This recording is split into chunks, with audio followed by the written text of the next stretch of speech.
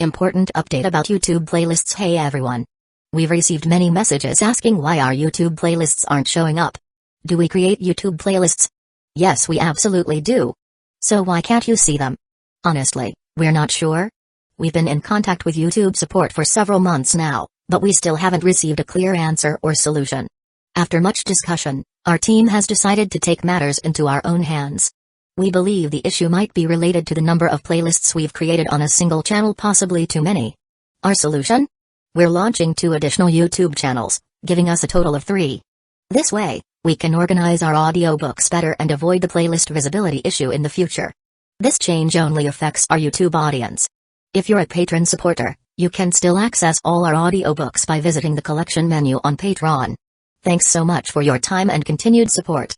Happy listening. An image that gave off an immense amount of holy light power appeared, and it was 1,000 meters tall. The sky also gave off a searing white light that was quite blinding. Sensing this power, Yi King's expression fell. He wanted to stop it, but it was too late. The image stretched out a hand towards the sky, and all of the light in the world seemed together. The sky was now so bright that people could barely open their eyes. Boom. Boom. Boom. Boom. 100 massive rings of light floated out and flew to the ground. Enormous explosions rang out as the ground continuously trembled. After everything settled, 100 gigantic black rings appeared on the ground. These rings carved dozens of meters into the ground, and everything within them was black, as well as if massive fires had been burning there. There were countless charred corpses, and this attack had caused the Night Dynasty to lose roughly 10 million people. After unleashing this terrifying attack, the image in the sky gradually faded, and everything returned to normal. Seeing so many of his people dead, Yi King felt quite angry as he attacked Jeffrey with his full power. A black sword light flashed out, and Jeffrey blocked with great difficulty, feeling quite shocked at how powerful Yi King was. On the other side, some people from the Night Dynasty walked over to the corpses of the demon beasts and started to activate magic formations.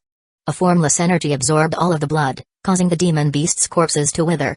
The blood was used to form demons that gave off ear-piercing howls as they attacked towards the defensive walls. There were only a few million blood demons, but they were able to scale the defensive walls quite easily. Any arrows shot towards them passed through their bodies and were completely ineffective. Only the arrows with the white talismans were slightly effective. Most of the Northern Continent's army was focusing on the Night Dynasty's main force, and there were not many soldiers left here. Moreover, they did not know how to deal with these blood demons. Those blood demons climbed up the defensive walls quite easily and started to fight with the soldiers on the defensive walls. However, these blood demons were incredibly difficult to deal with and were unaffected by ordinary physical attacks. Even though the soldiers desperately tried to find ways to deal with them, they were continuously slaughtered, and their blood was sucked out. The battle was incredibly intense, and people continuously died. The Northern Continent's side was at a great disadvantage, and this was only with a single wave of dark demon people. There were even more dark demon people who had not yet come. After hearing about the situation at the front lines, the expressions of the Northern Continent's people became quite grim, and a wave of terror started to spread. Those responsible for receiving the factions from the other continents felt incredibly worried because after waiting for so long, not a single person had come. What was going on? Why was no one coming to defend against the Dark Demon people? Were they not afraid of the Dark Demon people conquering the Northern Continent and moving on to the rest of the world? 1028 Great Kin is mighty. This was a time of immense crisis, yet no one was coming to help. The people responsible for receiving anyone who came felt both angry and panicked. Back when the Southern Continent had been invaded, the Northern Continent had helped greatly. This was also that in the future, if the Northern Continent was invaded, others would come to help them. And yet, things had turned out like this. Anyone would feel angry at such a result. However, the Northern Continent was in a crisis, so they could only send more people to the factions from the other continents to ask for their support. On the other side, the other continents had all made preparations to help and were preparing to go to the Northern Continent through teleportation channels. They were sure to go. After all, how could the Northern Continent defend against the Dark Demon world by themselves? In the end, the Northern Continent would be broken through and all of them would die, so they had to go and help the Northern Continent. However, when they were about to go, they suddenly found that they could not use teleportation channels. What was going on? Countless people felt incredibly confused. Following this, someone came to report that all paths to the Northern Continent had been partitioned. Someone had set up a void zone between the different continents, making it impossible to use teleportation channels to go to the Northern Continent. This void zone had been set up quite quickly, so it was possible to destroy. However, it would take some time. This made everyone feel incredibly shocked. What was going on? If they could not go to the northern continent in time, the consequences would be unimaginable. Who had done this? Was there a traitor in the human world? Just who would do such a foolish thing to doom the entire human world? The void zone between continents had been set up quickly and was a temporary void zone, but ordinary people definitely would not be able to accomplish this. Only some of the top-tier factions would be able to do this. Some people immediately claimed that this had been done by Great Kin. However, if it was Great Kin, what was their goal? The Dark Demon world was invading the human world, and if Great Kin hindered them, they would not benefit either. Could it be that Great Kin wanted the Dark Demon race to chase out the Northern Continent faction so that it could then go and beat the Dark Demon world back and take the Northern Continent for itself? However, this did not make sense either. After all, if the factions from the other continent went, the Dark Demon world would suffer greater losses, which was more beneficial to Great Kin. It only made sense to let them go. Even though Great Kin was quite suspicious, it did not seem like it would do such a thing, and no one could figure out who had done this. However, right now, the most important thing was to hurry to the northern continent. As such, the various factions immediately gave orders to destroy the void zone and then go support the northern continent. By now, the northern continent's factions also heard about the void zone and felt quite terrified. They had no idea who had done this, but they were faced with a big problem. There would be no one coming to support them for a while. Once the Dark Demon world sent more forces, the northern continent would definitely be doomed, and they would die at the hands of the Dark Demon people. This news caused the northern continent's people to feel incredibly terrified and panicked. With this void zone, they would not be able to escape either. However, soon, a joyous piece of news arrived. Great Kin had been the first to break through the void zone and had arrived at the northern continent, preparing to resist the Dark Demon world with them. After hearing this, countless people could not help but cheer. With Great Kin helping them, it was a massive morale boost. With how powerful Great Kin was, their chances of defending against the Dark Demon world were many times higher, and they felt more confident. Hearing that Great Kin's legatee had personally come and had brought a large number of city lords and soldiers, morale became incredibly high. With Great Kin present, who dared to attack the human world? It would be seeking death. Everyone hoped that Great Kin would be able to beat them back to their own world like he had done with the fish scale world and also have them hand over compensation. They would never dare attack the human world again. Great Kin is mighty. With Great Kin here, there's nothing to be afraid of. Great Kin is the pride of humanity. We welcome Great Kin to defend against the Dark Demon invasion with us. The people responsible for receiving the incoming forces felt as if they had seen their savior. They rushed up with excited looks, and one of them said, "I never thought Great Kin's Majesty would personally come. Thank you so much, truly. Everyone in the northern continent thanks you." Everyone else around him quickly agreed. That's right, Great Kin is just and open-minded, willing to put aside our differences and face the Dark Demon world together. I think we've misunderstood Great Kin in the past. I never thought that Great Kin was so good. I apologize for my wrong perception of Great Kin in the past. We'll remember Great Kin's assistance forever, and we'll be forever grateful. Great Kin is our savior. That's right, Great Kin is the most powerful existence in the human world. We don't have to fear anyone. Great Kin is mighty. Great Kin is invincible. Long live Great Kin. Looking at this group of people, Zhao Fu gave a slight smile as he said, "All right everyone, there's no need to go on. Great Kin is part of the human world, so it's only right that Great Kin will help defend against the Dark Demon invasion. With Great Kin here, we won't let the Dark Demon race take a single step into the human world. Great Kin will show the other worlds that humans are the strongest." Countless people cheered in support of Zhao Fu's words, and their blood started to boil. Doke looked at Zhao Fu and felt quite awkward, suppressing his emotions. He was surrounded by many others, so his expression was not noticed. One of the people from the receiving party said cautiously, "Great Kin's Majesty, the situation at the front lines is not very advantageous for us. The Dark Demon people have used all sorts of evil techniques, and the northern continent has suffered great losses. We should hurry over." Hearing this, Zhao Fu stealthily made a sign with his hand before replying, "Didn't the northern continent's factions prepare a large number of things to suppress the demon race? Why is the northern continent still at a disadvantage?" The person from the receiving party did not notice Zhao Fu's actions and replied honestly, "The Dark Demon race is too powerful. If it wasn't for all of our preparations, we would have been defeated already and not have been able to hold on for so long." Zhao Fu nodded. "So it's like that. How many of you have gone to the front lines?" The person gave a vague answer, saying that most people had gone, and he asked Great Kin to quickly go and support them. Otherwise, the front lines would be in danger. Great Kin's generals saw Zhao Fu's signal and started to make preparations, and the northern continent's people started to feel that something was off. The person from the receiving party had a bad feeling about this, so he had given a vague reply. Zhao Fu smiled and said, "Don't worry about the front lines. In the future, Great Qin will protect the northern continent, and Great Qin will defend against the Dark Demon people." Those words caused the expressions of the people from the northern continent to fall. Great Qin was not from the northern continent, yet they said that they would protect the northern continent from now on. Zhao Fu's intention was clear. He already viewed the northern continent as his. 1029 Cherubim. The smile of the person from the receiving party stiffened as he asked, "Great Qin's Majesty, what do you mean by that?" "The demon race is invading the human world." Zhao Fu grinned as he replied, "And so, if the northern continent submits to Great Qin, it will naturally receive the protection of Great Qin. Don't worry and live your lives peacefully, Great Qin will force the dark demon race back." These words were quite clear, causing the northern continent's people's expressions to become quite unsightly. They had never thought that while the dark demon race was invading, Great Qin would also invade. They inwardly cursed angrily at Great Qin, thinking that it was simply too shameless. They were taking advantage of this crisis to reap their own benefits. Could it be that Great Qin thought it could beat back the dark demon race by itself?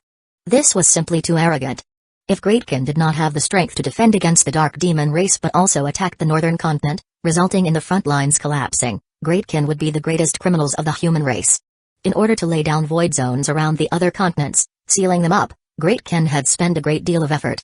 The northern continent was unable to defend against the invasion of the dark demon race, so they definitely needed the help of other factions. If Great Qin did not take advantage of this, it would be too stupid.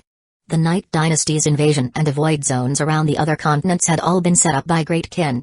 After hearing the intention in Zhao Fu's words, the northern continent's people immediately turned to run. However, Great Qin's countless city lords and soldiers had already prepared themselves and immediately attacked, chasing after these people while shouting, "Those who surrender will be spared." There were only about 10,000 people here to receive any arriving parties, while Great Qin's city lords alone numbered in the tens of thousands and had billions of soldiers. In front of this world-destroying tide, before they could run even a few steps, their legs grew weak and they knelt on the ground, shouting, "I surrender." Of course, there were many people who were unwilling to surrender and continued to desperately run. However, a few sword lights shot out, turning them into a pile of corpses. Roar! Roar! Roar! Zhao Fu waved his hand, and countless wyverns roared, shaking the surrounding tens of thousands of kilometers. Their enormous dragons might cause the entire region to fall deathly silent, and not a single creature dared to make any noise. Roar! Another 8 massive roars tore through the sky, and 8 terrifying auras spread out like cyclones, causing the weather to change. As the countless wyverns danced in the sky, the 8 aquatic beast kings were released. Their auras were even more powerful than before. After following Great Qin into battle and devouring a lot of flesh, blood, and city hearts, a small portion of them had been digested by them, making them even more powerful. Zhao Fu knew about this, but he did not say much. He treated it as a reward for their performance. Moreover, the more powerful they became, the more help they would be to Great Qin. The tens of thousands of city lords, billions of soldiers, countless wyverns, and the 8 aquatic beast kings gave off a terrifying aura like a world-destroying tsunami. They seemed like they really had the strength to destroy the entire northern continent. However, this tsunami stopped. Zhao Fu stood at the front of the army and raised a hand before lowering it, officially giving the order to attack. The world-destroying tsunami unleashed its true might as the wyverns flew forwards and the 8 aquatic beast kings gave off terrifying auras as they advanced. The city lords turned into rays of light as they shot towards the horizon, and the billions of soldiers also charged. This shocking aura swept through all of the northern continent and seemed incredibly unstoppable. Before, countless people had been overjoyed that Great Qin was coming to defend against the Dark Demon race, and they waited for Great Qin to reach the front lines to beat the Dark Demon people back. The human world would once again welcome a time of peace. However, they had never expected that instead of hearing news about Great Qin attacking the Dark Demon people, they would hear news of Great Qin attacking them. Before many people could react, they had already been killed or had knelt down to surrender. Great Qin instantly tore through region after region as people escaped in terror. The news of Great Qin attacking the northern continent instantly spread, causing mass panic. What? Great Qin isn't attacking the Dark Demon people but us. After hearing about this, countless people were incredibly terrified. They had never thought that Great Qin would be so shameless and hypocritical. They had said that they were coming to resist the Dark Demon race, yet they had taken this opportunity to conquer the northern continent. Was Great Qin stupid? The front lines defending against the Dark Demon race was already in an incredibly disadvantageous situation, and it looked like they would be defeated soon. The human world would face a disaster, and if they did not face the outsiders together and instead fought among themselves, wouldn't this endanger the whole human world? Moreover, Great Qin's attack would cause the front lines to start to collapse as well. The northern continent could not defend, the dark demon race would soon break through and the northern continent would be finished. The entire northern continent fell into chaos, and countless people started to run away from the northern continent, that cursed place. At the front lines, Jeffrey's expression was incredibly unsightly. There was a gash on his body, and blood dyed the front of his clothes red. Opposite him, Yi King coldly laughed as he ferociously attacked, black substances opening up bloody mouths as they bit towards Jeffrey. The situation below was incredibly unfavorable for the human side as well. The dark demon people relied on their high cultivations to launch ferocious attacks. Elsewhere, the defensive walls had been breached by the strange blood demons. However, the blood demons had almost been completely destroyed. The northern continent factions had summoned a large wave of angels. These angels were mostly cherubim and wielded holy-like power that was incredibly harmful to the dark demon people. The Night Dynasty also used blood sacrifices to summon demons, taking down all of the angels in the end. Most of the northern continent's factions used holy light attacks, but the situation was still quite grim. They were continuously being suppressed by the dark demon world, and there was already a portion of the Night Dynasty's army that had reached the defensive walls and were about to break through. If they were broken through, the northern continent's factions would be pincered on two sides, and they would definitely lose. We must stop the dark demons, Jeffrey thought to himself. However, something that caused him to feel incredibly confused suddenly happened. The city lords fighting in the air suddenly lost their power and fell to the ground, while the light attribute power around the soldiers disappeared. What was going on? Jeffrey looked at the rapidly weakening city lords as well as the soldiers, unable to understand what was happening. 1030 from behind. As the city lords lost their power and the soldiers lost their light attribute power, the entire northern continent faction took a heavy blow. They had been at a disadvantage from the start, and the number of injuries and casualties continuously increased. The soldiers' morale plummeted, while the Night Dynasty unleashed even more ferocious attacks. It looked like the northern continent faction would soon collapse. Just what was going on? Why were there no reinforcements at all? Could it be that those people were just going to watch on as the northern continent was destroyed? At this moment of crisis, was Great Ken not willing to help? Did none of them understand that the dark demon world invading was not good for anyone? A cry suddenly sounded out, making everything clear. Great Ken is attacking our army from behind, and countless regions have already been conquered by Great Ken. The northern continent is in chaos, and countless people have started to run already. After hearing this, everyone felt a chill within their hearts. They were desperately defending against the dark demon people on the front lines, but they had never thought that someone would stab them from behind. What's more, this was not any ordinary faction but the most terrifying faction in the world, the Great Ken Empire. Around 80% of their soldiers were gathered at the front lines, and most of them had died already. The back of their army was unable to defend against Great Ken at all. Great Ken was acting incredibly shamelessly and despicably, and everyone understood that the northern continent would most likely be doomed. They were already losing against the dark demon people, and now Great Ken had stabbed them in the back, causing them to become much weaker. They were unable to defend at all, and if they stayed here, they would all be wiped out. Run. Without Jeffrey having to give the order, the various leaders took their people and started to retreat. At that moment, the northern continent army collapsed, and countless people ran back in terror, while the Night Dynasty gave the order to give chase. Great Ken surged like a black flood from behind, inundating region after region without any obstruction. Rumble. Great Ken's cavalrymen clad in black armor easily took down city after city and always shouted out, "Those who surrender will be spared." Following this, a group would split off and kill those who were escaping or resisting, causing blood to splatter everywhere. The scene was incredibly chaotic, and pained cries and howls continuously sounded out. Most people in the northern continent were Westerners, and there were some indigenous people as well. The indigenous people did not resist much, but others resisted greatly, especially those who prized their freedom greatly. One of the cities that Great Ken's army attacked was filled with such people. They were quite adverse to a feudalistic centralization of power, and they barely had any dynasty legatees. They were all self-governing factions. Facing Great Ken, a kingdom that centralized power at the top, their resistance was incredibly intense. In this city, a group of big men swung large sabers, axes, and spears as they rushed out half-naked. They looked quite scary as they were bigger than ordinary Asians. The leader shouted, "Piss off back to where you came from." Following this, he led the rest of the group as he roared and charged over. Great Ken's soldiers were expressionless, and the captain of the team did not say anything. He started to charge, spurring his warhorse on and turning into a black blur as he rushed forwards. The other cavalrymen also charged, and in a single bout, they left corpses all over the ground. Kill. His Majesty orders that all who escape and resist are to be killed, the captain ordered as he continued to speed forwards. The other cavalrymen followed behind him, darting through the streets and swinging their weapons, killing those who did not surrender. The cavalrymen charged first, breaking the spirits of the enemy and causing the city to fall into chaos. The infantrymen then followed, killing those who did not surrender in an orderly manner. The shield bearers worked together to force a few thousand resistors into a corner, after which the archers shot at them. Those people had nowhere to run and could only try to break through, but they were blocked by Great Kin shield bearers. In the end, they were either shot to death or slashed to death, leaving behind a pile of corpses. After killing these people, Great Kin's soldiers continued to attack those who remained, whether they were male or female, young or old. The stench of blood filled the entire city, and everyone sank into terror. The cold slaughter caused their bodies to feel icy, and they could not help but tremble. In the face of such a bloody slaughter, no one cared about their freedom or rights anymore. The most important thing was to just live. More people started to kneel on the ground, not daring to say anything or do anything. It was difficult to imagine in such a chaotic world that Westerners would kneel at the feet of Asians, looking incredibly terrified and not daring to resist. After this, the surrendered people were brought to the center of the city. A young man wearing a mage's robe gave a faint smile as he walked about. He pointed at a slim and tall young woman with snow-white skin and flaxen-colored hair before saying, "She has a decent amount of phoenix chi, bring her to His Majesty." Great Kin spoke Chinese and most Westerners spoke English, so they naturally could not understand this. A few soldiers immediately walked into the crowd and dragged that woman out, and she had no idea what was going on. She had decent looks, so she was worried that the soldiers would try to force themselves on her.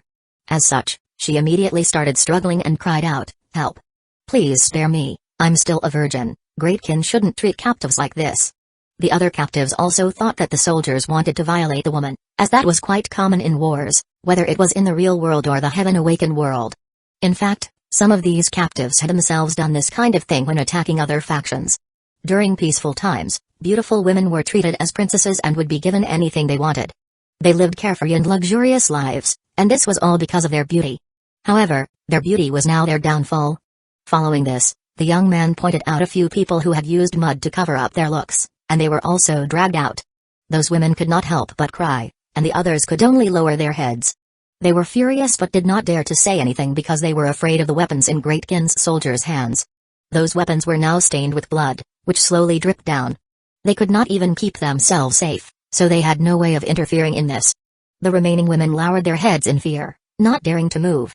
They were extremely afraid. Whoever that young man pointed at was doomed. At that moment, the young man pointed at a young girl with blonde hair, who looked around 13 or 14 years old. That girl immediately started to cry, and soldiers walked up to bring her out. 1031 Unifying the northern continent beside her, a blonde woman quickly blocked in front of her and knelt down to plead for mercy. "Please let my daughter off, do whatever you want to me." The blonde woman was extremely beautiful, and her body was quite mature. Her breasts were mesmerizing, and as many people looked at this woman, they could not help but marvel. It was as if she had once been a famous idol. A trace of a smile appeared on the young man's face, and he said, "Bring her back as well. Even though she does not have much phoenix chi, perhaps His Majesty will like her more. If we're able to bring women who can please His Majesty, we'll be rewarded greatly."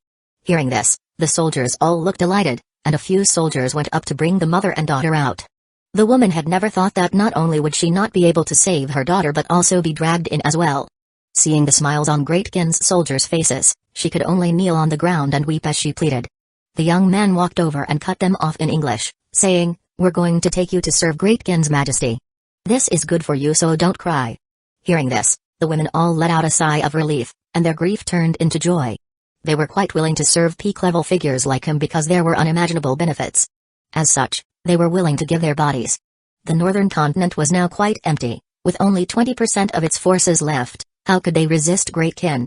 After all, even when they were at the peak of their strength, they could not stop Great Kin. Great Kin continuously conquered regions, while on the front lines, the northern continent army withdrew as well. Seeing Jeffrey retreat, Yi King did not give chase and started to conquer regions on the boundary. Great Kin had already occupied the region that the church was in, and Great Kin was a step away from conquering the city heart. Zhao Fu was waiting here for Jeffrey to return. The church could also be called the Protestant Church, and it had split off from the Vatican. Its roots could be traced back to the Renaissance, and the birth of America was also a big reason for the creation of the Protestant Church. Great Kin now had rough control over the northern continent. Because of their alliance in the past, Zhao Fu decided to at least give Jeffrey a chance to surrender. As one of the 8 legatees, Jeffrey was naturally incredibly powerful and would be a great help to Great Kin. Otherwise, Zhao Fu would have directly taken over the Protestant church's city and had Ye King kill him. A while later, Jeffrey led his people back to the city. Seeing the scene in front of him, his heart plummeted, and his face became pale as he looked at Zhao Fu waiting for him. In that instant, he immediately understood Zhao Fu's intentions. "What's your decision?" Zhao Fu did not beat around the bush and directly asked Jeffrey. Jeffrey felt quite angry. The Dark Demon world was invading, yet Great Kin was stabbing them in the back, causing the front lines to collapse.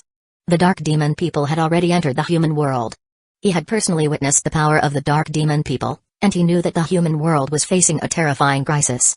He could tell that this was not even the Dark Demon world's full strength, while the northern continent was already finding it very difficult to defend. Great Kin had essentially let the Dark Demon people into the human world, and billions of people would be doomed.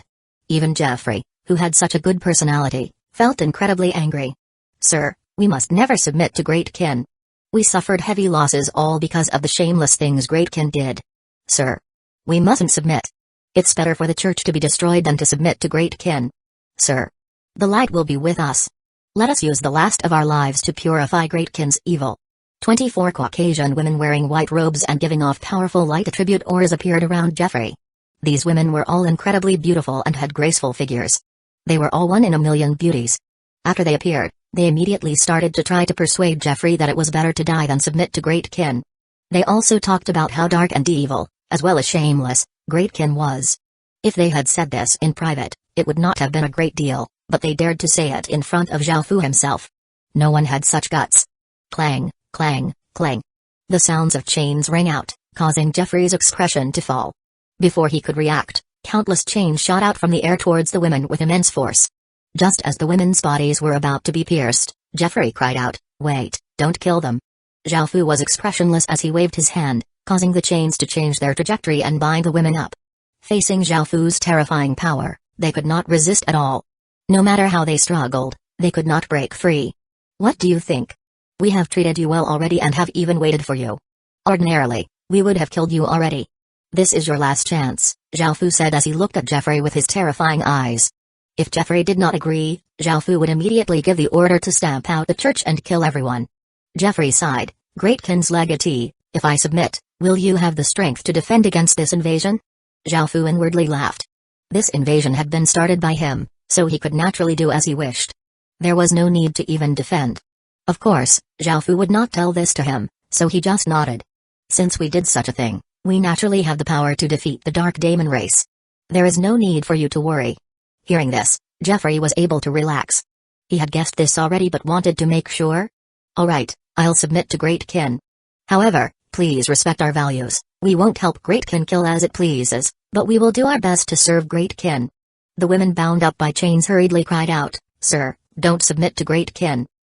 Many pained cries sounded out as the chains around them suddenly tightened, making them feel immense pain. Jeffrey hurriedly said, "Great Kin's Majesty, I've already decided to submit and won't change my mind." A trace of a smile appeared on Zhao Fu's face as he waved his hand, causing the chains to release the women. Now that Jeffrey had submitted, he could face the other two continents. Much time had passed, and they had most likely broken through the void zones by now. Jeffrey looked at the sad-looking women and comforted them, saying, "Even though Great Kin is cold and bloodthirsty to outsiders, the inside of Great Kin is not as you think. The residents live happily and lead peaceful lives. The environment there is suitable for spreading our beliefs. Only a kingdom like Great Kin can unify the human world. We should go with this, it's better than the church being destroyed, at least." 1032 Faith. The women still looked quite sorrowful, but they gradually recovered. After all, Jeffrey was their leader, and everything was in his hands. Since he had made this decision, they could only comply and submit as well. However, they could not accept how bloodthirsty and murderous Great Kin was to outsiders. It was in direct opposition to the light and kindness they worshipped. Now, they could only hope that the inside of Great Kin was better. However, the words Jeffrey said next caused their faces to pale. "Your Majesty, would you like them to serve you? They were all holy daughters of the church and were consecrated to God. Now, they should serve the ruler of Great Kin." After saying this, Jeffrey could not help but inwardly sigh. Every time Great Kin took over a faction, they would take all of the women, so it was better to give them rather than have them taken by force. Moreover, it was likely that Great Kin's legatee would treat them well and not punish them because of the disrespect they had just shown. Everyone knew clearly what Great Kin's legatee was like as a person. Perhaps other things were slander, but he was definitely a licentious person.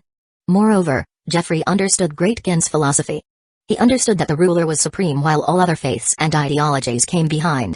Zhao Fu was quite startled. He had never thought that Jeffrey would say such a thing. However, the situation was quite urgent and he did not have time to mind this, so he simply refused, saying, "No need." Jeffrey felt quite surprised and asked, "Why is that, Your Majesty?" "They're all one in a million, and whether it is their looks, figures, or education, they are incredibly exceptional. They also have divine constitutions." The women's faces were pale, and they looked slightly unwilling as they looked at Zhao Fu. They had not expected that they would have to serve Great Kin's demon-like legatee in the future. Zhao Fu calmly replied, "We understand, we can discuss this matter later. Come with us to the coastal regions to defend against the people from the 2 other continents." Jeffrey looked quite confused as he asked, "Your Majesty, shouldn't you be defending against the dark demon race? Why are you defending against humans?" Zhao Fu gave a mysterious smile and said, "You'll understand later." After saying this, Zhao Fu turned into a ray of light and disappeared over the horizon. Even though Jeffrey did not understand what was going on, he still followed Zhao Fu and headed towards the coastal regions. The people from the other continents had broken through the void zones by now, and seeing countless people escaping from the northern continent, their expressions fell. They understood that the northern continent might have been conquered by the dark demon race already. We were too late. Everyone cursed to themselves and hated the person who had set up the void zones even more. That had doomed the entire human world, and just thinking about the dark demon race rampaging through the human world, everyone felt terrified. They definitely would not be able to keep the northern continent now, and even if they headed over, they would not be able to change much. Now, only Great Kin had the power to change all of this, and they wondered if Great Kin had arrived yet. With Great Kin, the human race still had a trace of hope. That was what everyone was thinking. However, after asking those who were escaping what was happening, they became incredibly shocked. It was not that the dark demon race that had conquered the northern continent but Great Kin, which had taken advantage of the situation to take over the northern continent. The front lines defending against the dark demon race had already collapsed, and the dark demon race had entered the human race. The northern continent was now in chaos, and no one knew what was happening now. At that moment, everyone understood that the void zones had been set up by Great Kin, and they could not help but curse at Great Kin for being shameless. Great Kin had actually attacked the northern continent while the dark demon people were invading. Could it be that they were not worried about the dark demon race? Great Kin was not stupid, they definitely had some way to deal with the dark demon race to be able to do such a thing. In that case, what should they do now? Should they still go to reinforce them? Or should they stab Great Kin in the back and fight to the death with the dark demon race? The various leaders gathered together and hurriedly discussed what to do. Now, they could not go and reinforce Great Kin. Because Great Kin had done such a shameless thing, if they went over, they might be destroyed by Great Kin as well.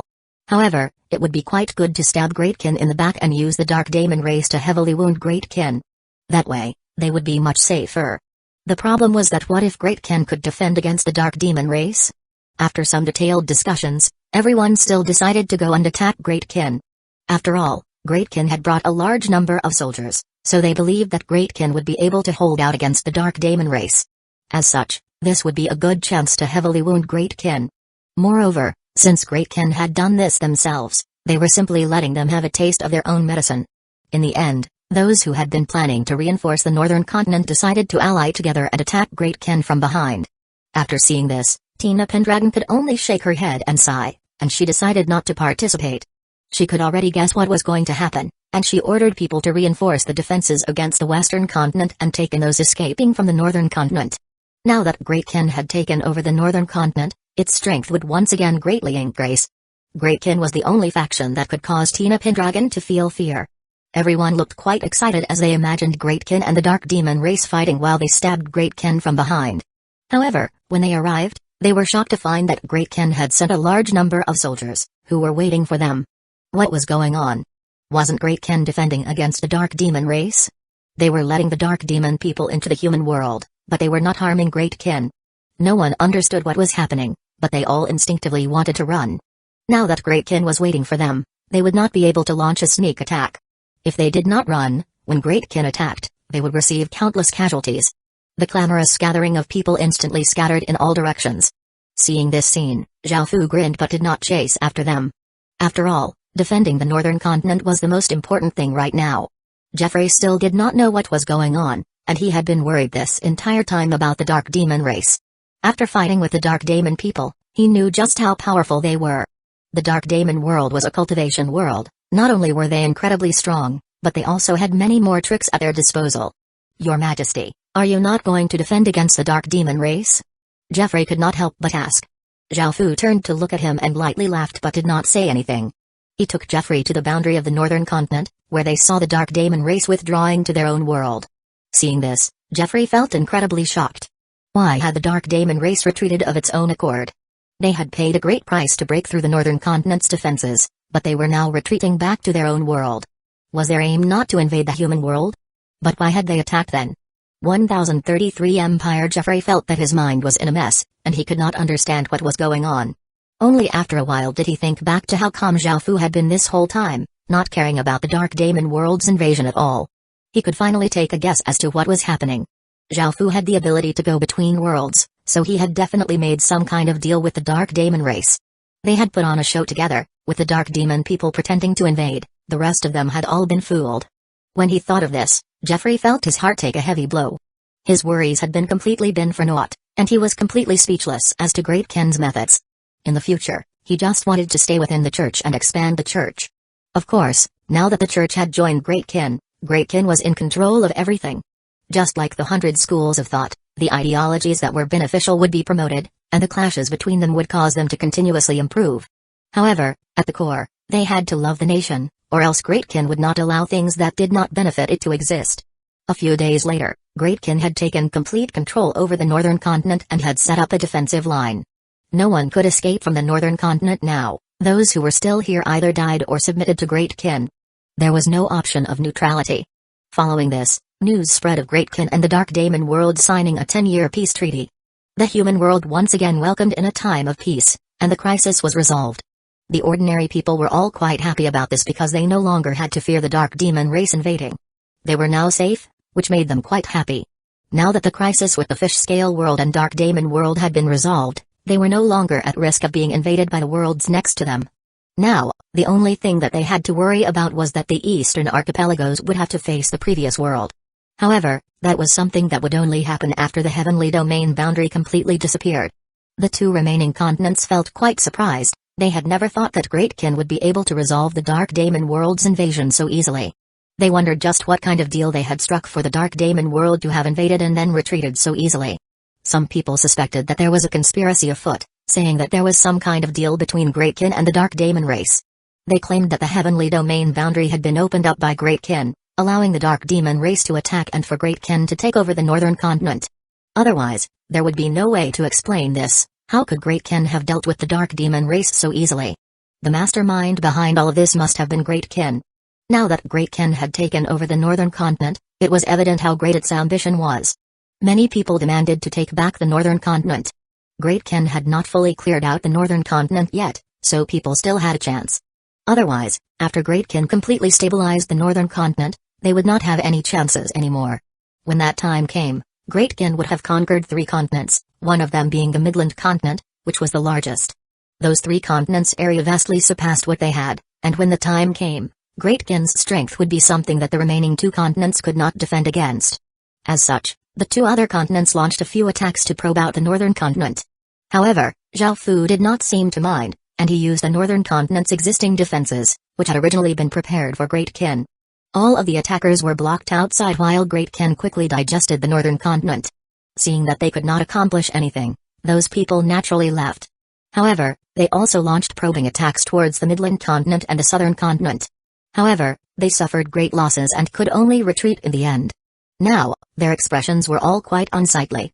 The human world no longer had any strength to defend against Great Kin. Great Kin already had the strength to unify an entire world, and the remaining 2 continents did not have the power to change this.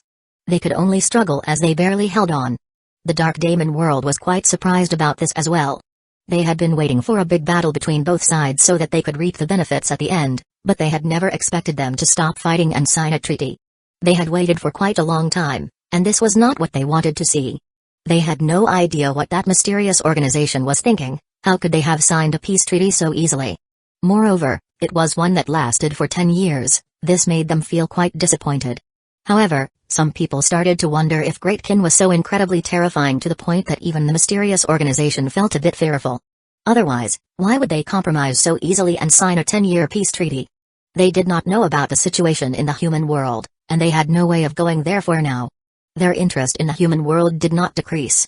As such, they decided to spend a few spies to see if they could obtain any information about the human world. It was Zhao Fu who had spread information about the treaty, and of course, it was fake. Zhao Fu had just casually made up an excuse for how the crisis had been resolved. He had never thought that everyone else would think the way they were. He absolutely could not reveal the connection between the Night Dynasty and Great Ken right now because the consequences would be dire.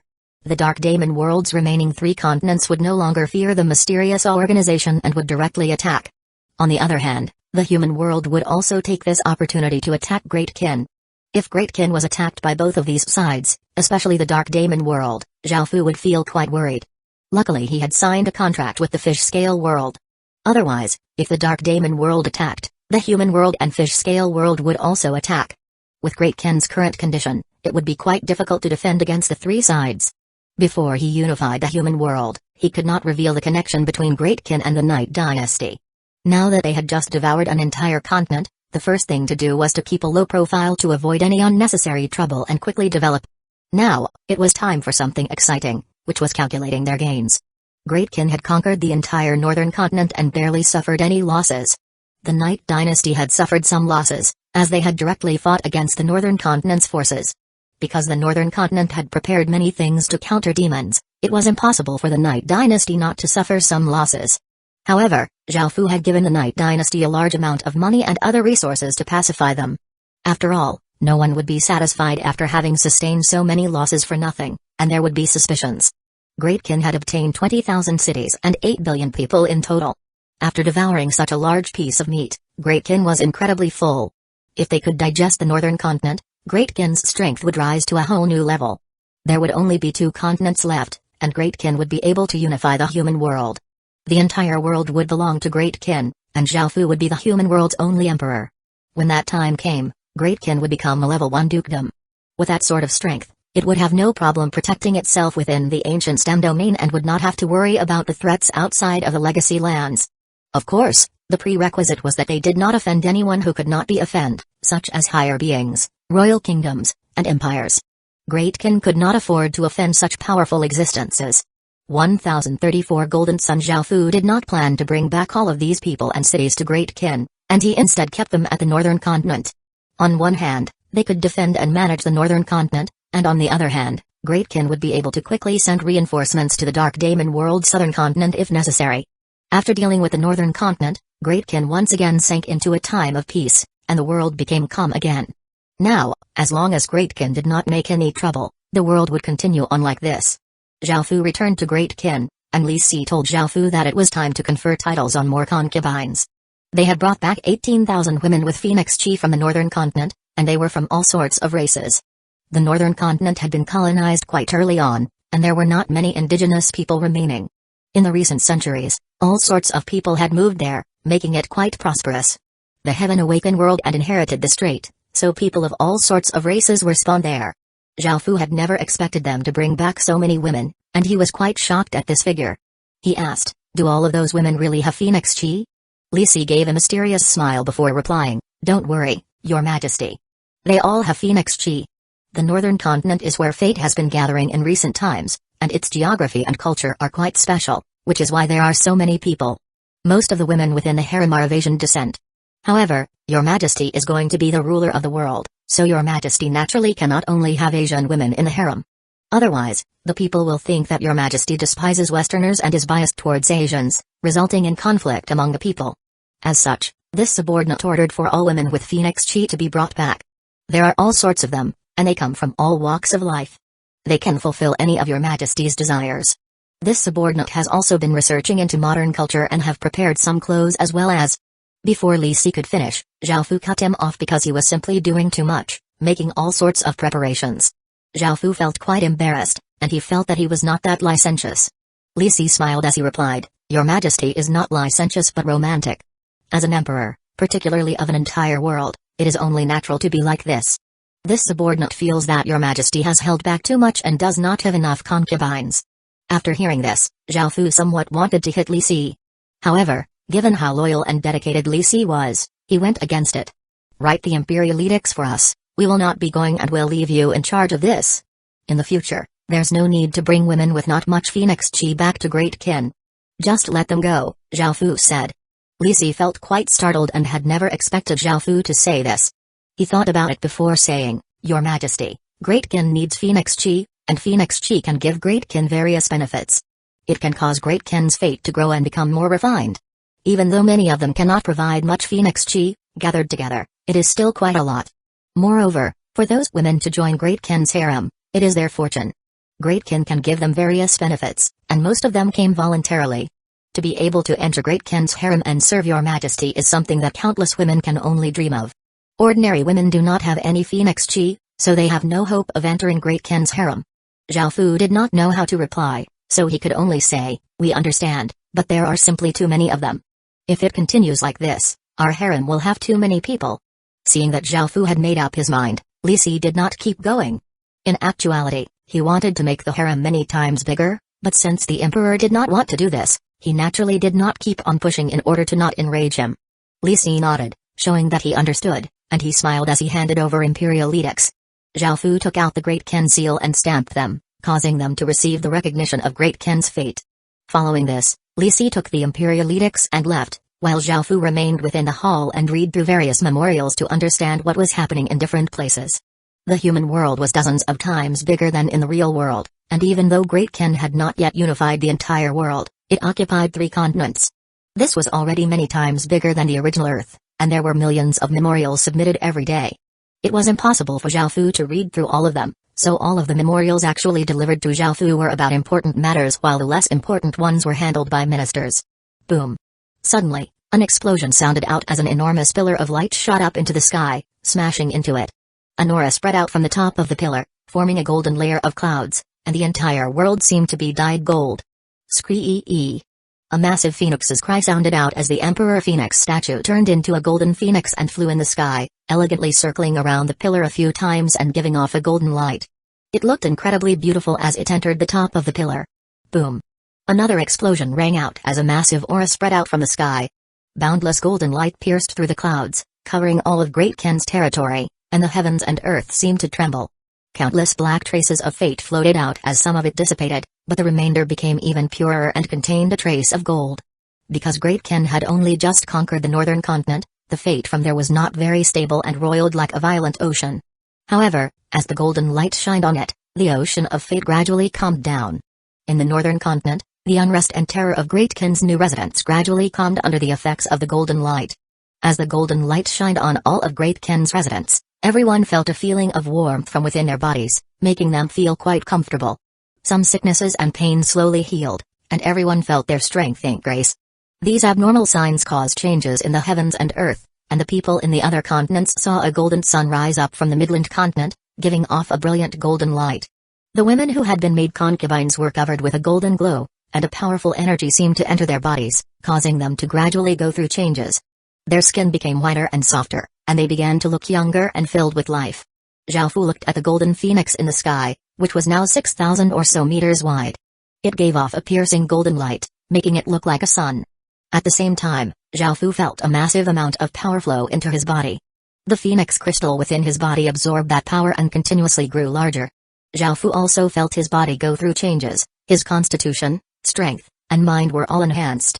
Within his body, the golden dragon laughed as it said, "Congratulations, your Emperor Phoenix statue can be counted as half a clan armament now. Because it is quite special, it will be even more powerful than ordinary clan armaments." Hearing this, Zhao Fu lightly laughed and realized that Li Si had just gone and conferred titles on all of the women, resulting in these abnormal signs. After hearing the golden dragon's explanation and seeing the Emperor Phoenix statue's evolution, Zhao Fu naturally felt quite happy. 1035 Shinwu City. Following this, the enormous golden phoenix danced in the sky for a little while before transforming back into the Emperor Phoenix statue and landing on the heaven prayer platform. The changes in Zhao Fu's body finally finished, and the phoenix crystal within his body was now as big as a fist. Zhao Fu could sense that this phoenix crystal was going to give birth to something because there already seemed to be some kind of consciousness within it. Apart from this, Zhao Fu felt that he had become younger and more powerful, and he also felt that his lifespan had increased. These benefits were all quite good. Afterwards, Zhao Fu heard that the women who had been made concubines went through changes in their bodies, increasing their lifespans. Adding on the effects of pacifying the northern continent, The Emperor Phoenix statue's powerful effects completely exceeded anything Zhao Fu could imagine. Zhao Fu felt that the Emperor Phoenix statue's potential was not limited to just this. It seemed that he had to greatly invest in it in the future. Its power in the future definitely would not disappoint Zhao Fu. After coming outside, Li Si had already finished conferring titles, and seeing Zhao Fu come out, he smiled and cupped his hands, saying, "Congratulations, Your Majesty." Zhao Fu gave a trace of a smile and nodded before looking at those women. Some of those women were quite daring, looking at him with alluring gazes and standing in seductive poses. Their country had always been quite unconstrained in sexuality, so it was understandable. Zhao Fu had people settle them in and did not do anything to them. He then returned to the hall and continued to read through documents. Time passed like that for half a month, and because there was nothing to do, Zhao Fu continued to read through documents in the hall. He then dedicated a lot of time to internal affairs. "Your Majesty, are you not bored of staying in the palace all day?" Li Muking smiled as she brought some more documents. Zhao Fu looked up at her and said, "There's nothing to do right now and it is peaceful everywhere, so I can only read documents." Li Muking lightly smiled as she said, "In that case, why doesn't Your Majesty mingle with the ordinary people incognito and have a look at the kingdom you've created? That way, you can see what the Great Ken Kingdom is like for yourself and understand Great Ken's people. It's much better than just staying here and reading documents." Mingle incognito? Zhao Fu could not help but lightly laugh. In the television shows he had watched, people seemed to enjoy going about incognito, and it often resulted in some amusing situations. Not a bad idea. Zhao Fu thought about it and felt that what Li Muking had said was correct. Personally, going out to have a look for himself was better than hearing it from others. He could see Great Ken's situation for himself and would be able to see what could be improved. Following this, Zhao Fu disguised himself and put on some ordinary clothes. In actuality, Zhao Fu did not need to disguise himself too much because not many of Great Ken's billions of people had actually seen him before. Zhao Fu called Jinai as well, and the three of them left Great Ken's palace together. On the way, Zhao Fu looked at Li Muking and asked, "Where are we going? Since you brought us out, you must have a destination in mind." Li Muking smiled as she nodded, saying, "Your Majesty, I wanted to bring you to see the sights outside of the capital, the second most prosperous place in Great Ken." Great Ken was situated in the northern side of the Midland continent, and the royal city was the capital of the kingdom, so it was naturally the most prosperous place within Great Ken. All cultures, ideologies, and major economic enterprises were gathered there. The second most prosperous place was the central area of the Midland continent. There were countless sects and schools here, and the spirit chi was incredibly dense. It had originally belonged to the Xia dynasty, and it was now Great Ken's territory. The sects and schools there had not been relocated, so it was still quite a prosperous area, though not as prosperous as Great Ken's royal city. The three of them came to the central region and entered a city called Shinwu City. This city was a level 5 great city and was to the south of the central area. It was a relatively big city within the central area. After coming here, Zhao Fu saw many people walking on the streets. There were many stalls along the streets, and the sound of sellers and people talking continuously could be heard, creating a lively scene. Zhao Fu naturally felt quite curious about the empire he had created. Normally, Zhao Fu would not have cared much about these things because keeping the kingdom stable and peaceful was enough. As such, he had never come out to see what Great Ken was like. Now that Great Ken's territory was so vast, Zhao Fu had not been to over 90% of it. Civil officials were managing the regions, and Zhao Fu simply awaited results from the palace. Zhao Fu held great interest towards this first excursion, and he hoped to see things that he could not hear about from documents. After walking for a bit, Zhao Fu smelled something delicious and turned to look. It was a peddler selling kebab skewers, and the spice-covered meat gave off a delicious aroma, making people want to take a bite. Li Muking smiled as she said, "Sir, I'll buy you one." Zhao Fu nodded and did not refuse. He indeed wanted to try a kebab skewer. However, he was quite surprised at the changes Li Muking had gone through. Before, she seemed like a cold, scholarly woman. However, after being given an official position, she had become much warmer. On the other hand, Jinai was like a block of wood, warily looking around in case anything unexpected happened. "Sir, let me feed you." Li Muking bought a few kebab skewers. Because Zhao Fu was traveling incognito, she could not call him Your Majesty, so she instead addressed him as Sir. She first blew a kebab skewer before taking a piece of meat off and lightly bringing it to Zhao Fu's lips. Zhao Fu did not pay much mind to this, because within the palace, according to etiquette, there would be people helping him eat and dress. However, at that moment, a chubby child also holding a kebab skewer pointed at Zhao Fu and loudly laughed, saying, "He's already an adult but he still needs people to feed him. Doesn't he feel embarrassed?" Hearing this, Zhao Fu felt quite awkward. Beside the child, A middle-aged man smacked the child's head and gave an apologetic smile, saying, "I'm sorry. He's still young and rude." The man could tell that Xiaofu's bearings were quite extraordinary, and anyone who had a bodyguard and a female attendant definitely wouldn't be an ordinary person. At the very least, he was most likely from a noble family, and he could not afford to offend such a person. Xiaofu smiled and shook his head, indicating that he did not take offense. The middle-aged man smiled and inwardly let out a sigh of relief before saying, "I knew sir would be an educated and well-mannered person. Great Kin is truly becoming better and better." Xiaofu felt quite startled and asked, "Why do you say this?" The man smiled as he replied, "Now that Great Kin is encouraging the development of academies, most people are becoming gentler and more cultured. Moreover, Great Kin's laws also protect commoners like us. If it was during those chaotic times from before, you might have lost your life from just a single sentence. All of this was because of Great Kin's majesty. With his matchless spirit and incomparable power, he created this prosperous and peaceful kingdom to allow commoners like us to live good lives." 1036 Tiger Cow. In the future, I want my son to also go to an academy to study so he too can be educated. Maybe he'll be able to become a civil official and serve Great Kin. The boy felt quite dissatisfied after being smacked on the head, and he pouted as he ate his kebab skewer and said angrily, "Dad, I don't want to be a civil official. I want to be a general. I want to be like Commander Beichi and help His Majesty conquer more land. I want to create a bigger empire for His Majesty." The man smiled, ruffled the boy's hair, and said, "That's fine too. As long as you're serving His Majesty as an official, Dad will support you no matter what you do." The little boy felt quite pleased and looked up before saying, "Of course. The fortune teller said that my fate star is the army destroyer star. In the future, I'll definitely become a general for Great Kin.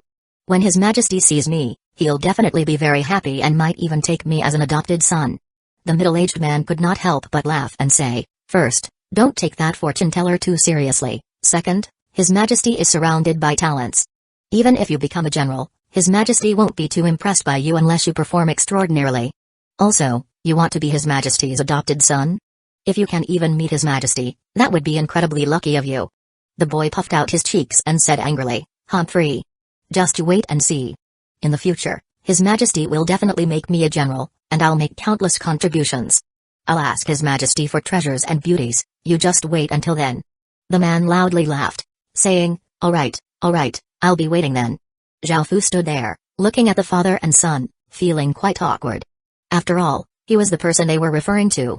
At that moment, the man looked back at Xiaofu and felt that he was quite a kind person, so he said passionately, "Sir, your kebab skewer is going to get cold. This meat is our specialty, tiger cow meat. It won't taste good once it gets cold." Hearing this, Xiaofu did not have Li Muking feed him anymore, and he ate the kebab skewer himself. He took a few large bites and found that it was incredibly delicious, and the meat was quite chewy. Li Muking stood by the side with a smile on her face. This was why she had brought Xiaofu out. Within the palace, Xiaofu was high and mighty and sat in the seat of power. People took care of everything for him, and if he lived such an isolated life, his attitude to the common people would change, and the distance between them would grow further and further apart. This was especially so for the matter about Xiaofu creating a devil world. He was already quite interested and was thinking about using bloody and cruel methods to create a large number of devils. Li Muking felt that it would be good for Xiaofu to become closer with the common people. Only then would the commoners be able to live happily, and Great Kin would be a place of joy instead of hell. "Big sister, you're so pretty." The boy laughed, cutting off her thoughts. Li Muking looked at the boy and pinched his cute cheeks. After exchanging a few more words, the boy and his father left. "Sir, let's keep having a look around. We only just entered Shinwu City, there are definitely more interesting things inside," Li Muking said as she smiled. Hearing this, Xiaofu nodded. Following this, the three of them saw a place surrounded by a large crowd. Xiaofu felt quite curious and led them over. It was a martial competition for marriage, which was quite interesting. However, the person looking for a spouse was not a beautiful young man but a handsome and delicate-looking young man. He was dressed in green clothes and held a bamboo flute. He looked quite good, and there would most likely be women interested in him. Xiaofu felt quite surprised that there would be a martial competition for marriage held by a man. As such, he could not help but ask, "Men can hold martial competitions for marriage too?" Before Li Muking could reply, a young man wearing robes and holding a foldable fan turned over to look at Xiaofu with a trace of condescension, saying, "Boy, you're from the countryside, right? Your thinking is much too old-fashioned."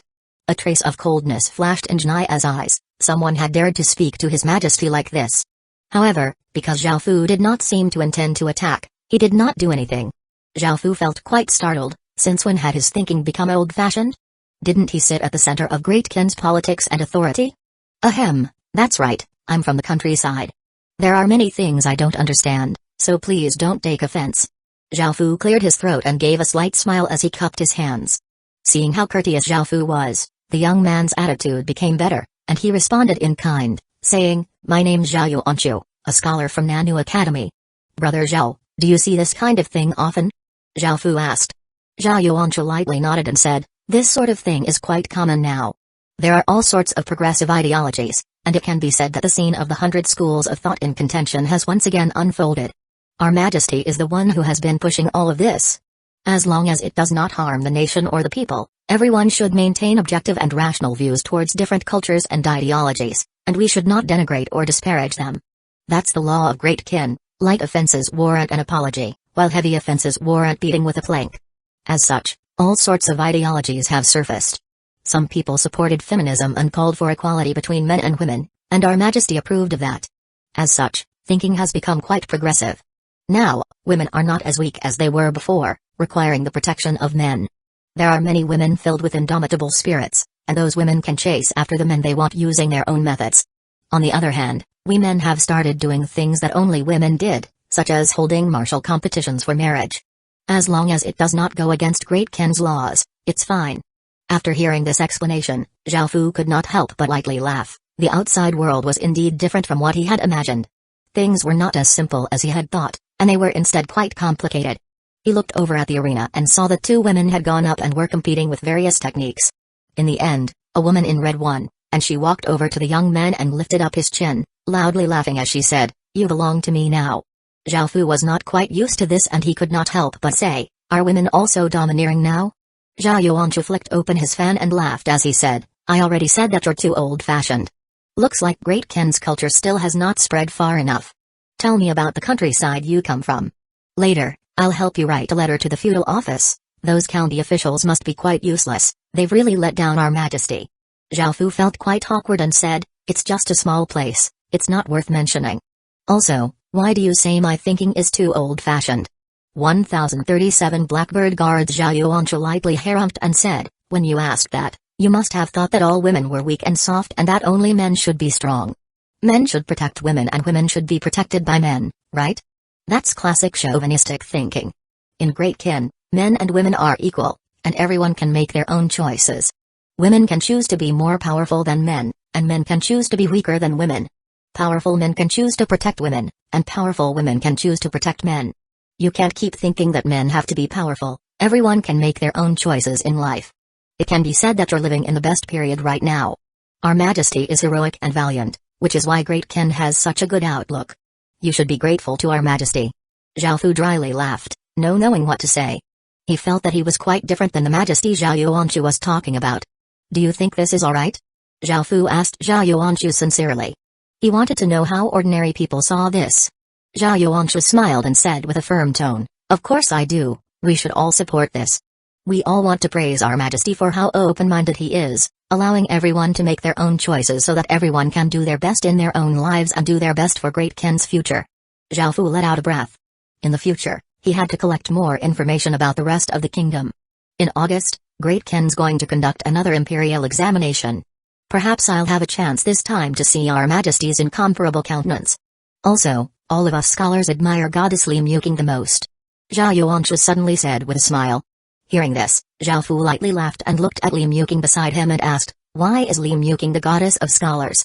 Zhao Yuanchu said with a look of respect on his face, "Of course it's because of her talent and beauty.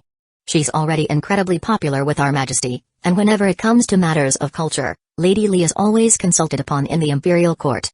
She's one of the famed beauties of Great Qin." Li Muking's face became slightly red in embarrassment as she faced Zhao Fu's gaze. By now, the woman in red on the arena was confident that she had won and that no one would come to fight with her, and she prepared to take that handsome, delicate-looking young man away. However, at that moment, a well-built young man walked up and shouted, "Wait, I want to challenge as well." Zhao Fu felt quite startled and asked, "Isn't a man holding this martial competition for marriage? Other men can participate?" By now, Zhao Yuanchu was getting quite frustrated. He sighed as he said, "Just which remote place did you come from? Stop getting so shocked at everything. Can't men and men be together?" Since ancient times, it's only been prohibited because of ethics. Our Majesty, as the glorious emperor of the human world, naturally would not be restricted by such things. Moreover, these things were already quite common in our old world. Now that all sorts of ideologies and cultures have gathered in Great Kin, they have intensely clashed and evolved. If this is not dealt with properly, Great Kin will not be at peace, and there will be all sorts of internal conflict. However, even if there is internal conflict, with Great Kin's power, it will be quelled quickly. Regardless, internal conflict is not good. As such, we need to thank our Majesty. Because our Majesty is so brilliant and open-minded, Great Kin is able to become so prosperous. Think about it, who could have the broad-mindedness of our Majesty? He is indeed an emperor among emperors, the man who will unify the human world. If Great Han was in power, we would have been cursed to death by those confusions. If Great Shang was in power, most of us would have been executed. Facing these praises, Zhao Fu could only smile.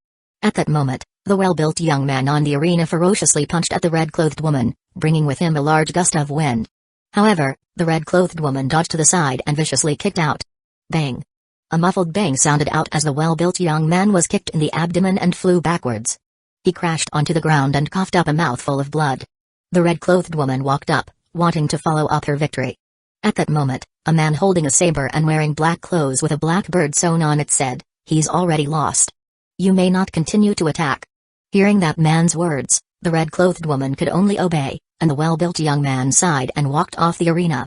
It was as if no one dared to disobey that black-clothed man's words. Zhao Fu looked at that man, and Zhao Yuanshu assumed that Zhao Fu was wondering what was going on, so he started to explain.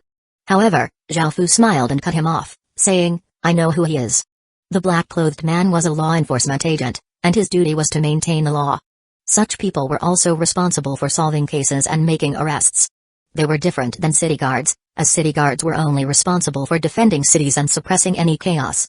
On the other hand, law enforcement agents like this man were in charge of taking care of various matters for civilians. Because of the black bird on their chests, they were called Blackbird Guards and were created by Great Kin. This agency was something that Zhao Fu had come up with while talking to his subordinates. As the number of residents increased, problems also increased, so they needed a group of people to deal with the issues people had amongst themselves. That was how this agency was created. Moreover, Great Kin prohibited personal fights. No matter who was in the right and who was in the wrong, anyone involved would be punished. However, martial competitions like this or arena fights that were approved by officials were allowed. Otherwise, as soon as the martial competition began, law enforcement agents would have dragged everyone to jail. Zhao Yuanshu was quite surprised that Zhao Fu knew who this person was, but he did not pay it much mind because every city had such people. Following this, the red-clothed woman stood on the arena and loudly shouted, "Who else wants to fight with your granny? Get out here." Everyone looked at each other, but no one came out. Zhao Yuanshu smiled as he said to Zhao Fu, "Brother, you should give it a shot.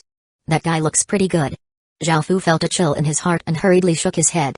Since no one went up to the arena, the handsome, delicate-looking young man naturally belonged to the red-clothed woman. The young man seemed quite pleased with the woman, and they left together.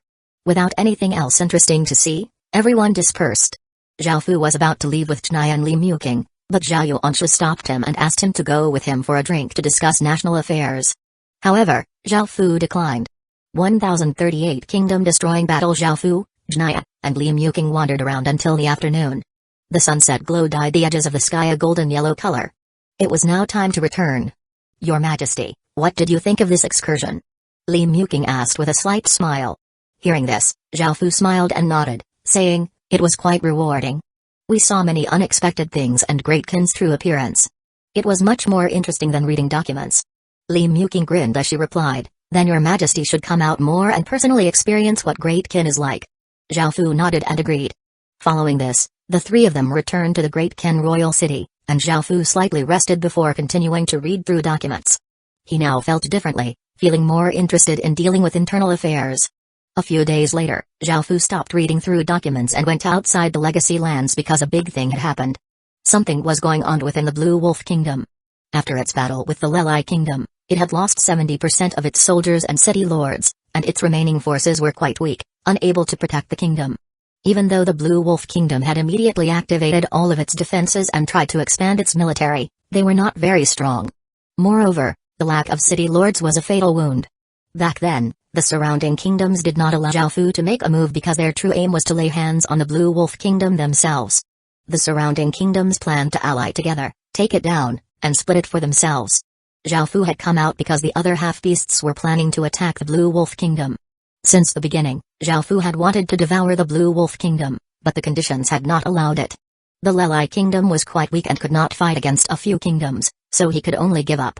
The Blue Wolf Kingdom was a big piece of meat, and everyone wanted to take a bite. Of course, with the Lelai Kingdom's power, it did not dare to enter the half-beast world by itself.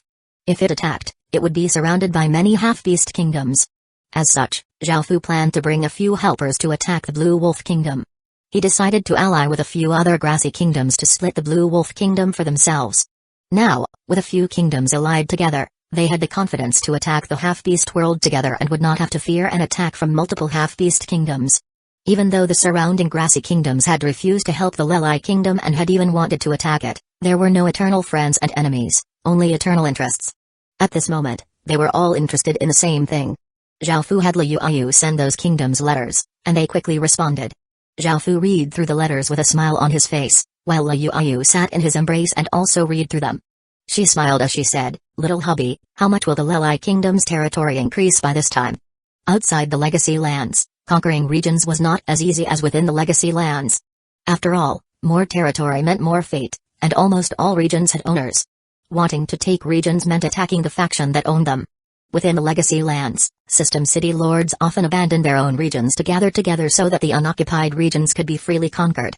Only conquering a region for the first time would give a region treasure box, and now that the human world was in the late stages, the system factions were counted as ordinary factions, and they could also obtain region treasure boxes. This made it quite difficult for Great Ken to obtain region treasure boxes, as they were often obtained by others first. After hearing Liu's words, Zhaofu lightly smiled and said, "I'll do my best to help the Lelai Kingdom gain as much as possible." Liu happily kissed Zhaofu and said, "Thank you, little hubby. We've missed you so much over the past while. Can you satisfy us before you go?" Zhaofu lowered his head and looked at the lustful woman in his arms and smiled as he said, "Let's wait until all of this is over. Right now, there are a few half-beast kingdoms attacking the Blue Wolf Kingdom, and we need to quickly move or else we won't be able to take anything." Liu felt quite disappointed, but she knew her priorities, so she said, "All right, we will wait for you together with Zaiwan then." Zhaofu lightly nodded before leaving the Lelai Kingdom's palace. There were 3 kingdoms around the Lelai Kingdom, and each of them had a small portion of their territory bordering the Blue Wolf Kingdom, so they could directly attack. They could immediately take control of any regions they conquered and add them to their own territory. None of them dared to attack the half-beast world alone, but with the Lelai Kingdom's suggestion, they were all too eager to agree. If a few kingdoms invaded together, they would have much more confidence and would not worry about the threat of the half-beast people.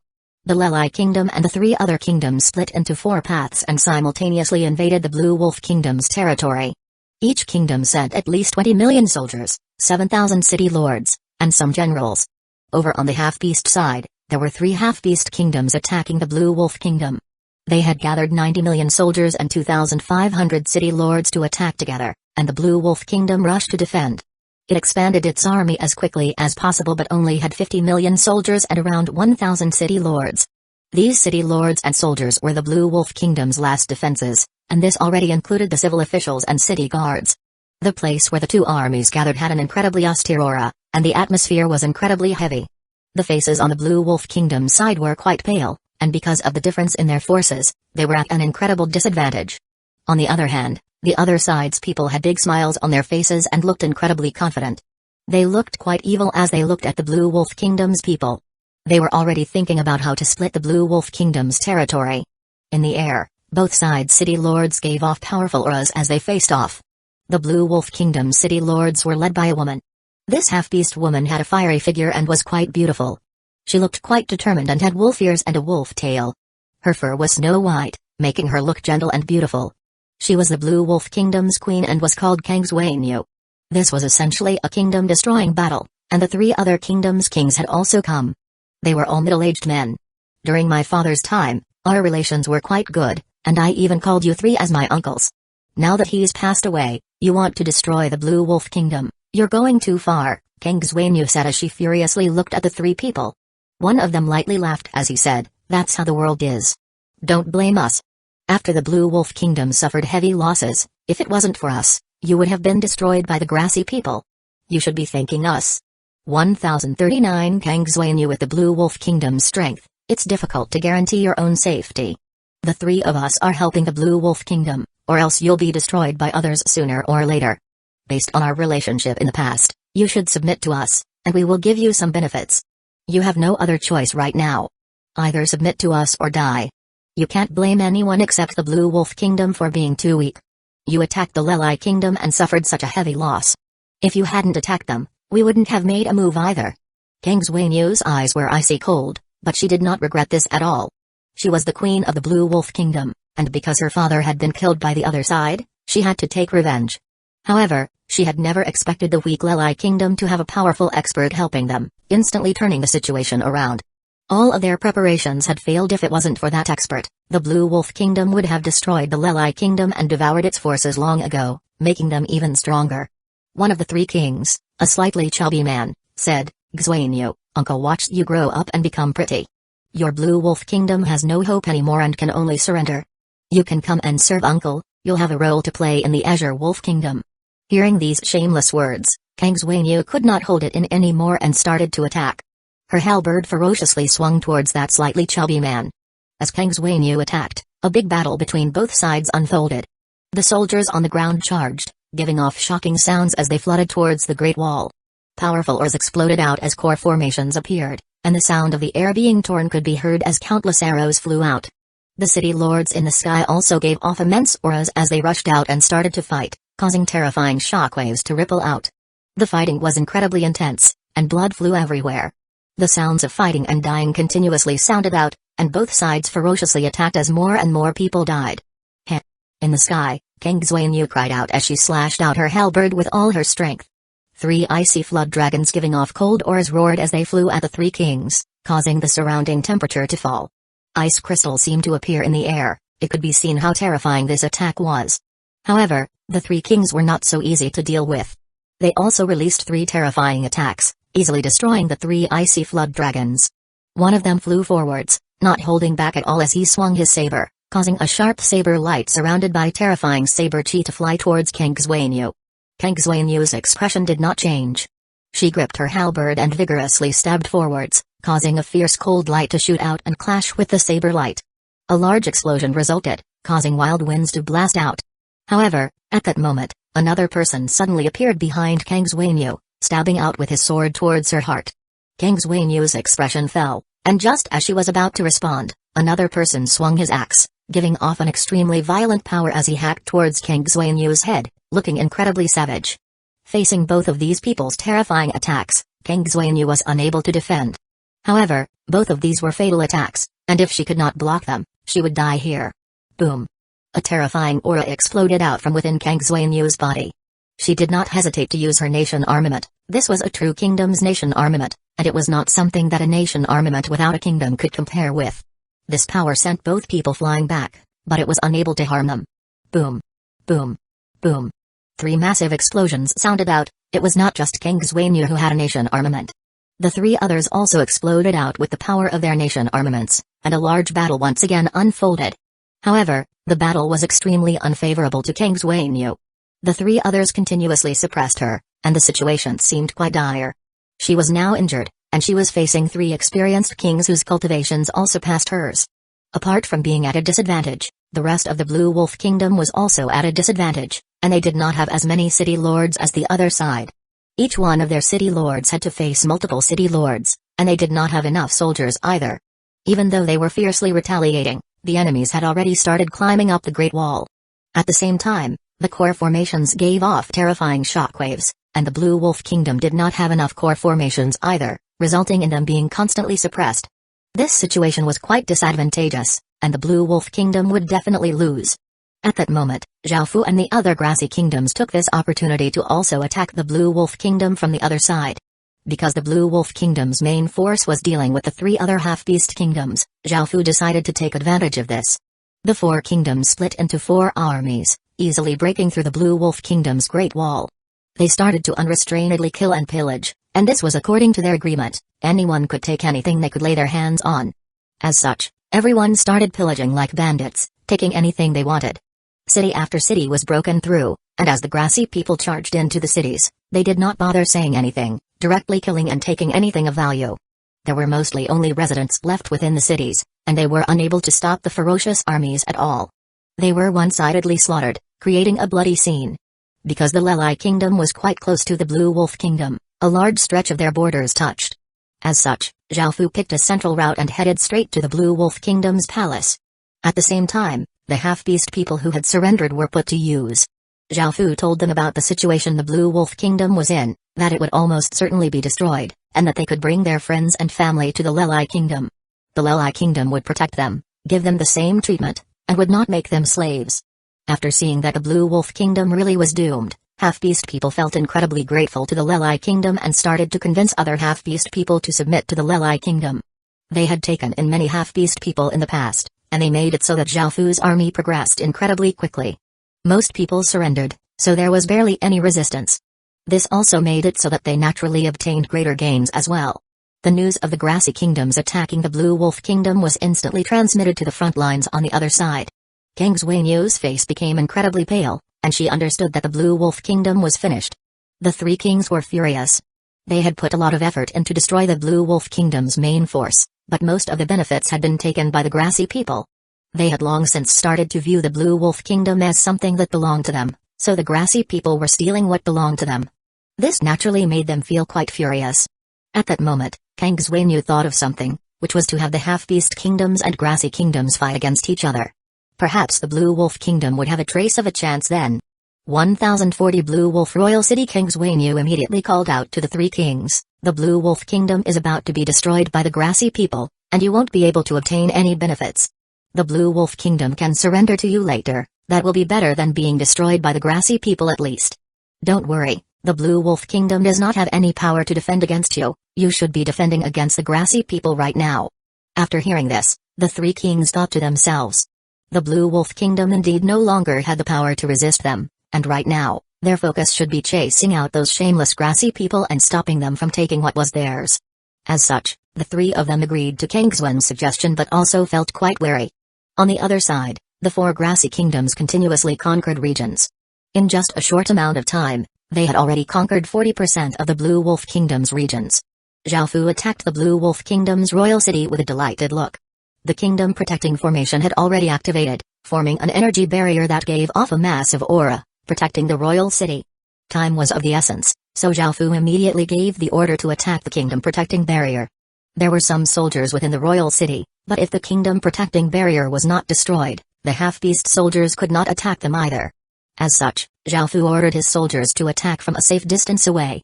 With Zhao Fu's strength alone, it would be quite difficult to break through the kingdom protecting barrier. After all, a kingdom protecting barriers power from the entire kingdom, making them quite difficult to destroy. However, things were different now. The Blue Wolf Kingdom had already been broken through and lost a large amount of fate, making the kingdom protecting barrier much weaker. At the same time, Zhao Fu had 20 million soldiers. Boom. Boom. Boom. Explosions sounded out as the 5 core roared and unleashed 5 core formations, 4 beasts and 1 object. The other soldiers also exploded out with their cultivation power, and the 5 core formations started to devour their cultivation power, causing them to become even more powerful.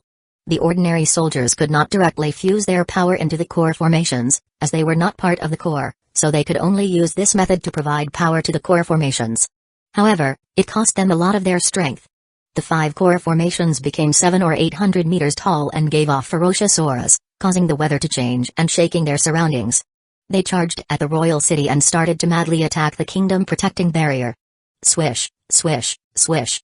Some soldiers drew their bows and aimed at the kingdom protecting barrier, causing countless arrows to descend on it like a torrential rain. Even though the kingdom had been broken through, the kingdom protecting barrier was still quite firm. Facing countless attacks, it only weakened slightly. At this rate, it would take at least a few hours to fully destroy it. Boom. An enormous might descended as the Great Qin seal within Zhao Fu's body trembled. A large amount of Great Qin's nation power entered Zhao Fu's body, causing black flames to erupt around his body. The space around him became distorted as violent gales blew out from him. As this massive aura appeared, the people in the surrounding 10 or so regions all sensed this. It was a power that could cause people to despair. The 20 million soldiers, as well as the people within the royal city, all trembled under this terrifying aura. Demon Sun. A massive pillar of demonic chi shot into the sky, causing the sun in the sky to be dyed black and give off an intense demonic light. A boundless demonic intent spread out in the sky. Zhao Fu raised the sky demon sword and unleashed one of his most powerful attacks. He then slashed down, causing an enormous black sword light to slash towards the energy barrier, seeming as if it could split the heavens and earth. Buzz. The kingdom-protecting barrier violently shook, trying to defend against that world-destroying sword light. In the end, it was able to completely dispel the attack but had used up a lot of its power. Boom. Yet another pillar of demonic chi shot into the sky, dyeing the sun in the sky black and giving off a demonic intent. Following this, another terrifying sword light slashed out. The soldiers quickly attacked, and the 5 core formations ferociously smashed against the kingdom-protecting barrier, causing it to once again greatly weaken. After 4 sword strikes from Zhao Fu, the incredibly tough kingdom-protecting barrier was covered with cracks, and the people within the royal city started to panic because the kingdom-protecting barrier was about to be destroyed. At that moment, Zhao Fu once again raised the sky demon sword, and a massive amount of demonic chi once again dyed the sun black. A terrifying sword light descended onto the kingdom-protecting barrier. Bang! A massive sound rang out as the kingdom-protecting barrier completely shattered. Under the combined attacks of Zhao Fu and the 20 million soldiers, they had finally destroyed the kingdom-protecting barrier. The royal city immediately fell into chaos. Some ran to the city walls to fight to the death, while others ran in terror. A white energy barrier appeared within the city, which protected the city hall. Now, there were only 10 or so city lords within the royal city, around 100,000 soldiers, and 6 or 7 million residents. Zhao Fu did not care about them at all, and he gave the order to attack. The 20 million soldiers ferociously charged into the royal city. They first shot out a wave of arrows, causing the defenders' numbers to be reduced by half, before the soldiers at the front easily scaled the city walls and entered the city. Zhao Fu killed the 10 defending city guards with a single sword strike and arrived above the city hall, looking down at the energy barrier. This was the energy barrier of a barony kingdom, so destroying it would not be easy. However, it would be much easier than destroying the kingdom-protecting barrier. Zhao Fu had just used up a lot of power, so in order to avoid any danger, he decided not to use the Great Ken Seal's power anymore. Instead, he used the 6 Paths Demon Image's power. Bang! Bang! Bang! Massive explosions rang out as a mushroom cloud rose up, and a corporeal shockwave destroyed the area in the surrounding 10 or so kilometers. Sand and dust filled the air, and the explosive power almost affected the Lelai Kingdom's soldiers as well. After the dust settled, there was a massive crater around the city hall. The energy barrier still had not been destroyed, but it was covered with cracks. Just then, Zhao Fu had used 10 destruction crystals, and the destructive power was evident. Zhao Fu smiled as he walked over and casually attacked, destroying the energy barrier, and he walked into the city hall. Bang! Suddenly, a halberd containing immense power seemed to cause the air to explode as it shot towards Zhao Fu. The sky demon's sword in Zhao Fu's hands gave off boundless demonic light, and Zhao Fu swung it backhanded as a massive sword light slashed out, knocking the halberd away. He slightly turned, looking at King Xuanyu. King Xuanyu had hurried back as quickly as possible, and she had never thought that the kingdom-protecting barrier would be destroyed so easily. This had ruined all of her plans. However, something that chilled her heart had happened. The city hall's energy barrier had been destroyed. If that person conquered the city heart, the Blue Wolf Kingdom would be destroyed. 1041 Nine Dragons, who are you? King Xuanyu looked at Zhao Fu coldly as she stretched out her hand, and the halberd flew into her grasp. Me? I'm the imperial son-in-law of the Lelai Kingdom, Zhao Fu replied as he lightly laughed. An immense look of hatred immediately appeared in King Xuanyu's eyes. It could be said that everything that had happened to the Blue Wolf Kingdom was because of Zhao Fu. If it weren't for him, the Blue Wolf Kingdom would not have suffered such a great loss, and it would not have been attacked by the other kingdoms. Boom! King Xuanyu exploded out with a terrifying aura and shot forwards like a bolt of lightning, reaching Zhao Fu's side in an instant. She gripped her halberd with both hands, sending in an immense amount of power, causing it to give off a cold light as she slashed it towards Zhao Fu. Bang! Zhao Fu did not even bother looking at her and casually slashed out, causing a massive sword chi to fly out. King Xuanyu was blasted back and crashed into the ground, coughing up a large mouthful of blood, her face quite pale. Because of the hatred she felt, she had disregarded the terrifying aura from Zhao Fu's body, which was many times more powerful than hers. Zhao Fu condescendingly laughed and did not bother with her anymore. Now that the energy barrier had been destroyed, all Zhao Fu had to do was conquer the city heart to destroy the Blue Wolf Kingdom. Swish! Zhao Fu turned into a ray of light and shot into the depths of the city hall. King Xuanyu's expression fell, and she also charged into the city hall and saw Zhao Fu's hand already on the city heart. She hurriedly cried out, "Wait, as long as you don't conquer it, I'll agree to anything." Surprisingly, Zhao Fu paused and thought about it. He then turned and smiled, saying, "There's nothing you have that can attract me, and whether or not you can even survive is a different matter. Your royal clan has been captured by the Lelai Kingdom. What can you give me to convince me not to conquer the Blue Wolf Kingdom?" Kang Xuanyu's expression was quite unsightly because she really did have nothing. Facing Zhao Fu's terrifying strength, she had no way to escape either, and even if she used her nation armament, it would not be enough. Zhao Fu gave off an aura that caused her to feel immense despair. "Then what do you want?" Seeing that Zhao Fu had stopped and was smiling, Kang Xuanyu was sure that Zhao Fu had some goal in mind. Zhao Fu lightly laughed and said, "You're quite smart. The Blue Wolf Kingdom has no hope at all, and there are 7 kingdoms attacking it. You've already lost half of your territory, and the Blue Wolf Kingdom will definitely be destroyed, so there's no need to struggle. Now, submit to us. As long as you submit to us, the Blue Wolf Kingdom will still belong to you and I will make you the most prestigious person among the half-beast people."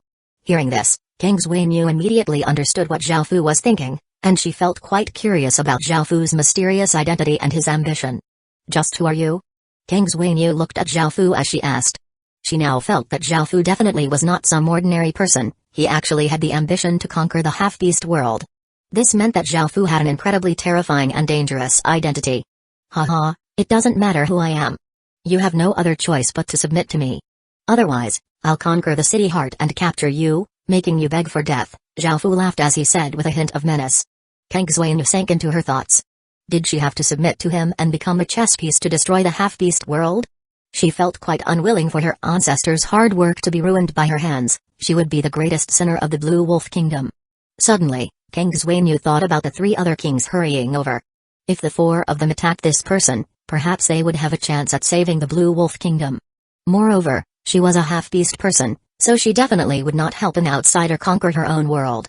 After making this decision, she did not show it and continued to look indecisive. Now, her task was to stall for time and wait for the others.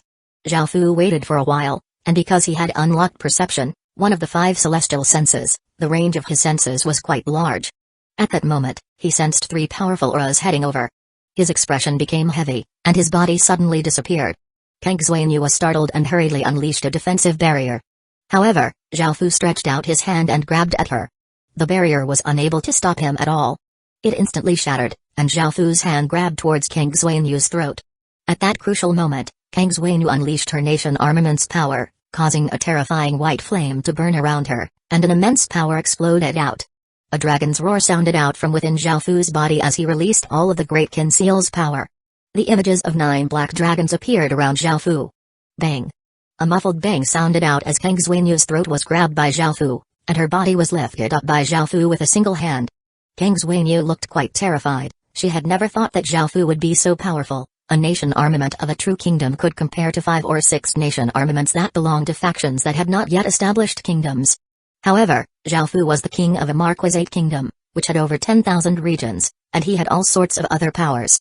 As such, Kang Xuanyu was unable to defend against Zhao Fu at all. Now that Kang Xuanyu's throat was grabbed by Zhao Fu, killing her required just a single thought. Kang Xuanyu felt the aura of death, and her body trembled in fear. It was difficult for her to even breathe, and seeing that she could not change the situation, she gasped, "I agree. To submit. To you." Zhao Fu coldly harumphed but did not let her go. He stretched out his other hand, causing 6 balls of demonic chi to flow out, and they continuously twisted around in front of Zhao Fu's palm as if they were alive. Zhao Fu then pressed his hand against Kang Xuanyu's abdomen, causing the 6 balls of demonic chi to fuse into her body. Only after setting restrictions in her body did Zhao Fu relax. He threw her onto the ground and said coldly, "Hurry up and relocate the city heart." After being treated so roughly, Kang Xuanyu felt quite wronged and felt some tears coming. When she heard Zhao Fu order her to relocate the city heart, she felt relieved. At least the Blue Wolf Kingdom would survive in her hands. They were just relocating the royal city, so there were not any abnormal signs. Zhao Fu ordered the soldiers to take anything of value before quickly leaving. Now that Kang Xuanyu had surrendered, Zhao Fu naturally took in her city lords and soldiers as well, but he had to do this secretively. One of the reasons why Zhao Fu did not decide to conquer the Blue Wolf Kingdom himself was because the abnormal signs from conquering a kingdom were simply too great and would attract others over. Moreover, if the Lelai Kingdom conquered the royal city and obtained massive benefits, the other grassy kingdoms would be dissatisfied, and the half-beast kingdoms would make the Lelai Kingdom their main target too. 1042 Seven Kingdoms. There were many factions more powerful than Great Kin outside the legacy lands, so Zhao Fu wanted to act more low profile in order to avoid showing too much of his power. If he was attacked by many other factions, things would be quite bad. In actuality, allying with other factions to attack others was quite good. With how weak the Lelai Kingdom was right now, it was the best choice. Later, Zhao Fu would spread news that the Lelai Kingdom had obtained nothing, as the Blue Wolf Kingdom's queen had relocated the royal city and left already. After doing all of this, Zhao Fu grinned and continued to give the order to quickly retreat and leave this place. Following this, the three kings arrived and saw that it was just an empty city, making them feel quite furious. One of them was angry to the point that he started launching attacks everywhere, destroying the city. Before, they had agreed with King Xuanyu to chase out the grassy people for now before dealing with the Blue Wolf Kingdom. However, King Xuanyu had suddenly said that the royal city was being attacked, so she had quickly returned. They immediately felt that something was off and tried to stop her. After all, none of them trusted her and didn't want her to pull any tricks, like relocating the royal city. However, they had been unable to stop her. Some of her generals and corps had covered her, allowing her to run off. After arriving, they found that she had indeed played them and relocated the royal city. However, if they were in her shoes, they would have done the same thing. After all, there were 7 kingdoms invading, and the demise of the Blue Wolf Kingdom was guaranteed. The 3 other grassy armies also wanted to come and attack the royal city, but it would have been quite difficult, so they gave up for now. Now that they heard that the Lelai Kingdom had gone there for nothing and that the Blue Wolf Kingdom's people had already relocated the royal city and left, they did not care too much. The 7 kingdoms devoured the Blue Wolf Kingdom's territory like wild beasts, not holding back at all. They quickly conquered cities and regions, and facing these bandit-like people, the ones who suffered the most were the residents of the Blue Wolf Kingdom. They could only run about in terror, trying to avoid this disaster. This was the consequence of their kingdom falling. In the end, all of the Blue Wolf Kingdom's territory was split by the 7 kingdoms, and the Blue Wolf Kingdom disappeared from the map, fading into history. Originally, the Blue Wolf Kingdom had 340 regions, and because the grassy people had attacked quite early on and did not face much resistance, they had obtained greater benefits. In total, the grassy people had conquered 230 regions, and each kingdom had taken 40 or 50 regions, with the Lelai Kingdom taking the fewest. Zhao Fu had done this on purpose in order to reduce the amount of attention placed on them, paving the way for the future. On the half-beast side, they only conquered 110 regions and had suffered quite a bit of losses from fighting. This made them quite angry. They had put in so much effort, yet most of the benefits had been taken by others. The armies of both sides faced off against each other, their terrifying oars clashing and making everyone tremble as if they had fallen into icy water. All of the birds and beasts had already escaped, and no one dared to leave. The scene was incredibly silent and austere. "You shameless grassy people, you can keep the things you stole, but get the hell out of our world." One of the half-beast kings, a tall man, looked quite furious as he shouted loudly to the grassy people. The grassy side had an advantage in terms of soldiers, city lords, and corps, so they naturally did not fear the other side. After attacking the Blue Wolf Kingdom, they had plundered many resources, and all of them had smiles on their faces, feeling quite happy. Of course, they did not need to return the things they had taken, but they wanted the territory as well. After all, they each only had 200 to 300 regions, and taking even a single region required much effort. Now, they had taken 40 or 50 regions in one go, which was equivalent to 1/6 or 1/5 of their overall territory. How could they give away such a large piece of meat? Moreover, they had superior numbers, so they did not have to feel afraid. On the grassy side, a long-faced king said mockingly in a loud voice, "We took those things for ourselves through our own effort, why should we give them to you? Do you think we're stupid? Plus, this territory doesn't belong to you three. All of us are here to steal from others, so stop acting all righteous. If you want it, take it for yourselves. You think we grassy people are afraid of you?" The half-beast kings were infuriated, but they did not lose their reason. After all, if both sides fought, they would be at a disadvantage. It was possible that they would lose what they already had and could even lose most of their forces. This is the half-beast world's territory. As half-beast people, we have the right to say this. You shameless people dared to take our territory, aren't you afraid of a war between worlds? A slightly chubby man yelled. The grassy people disdainfully laughed. How could it be so easy to start a war between worlds? Neither side would benefit from such a war, and it would be other worlds that benefited. As such, they did not worry too much about this. Zhao Fu stood in the air but did not say much, trying to seem as inconspicuous as possible. He let the 3 others take the lead and watched the war of words unfold. After facing off for a few days, fighting still didn't break out between the two sides, as neither side wanted to escalate this matter. If an even more powerful faction became involved, it was possible that they would lose what they already had. Following this, all of the kingdoms started to build great walls, planning to close off their territories and slowly digest those regions. After this operation, the Lelai Kingdom's relationship with the other grassy kingdoms became better. They were all quite welcoming of Zhaofu and even invited Zhaofu to a banquet to celebrate. Zhaofu politely refused and went back to the Lelai Kingdom to go through their gains from this operation. They gained 1 royal city, 2 capital cities, 300 or so great cities, 300 million people, and 10 million stage 1 soldiers. Zhaofu was quite satisfied with these gains. Of course, most of these things had been taken by Zhaofu secretly, the others did not know about this. Zhaofu did not plan to bring most of these things back to Great Qin, and he instead decided to develop the Lelai Kingdom's strength. After all, the Lelai Kingdom was an important piece to Great Qin, so he had to properly develop it. At the same time, Zhaofu secretly re-established the Blue Wolf Kingdom within the Lelai Kingdom's territory in order to make preparations for conquering the half-beast world in the future. Zhaofu was unable to fully conceal this, as Zhaofu was not the true ruler here. After hearing about this, Liu Yu was somewhat against it. After all, it was another kingdom within the Lelai Kingdom's territory, and it had not submitted to the Lelai Kingdom. 1043 Ancient Tomb. Zhaofu gave a detailed explanation to Liu Yu and told her that he already had Kang Xuanyu under his control. It was impossible for her to betray him, and he told Liu Yu not to worry about the Lelai Kingdom's safety. After hearing about Zhaofu controlling Kang Xuanyu, Liu Yu did not seem too pleased and instead seemed quite jealous. She lightly hit Zhaofu a few times, saying, "You're too fickle and unfaithful. You're not happy with just us and our daughter and want even more women." Zhaofu felt quite startled and did not understand what Liu Yu meant. Only after asking did he realize that she thought that he had taken control over Kang Xuanyu in the same way he had with her, using desire to control her. Not only could she not betray Zhaofu, she always begged Zhaofu to have his way with her. This caused Zhaofu to laugh, and he explained that he was not such a licentious person, he was actually quite pure. In response, Liu Yu looked quite doubtful. Afterwards, Zhaofu told Liu Yu to properly develop the Lelai Kingdom, increase her strength, and help the Blue Wolf Kingdom recover. This was all for Great Qin to directly conquer the grassy world and half-beast world after the heavenly domain boundary disappeared. However, he seemed to be missing something. Zhaofu had seemed to have forgotten about the elf world next to the grassy world. He had a piece in the half-beast and grassy worlds, but he also needed one in the elf world for the future. If Great Qin attacked the grassy world, the two worlds on either side would not just sit there and watch. They would definitely try to attack Great Qin.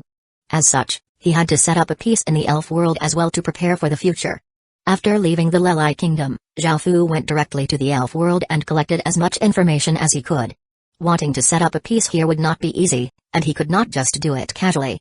There were various requirements, such as potential. It had to have a high ceiling and be a kingdom. Zhaofu did not want to bother with factions that weren't even kingdoms. Another thing was that the faction had to be low profile, making it difficult for others to discover. This would make it easier for Great Qin to secretly control it and fulfill Great Qin's goals. It also had to be easily controlled. If the faction was too stubborn, it would be difficult to control and could expose Great Qin's plans. There were also some other prerequisites, such as location, relations with other kingdoms, and internal affairs.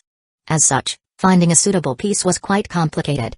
It had to be done with a lot of preparation, so Zhaofu had to collect a large amount of information. A few days later, after much thought, Zhaofu picked a target. Just as he prepared to go, he passed by a city that seemed quite chaotic. After asking around, he heard that there was an ancient tomb that had many good things a few hundred kilometers away. Someone had obtained an legendary rank equipment from there, which was worth millions of gold coins. This was quite attractive to city lords, so there were many people hurrying there from the city. After hearing about this, Zhaofu felt quite interested, but because he had things to do, he did not plan on going. However, the clear sable sword within the sword mark slightly trembled as if it was telling Zhaofu to go. This was the first time it had reacted in such a way. Before, the clear sable sword had been the second-ranked sword out of China's 10 great swords, and it had actually existed in history.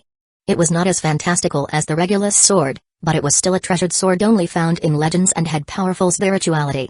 It seemed that there was something that attracted it, so Zhaofu thought about it and asked for the location of the ancient tomb before turning into a ray of light and flying over.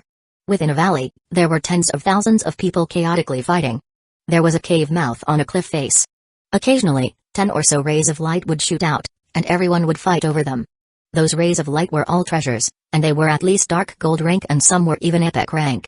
Some people had entered the cave, and those outside were not very strong and did not have many allies. 4 or 5 city lords gave off powerful auras and stood guard around the cave mouth, stopping people from looking into the cave mouth. Boom! A powerful aura descended from the sky as an elf wearing gold clothes appeared. Looking at the chaotic scene, his expression was cold as he said with a trace of arrogance, "I'm the 3rd young master of the Muse family. All of you scram, this area will be governed by the Muse family in the future." After hearing the name of the Muse family, everyone's faces fell. The Muse family was the most prestigious family in this kingdom, and their authority was not inferior to the royal clan. However, the Muse family was simply too domineering. This was evidently a treasure trove with no owner, and they had not even entered, only waiting outside for some things that had been missed.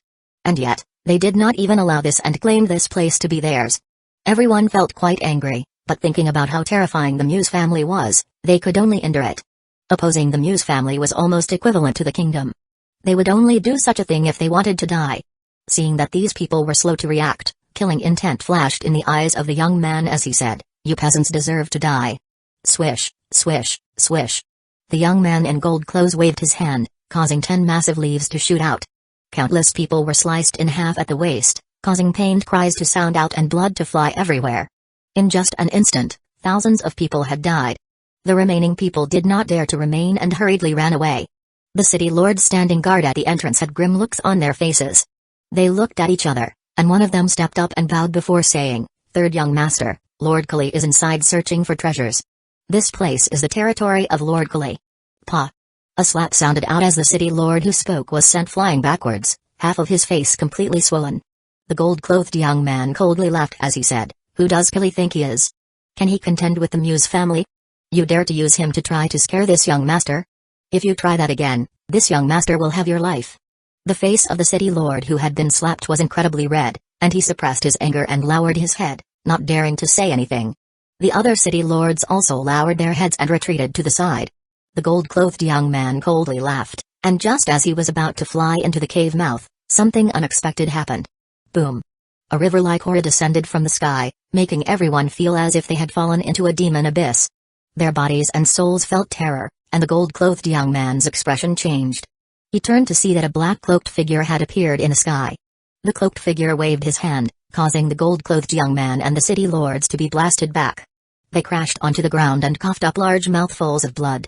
The ordinary elves running away saw this and began running away even faster. Someone even more powerful had come, and he did not put even the gold-clothed young man in his eyes. 1044 Berserk killing in the gold-clothed young man crashed onto the ground and shouted at Zhao Fu, "Do you know who I am? You dared to harm me, the Muse family won't let you off. You're screwed." Zhao Fu stood in the air and disdainfully laughed. Why would Zhao Fu fear a large family from a barony kingdom? If it was a dukedom kingdom, Zhao Fu perhaps would have felt apprehensive, but this young man was nothing to him. Since he wanted to die, Zhao Fu would satisfy him. Boom! Zhao Fu stretched out a hand and grabbed at the air, causing space to seem to explode. A massive formless hand gripped the young man, who became terrified. He was absolutely unrestrained within this kingdom, and he had never thought that someone would dare to kill him. Bang! Just as the gold-clothed young man was about to say something, the formless hand tightened, causing him to explode and turn into a bloody mist. Only an official seal remained. This official seal was useless to Zhao Fu, and it did not have the effects of an abandoned city lord seal. Otherwise, Zhao Fu could have at least used it to fuse into beasts to make them stronger. The nearby city lords were terrified and obediently knelt on the ground, not daring to move at all. That person hadn't hesitated dared to kill the gold-clothed young man, so he definitely looked down on the Muse family's power. How could they dare to offend such a person? Moreover, even if they wanted to attack, they did not have the strength. They were not as strong as the gold-clothed young man, who had been instantly killed by that person. Zhao Fu glanced at them, and seeing that they were tactful, he did not make a move against them. He did not need to worry about his identity because he was only passing by here. He most likely would not return, and those who had run away already knew to stay away. Facing Zhao Fu's gaze, which seemed to be like that of a terrifying evil beasts, the city lords' bodies trembled, and they felt incredibly fearful. How could such a terrifying person suddenly appear? This was simply too shocking. Zhao Fu turned into a ray of light and directly past them, flying into the mouth of the cave. Inside, there was a road paved with bricks, and there were some carvings on the walls. A cold aura rushed out from within. This indeed seemed to be an ancient tomb. Zhao Fu ignored these and continued to fly into the depths of the ancient tomb. Finally, he arrived at a large hall. This hall was hundreds of meters tall and over 1,000 meters wide. The walls were blood red as if they had been painted using fresh blood, and they gave off a gory stench.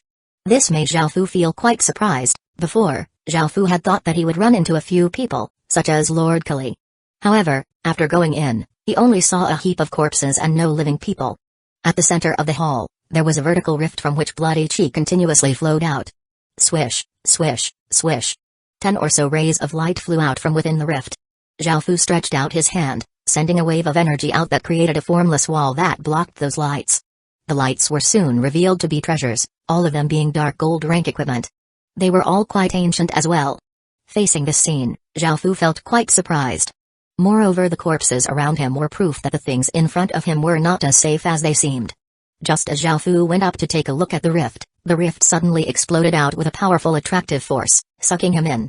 Zhao Fu's surroundings blurred as he came to another world. This world was completely blood red, and the sky was covered with cracks, making it seem like it was going to fall at any moment. The ground was also split, and there was thick blood flowing everywhere. It was a scene of utter desolation and deathly silence. Suddenly, the boundless bloody chi flowed towards Zhao Fu as if it had a consciousness. Zhao Fu's gaze became serious as he unleashed his Emperor's domain to keep that bloody chi outside. Kill, kill, kill, kill, kill, kill, kill, kill. At that moment, an intense killing intent filled Zhao Fu's brain, making him feel as if his head was going to split apart. A berserk killing intent exploded out of him like a wild gale. Zhao Fu's eyes became blood red, and a blood red flame appeared around him. The clear sable sword within the sword mark excitedly trembled, giving off clear sword hums, and a powerful blood red light filled the sword mark region. The other sword spirits' expressions fell because they could sense the clear sable sword absorbing that berserk killing intent, and it was slowly corroding them too. Roar. Dragon's roar sounded out from within Zhao Fu's body as the great Ken seal started to protect its master. It gave off nation power as Zhao Fu's sovereign bloodline also quickly devoured that berserk killing intent, and the phoenix crystal within his body also gave off a large amount of golden light. Within the sword mark, the other sword spirits gave off their own powers, causing powerful sword lights to pierce through the sword mark, and Zhao Fu's right hand seemed to have countless traces of sword light shooting out of it. Luckily, Zhao Fu was able to suppress the killing intent, and his eyes soon returned to normal. His back was covered with sweat, and he felt slightly scared. That killing intent had been way too terrifying. He had blocked off the bloody chi, but the killing intent had still made its way in and had almost caused him to become a monster that only knew killing. Moreover, that killing intent was not something that ordinary people would be able to endure. Those who were weaker would have their bodies immediately collapse, and even their spirits would be destroyed. This was the reason for the heap of corpses outside. Those people had most likely accidentally breathed in some of the bloody chi, and their bodies had collapsed because they had been unable to withstand that terrifying killing intent.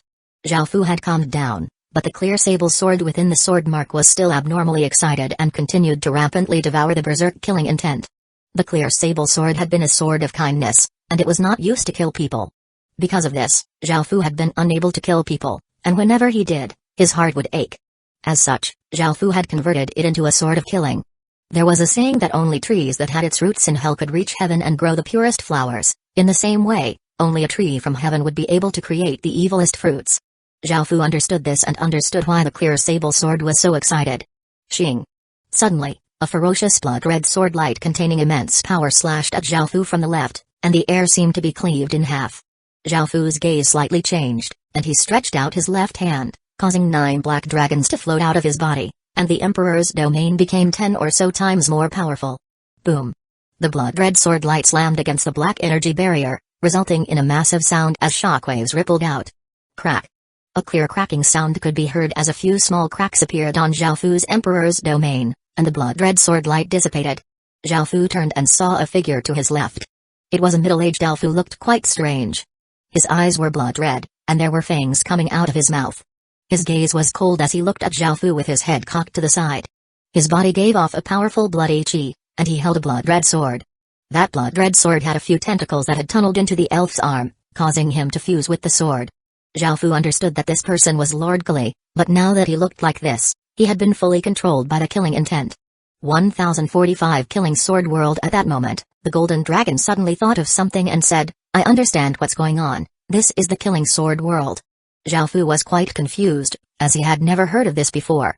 Just as he was about to ask, the elf once again attacked. His body blurred and suddenly appeared in front of Zhao Fu. He raised the blood-red sword and hacked down at Zhao Fu.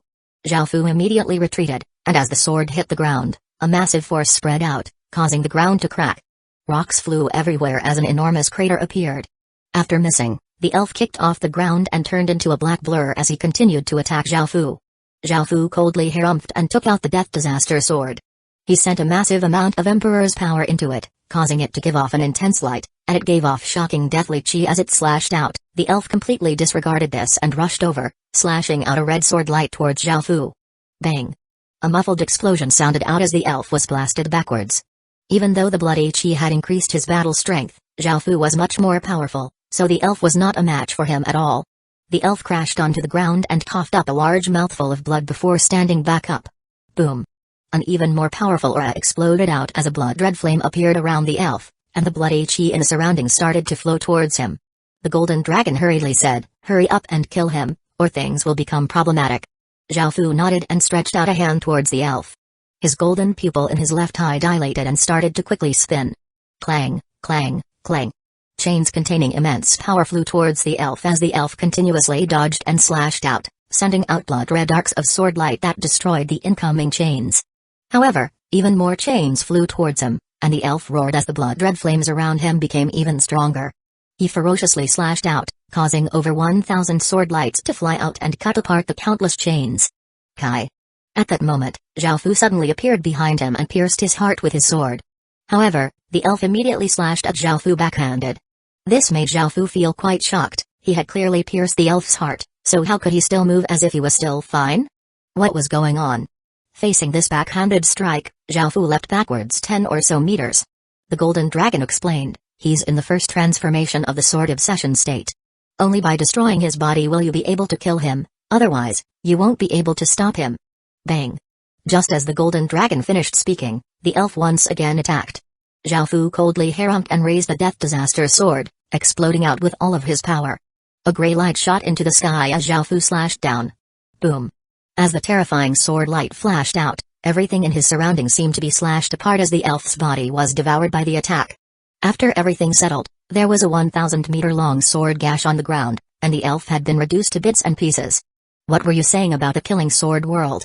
Now that he had killed the elf, Zhao Fu had the time to talk to the golden dragon. The golden dragon replied, "This is a matter from a long time ago before even the Heaven Murder Empire was established.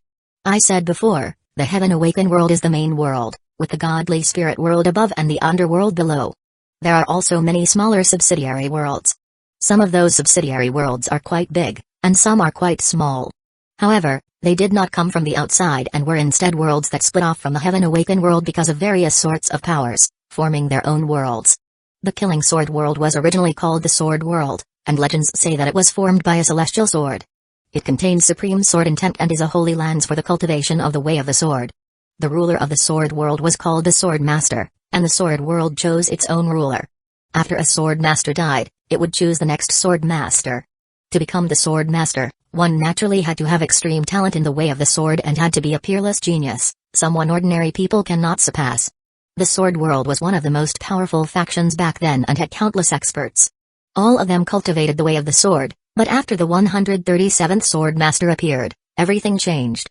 The 137th Sword Master was called the Renowned Prodigy.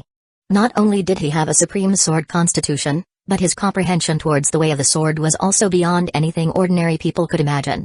However, for some reason, the 137th Sword Master fell into the demon path and descended into madness. The sword world changed because of him and also fell into the demon path, creating an origin of killing. This killing intent then fused with his sword intent, resulting in a killing sword intent. This sort of sword intent was primarily focused on killing, and the killing intent surpassed the sword intent. This resulted in the sword world becoming the Killing Sword world. The Killing Sword world affected the rest of the Heaven Awaken world as well. The color of blood filled the surrounding hundreds of domains, and a terrifying sword aura spread out in the sky, shocking the surrounding tens of thousands of worlds. Everyone in the sword world were controlled by that killing sword intent and also fell into the demon path, just like that elf you just saw. That state is called sword obsession, where the person and sword become one, and their body becomes controlled by the sword. They become a monster that only knows how to kill, and they are even more terrifying than ordinary sword demons. The more killing sword intent that they absorb, the more terrifying they become. This is split into a few levels, from the first transformation to the 9th transformation. The first transformation is just when the body is controlled by the killing sword intent, and this is the weakest state. However, just as you saw, that elf was already quite difficult to kill. He did not die even when you attacked his vitals, and only by destroying his body were you able to truly kill him. In every transformation, one's power will become many times more powerful, and one's body will go through changes as well. Both the person and sword will evolve. Those in the second transformation have to be killed in both body and spirit, and they can still heal over a long period of time. For those in the third transformation, even if their bodies are annihilated, they can still quickly recover. Their spirits also become extremely powerful and difficult to destroy. Those in the fourth transformation are almost unkillable and can only be sealed. Their bodies recover too quickly, and their souls have already become sword souls. Legends say that the 137th Sword Master has already entered the 9th transformation, and he has the terrifying power of a celestial. Hearing this, Zhao Fu could not help but gulp. The 137th Sword Master had the power of a celestial. Celestials were the peak existences in this world, and they were above countless godly spirits. They could casually take the lives of billions of creatures. That sort of power was simply unimaginable, and just trying to think about it, Zhao Fu felt quite excited. However, looking at the ruined world in front of him, the ending of the 137th Sword Master definitely wasn't a happy one. 1046 Sword Obsession. What happened after? How did the killing sword world turn out like this? Zhao Fu asked. The golden dragon slightly sighed before saying, just as you've seen, this is how the killing sword world has turned out. This is because everyone who has gone into sword obsession turns into a monster who only knows how to kill. Back then, countless people in sword obsession charged out from the killing sword world and caused a disaster in the Heaven Awakened world. Tens of thousands of worlds were caught up in this, and in the end, a few true celestials appeared and put an end to the disaster. The people in sword obsession were all killed, and even the 137th Sword Master was killed by a few celestials, resulting in the killing sword world being obliterated. This place is most likely a small piece of the killing sword world, perhaps the only one remaining. After all, with the power that celestials wield, if they wanted to destroy a world, they could destroy even the source of the world, leaving behind not even a trace. This small piece surviving is already a tragedy. After hearing the Golden Dragon's words, Zhao Fu sank into his thoughts and considered what to do. His first thought was to leave this place, seal the rift, and destroy the ancient tomb. That way, no one would be able to discover it. After all, this killing sword intent could cause even Zhao Fu to lose control, and that was with how powerful he was. If it was ordinary people, they would not be able to resist at all. However, his second thought was to gain some benefits from here. The more dangerous a place was, the more opportunities were awaiting, and it could greatly benefit Great Kin. There were still some treasures, which were the things that flew out of the rift. Zhao Fu did not care too much about them though, as there were not many things that interested him. Currently, Zhao Fu felt quite indecisive, so he decided to ask the Golden Dragon for advice. After all, it knew more than Zhao Fu. The Golden Dragon thought to itself for a while and was not in a hurry to respond. Only after a while did it reply, Zhao Fu, this is just a small piece of the world, so it shouldn't be too dangerous. However, you need to still be careful. If there's any danger, you need to quickly leave. After hearing this, Zhao Fu nodded and thought about it before taking out the extremely excited clear sable sword. Right after he took it out, the clear sable sword continuously trembled and gave off sword hums, absorbing the surrounding bloody chi. The bloody chi in the surroundings quickly gathered towards the clear sable sword. A powerful killing intent flowed out of the clear sable sword. Even though it was quite berserk, it could still be controlled, and Zhao Fu let out a sigh of relief. Perhaps the clear sable sword would be useful later, so Zhao Fu took it out now and unleashed his Emperor's domain with his full strength. The 9 black dragons surrounded Zhao Fu and protected him, and he started to carefully investigate this place. He first investigated the boundaries. Even though the bloody chi contained killing intent, Zhao Fu could now withstand it. There were not any things at the boundaries, so it most likely would not be too dangerous. A few hours later, Zhao Fu had finished quickly investigating the boundaries and found that this place was not very big, only a bit bigger than a region. The outer region was essentially the same, with a blood-red sky, cracked ground, and blood everywhere. There were no living creatures, only deathly silence. Seeing that there was not any danger, Zhao Fu let out a sigh of relief. The clear sable sword had gone around the boundaries with Zhao Fu, and it now excitedly pointed him to the inner region. However, Zhao Fu returned to where he had entered. It had been some time since he had killed the gold-clothed young man, and he expected that the people from that kingdom would be coming soon. Zhao Fu thought about it and decided to hide this matter about the killing sword world for now and continue thinking about what he would do next. Boom. Boom. Boom. Massive sounds rang out as the original cave mouth and the entire mountain collapsed. The expressions of the city lords outside fell. Lord Kili was still inside, and it seemed that he could be in trouble. That terrifying existence had not come out, and they did not know what was going on inside.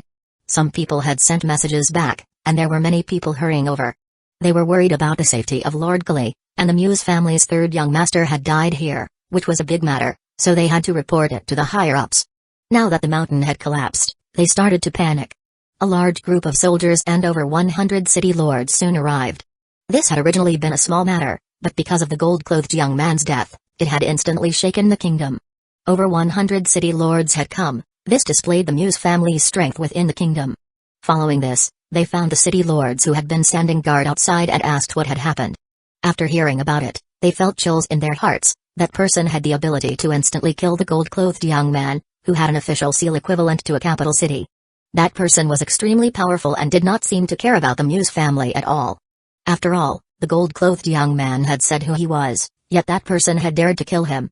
That person's identity definitely was not simple at all. Most people from the Muse family were quite intelligent. Even though they could do whatever they wanted within this barony kingdom, they knew they were nothing in front of true experts. The higher-ups from the Muse family were quite troubled about this. On the one hand, they were quite furious as someone had dared to kill a person from their family, but on the other hand, they were worried about offending someone they could not offend. If that was the case, the entire Muse family could be doomed. They first did some careful investigations and found that that person may have left using special methods. However, they burned this enmity into their memories and hoped to take revenge in the future. They had only felt curious about this ancient tomb and thought that there was nothing of great value inside. Even if there were, they most likely had been taken by that person. Within the mountain, Zhao Fu had already used a magic formation to conceal the region, and he had used all sorts of items to stabilize the rift, making it so that he could control it. He was not sure what was going on. Why had a piece of the killing sword world appeared here? Why the rift was in this ancient tomb? After entering the rift again, Zhao Fu started to head to the inner regions of the killing sword world. One day later, Zhao Fu finished his investigations. He did not find anything dangerous, nor did he find any living creatures. It was deathly silent all around, and he had obtained over 10,000 pieces of dark gold rank equipment and dozens of epic rank equipment. These things had all been quite powerful, but due to the corrosion of time, their grades had fallen. This was like the underground region, but he had collected these for free and did not have to fight for them.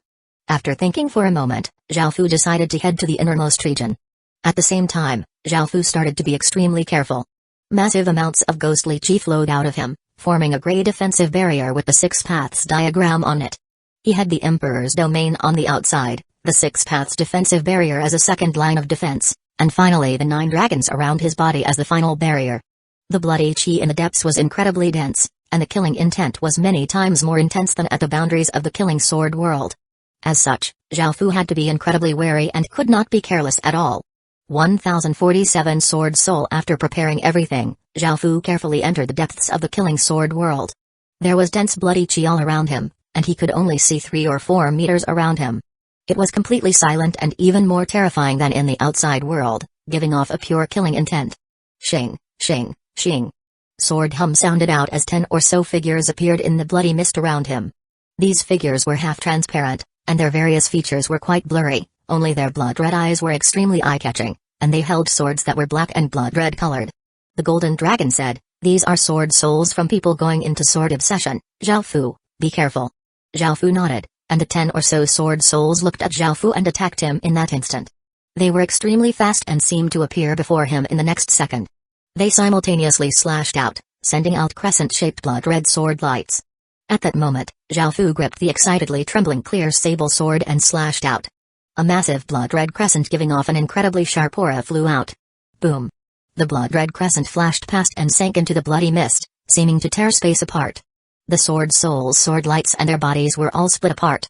The sword souls' bodies started to blur before disappearing, leaving behind faint images of swords that hung in the air. They looked like normal swords, but they were all slightly different, just like how there were slight differences between people.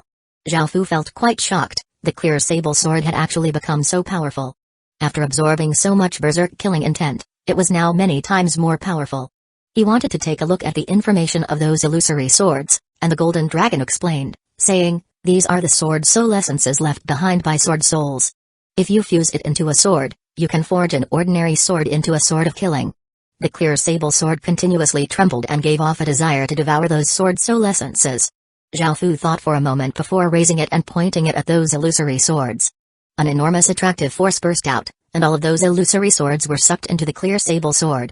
In that moment, the clear sable sword gave off an even more powerful killing intent and a brilliant blood-red light. As Zhao Fu gripped the clear sable sword, a massive amount of killing intent flowed into Zhao Fu's head, causing his eyes to once again become red. The golden dragon could not help but say, "Zhao Fu, if the clear sable sword keeps evolving like this, it will be very difficult for you to control it. Even though the clear sable sword's heart sword is within your heart, the killing intent it contains is too powerful, and you won't be able to endure it in your current condition." Zhao Fu felt quite startled and asked, "Is there any way to increase my control over it?" The clear sable sword was now quite powerful and seemed to be incredibly destructive to the sword souls here. It was the best thing for exploring the killing sword world, and if he had to give up on it, it would make exploring this place much more difficult. Zhao Fu did not want to give up on the clear sable sword, but he did not have enough power either to defend against the killing intent. He was not sure what to do, so he could only ask the golden dragon. The golden dragon thought about it before saying, "There are a few methods, but you'll have to pay a price." Zhao Fu let out a sigh of relief and smiled. It was fine as long as there was a way to resolve this. He then started to head into the depths of the killing sword world. Zhao Fu did not directly rush in, because the deeper he went, the denser the bloody mist became. It was almost becoming liquid, and Zhao Fu felt an increasingly greater sense of danger. He somewhat did not dare to enter the innermost regions and decided to have the clear sable sword become stronger first. Shing! A blood-red crescent gave off terrifying power as it slashed out, killing 10 or so sword souls. The sword souls dissipated, leaving behind 10 or so illusory swords in the air. Zhao Fu raised the clear sable sword and pointed it, causing those illusory swords to be sucked into the clear sable sword.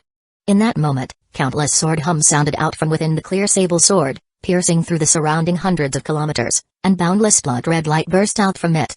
The clear sable sword gave off an even greater killing intent, and Zhao Fu's eyes once again became blood-red, filled with a pure killing intent. The golden dragon said in his mind, "You can begin the first refining." Zhao Fu suppressed the killing intent in his mind, and his eyes returned to normal. After hearing the golden dragon's words, he nodded and began the first refining, which was blood refining. He first used his power to cause the clear sable sword to float in the air, after which he slashed his hand and let out some of his blood. He controlled it and caused it to flow into the clear sable sword. After absorbing Zhao Fu's blood, the clear sable sword continuously trembled and seemed quite delighted. The sword gradually went through changes, and a black dragon inscription appeared on the blade. Apart from the cold and murderous aura it gave off, it now also had the dignity of an emperor. Zhao Fu let out quite a lot of blood, causing his face to become pale. However, he felt a closer connection between himself and the clear sable sword, causing him to smile. Because this place was filled with danger, Zhao Fu did not dare to advance. He remained where he was and consumed a few spirit medicines to recover first. A few days later, a storm of sword chi giving off an incredibly sharp aura covered over 100 sword souls.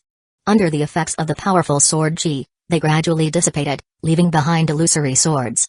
Zhao Fu once again pointed with his sword, but this time, the clear sable sword did not give off an attractive force. Instead, it was like a king among swords and gave off a king's aura, and the illusory swords slightly trembled and seemed to submit as they flew into the clear sable sword by themselves. By now, the clear sable sword had fused over 1,000 sword souls, and in that moment, over 1,000 sword hums sounded out. That sound seemed to be able to pierce through metal and stone, and it reverberated throughout the surrounding 10,000 kilometers, causing leaves to fall from trees. Boom! The clear sable sword once again gave off a powerful aura, and a blood-red flame erupted around the blade. Terrifying auras blew out like wild gales, and the ground below could not withstand this and started to crack. At that moment, the golden dragon cried out, "Zhao Fu, start the second refining." Zhao Fu felt a bit hesitant towards the second refining, but he quickly made his decision. He continued to keep the clear sable sword in the air and took out the royal wood sword. He endured the pain and cut off his left hand. He then used the royal wood sword to quickly heal the wound and consumed a large number of medicinal pills, causing his hand to regrow at that moment. Zhao Fu used his power to cause his chopped-off hand to fly towards the clear sable sword. The second refining was the body refining, which required a certain part of the body. This was the price that the golden dragon had mentioned. The clear sable sword gave off bloody flames, which covered the hand, and it gradually fused into the sword. An even more intense aura exploded out as if an emperor was descending. At the same time, It gave off boundless killing intent that almost seemed corporeal, covering the surrounding 10,000 meters. 1048 Emperor's Path. Now, Zhao Fu felt as if the clear sable sword had become part of his body, and there was an intimate connection between them. His control over the clear sable sword had also become much stronger. The terrifying and berserk killing intent was now controllable. It was not Zhao Fu directly controlling it but him controlling it through the clear sable sword. Otherwise, with Zhao Fu's current strength, he would have been taken over by the killing intent. Zhao Fu rested here for half a month, recovering from all of his wounds before heading into the depths of the killing sword world. Shing, shing, shing. Zhao Fu raised the clear sable sword, causing an enormous killing intent to explode out. A blood-red flame appeared around the blade as sword souls holding swords appeared around him. There were over 1,000 of them, and they surrounded him like stars around the moon. In front of him, there was also over 1,000 sword souls, and they gave off cold killing intents as they rushed over with massive sounds. Together, they looked like a massive sword filled with killing intent. Boom. Zhao Fu's sword descended, causing the sword souls around him to flood forwards towards the incoming sword souls. Shing, shing, shing. A few sword hums sounded out, leaving behind only illusory swords in the air. Zhao Fu's sword souls were incredibly ferocious, swarming forwards and killing ordinary sword souls in a single strike. Zhao Fu casually waved the clear sable sword, causing it to give off a might that was the combination of its king's aura and killing intent. Under the terrifying might, the 1,000 sword souls mournfully cried before flying towards the clear sable sword. Bang! The 1,000 sword souls fused into the clear sable sword, and it had now fused over 10,000 sword souls. It gave off an even more horrifying aura, and the air seemed to explode as Zhao Fu's hand, which was gripping the clear sable sword, was also shaken off. The clear sable sword hung in the air, giving off a powerful aura and sending out wild gales. Space seemed to twist around it, and a large crater caved in beneath it. Shing, shing, shing. The sounds of 10,000 swords could be heard, and the sounds rippled out like a corporeal shockwave, destroying everything in the surrounding 10,000 meters. This affected the entire region, and even Zhao Fu was forced backwards. The countless traces of bloody chi madly gathered and condensed into blood-red crystals around the clear sable sword. They gave off faint red lights and looked devilishly beautiful. Zhao Fu, hurry and start the third refining and accept the clear sable sword's heart sword. Otherwise, it will completely leave your control, and its heart sword will give you backlash, the golden dragon quickly said. Zhao Fu did not hesitate as he stretched out his hand towards the clear sable sword and started to take control of it again. Luckily with his heart sword and the two refinings, Zhao Fu was able to quickly take control of it again. Following this, Zhao Fu looked quite pained as he started to split off a bit of his own soul. The third refining was a soul refining, using Zhao Fu's soul to refine the clear sable sword. A black and gold mote of light as big as a mungden flew out from between Zhao Fu's eyebrows and floated into the clear sable sword. Zhao Fu closed his eyes and calmed down his mind, accepting the heart sword, which was that eye in Zhao Fu's heart, and fused it into his soul. Boom. Boom. Two explosions sounded out as two terrifying auras burst forth. The clear sable sword gave off an incredibly domineering emperor's aura, and Zhao Fu gave off a terrifying sword intent. The clear sable sword had truly transformed from a sword of kindness into a sword of killing. Because Zhao Fu did not cultivate the way of the sword and merely liked using swords, he did not have much talent in the way of the sword. Compared to Great Ken's #1 swordsman Jnaya, Zhao Fu was incredibly lacking. However, he had now obtained killing sword intent. Sword intent was something that only high-grade cultivators could comprehend, and even Jnaya had not comprehended it. And yet, Zhao Fu had obtained it first. However, this sword intent was not something Zhao Fu had comprehended and gained himself, rather, it had been given by the clear sable sword. Moreover, it was a sword intent within his soul, which was extremely powerful. The clear sable sword now felt like it was a clone of him. After all, Zhao Fu had fused his blood, flesh, and soul all into it, and he had also fused with the clear sable sword's heart eye. It could be said that there was now great affinity between them.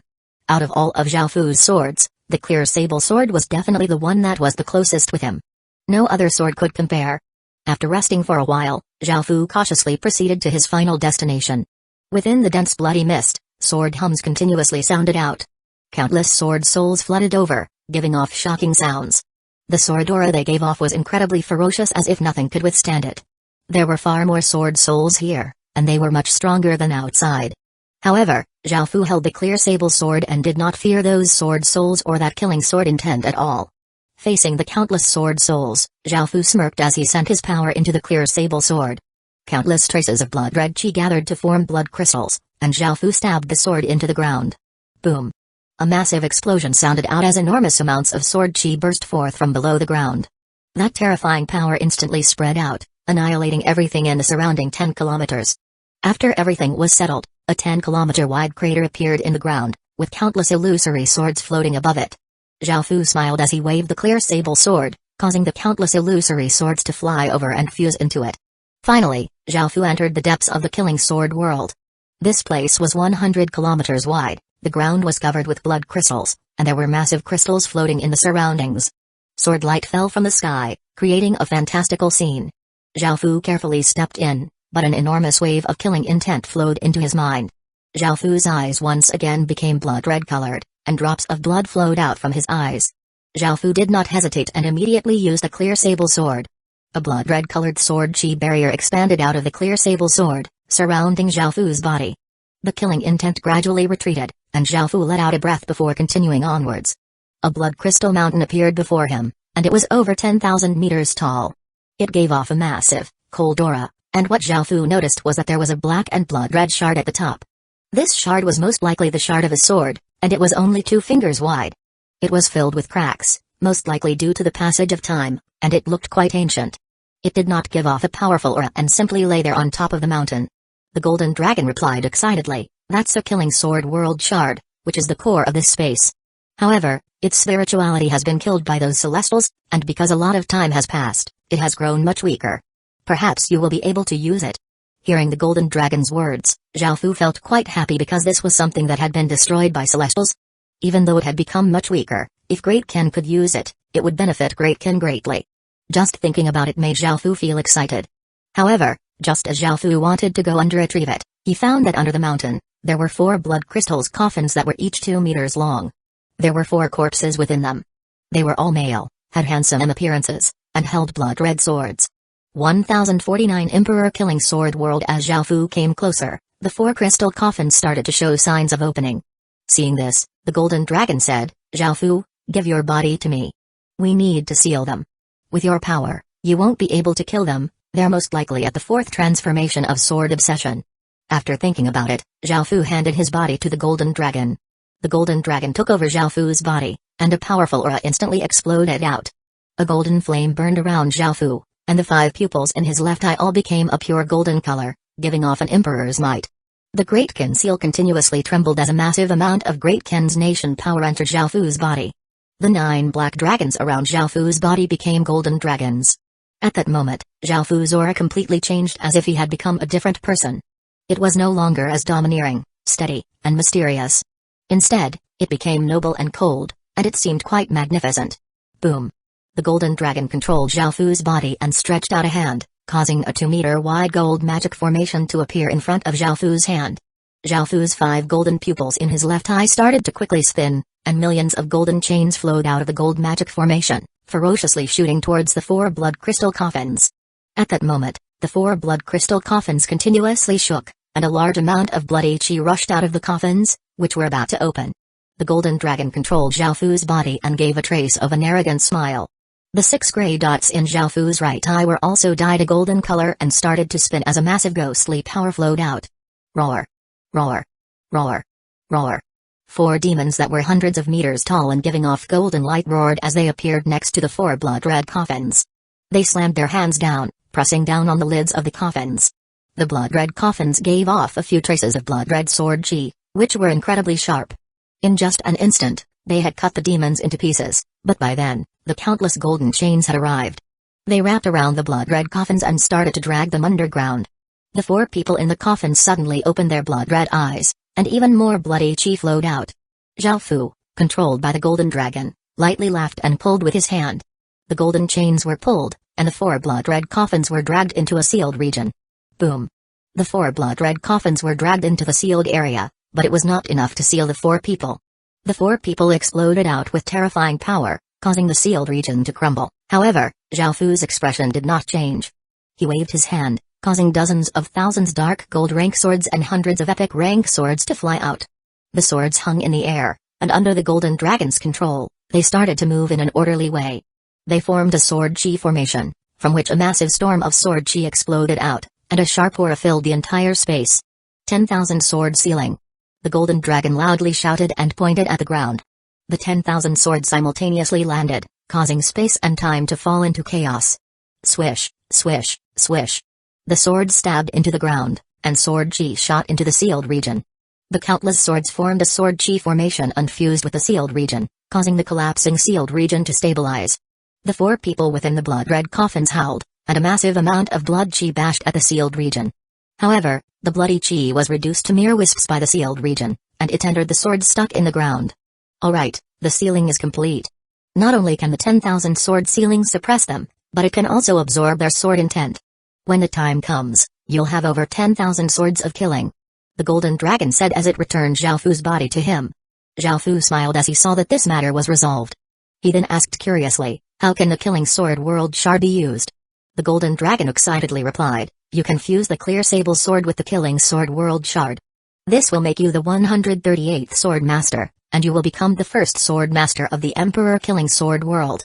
After all, the Killing Sword World has long since been destroyed, and what remains is just a small piece of it. Its power and spirituality are both quite weak, so the core from now on will be the clear sable sword as opposed to the Killing Sword World shard.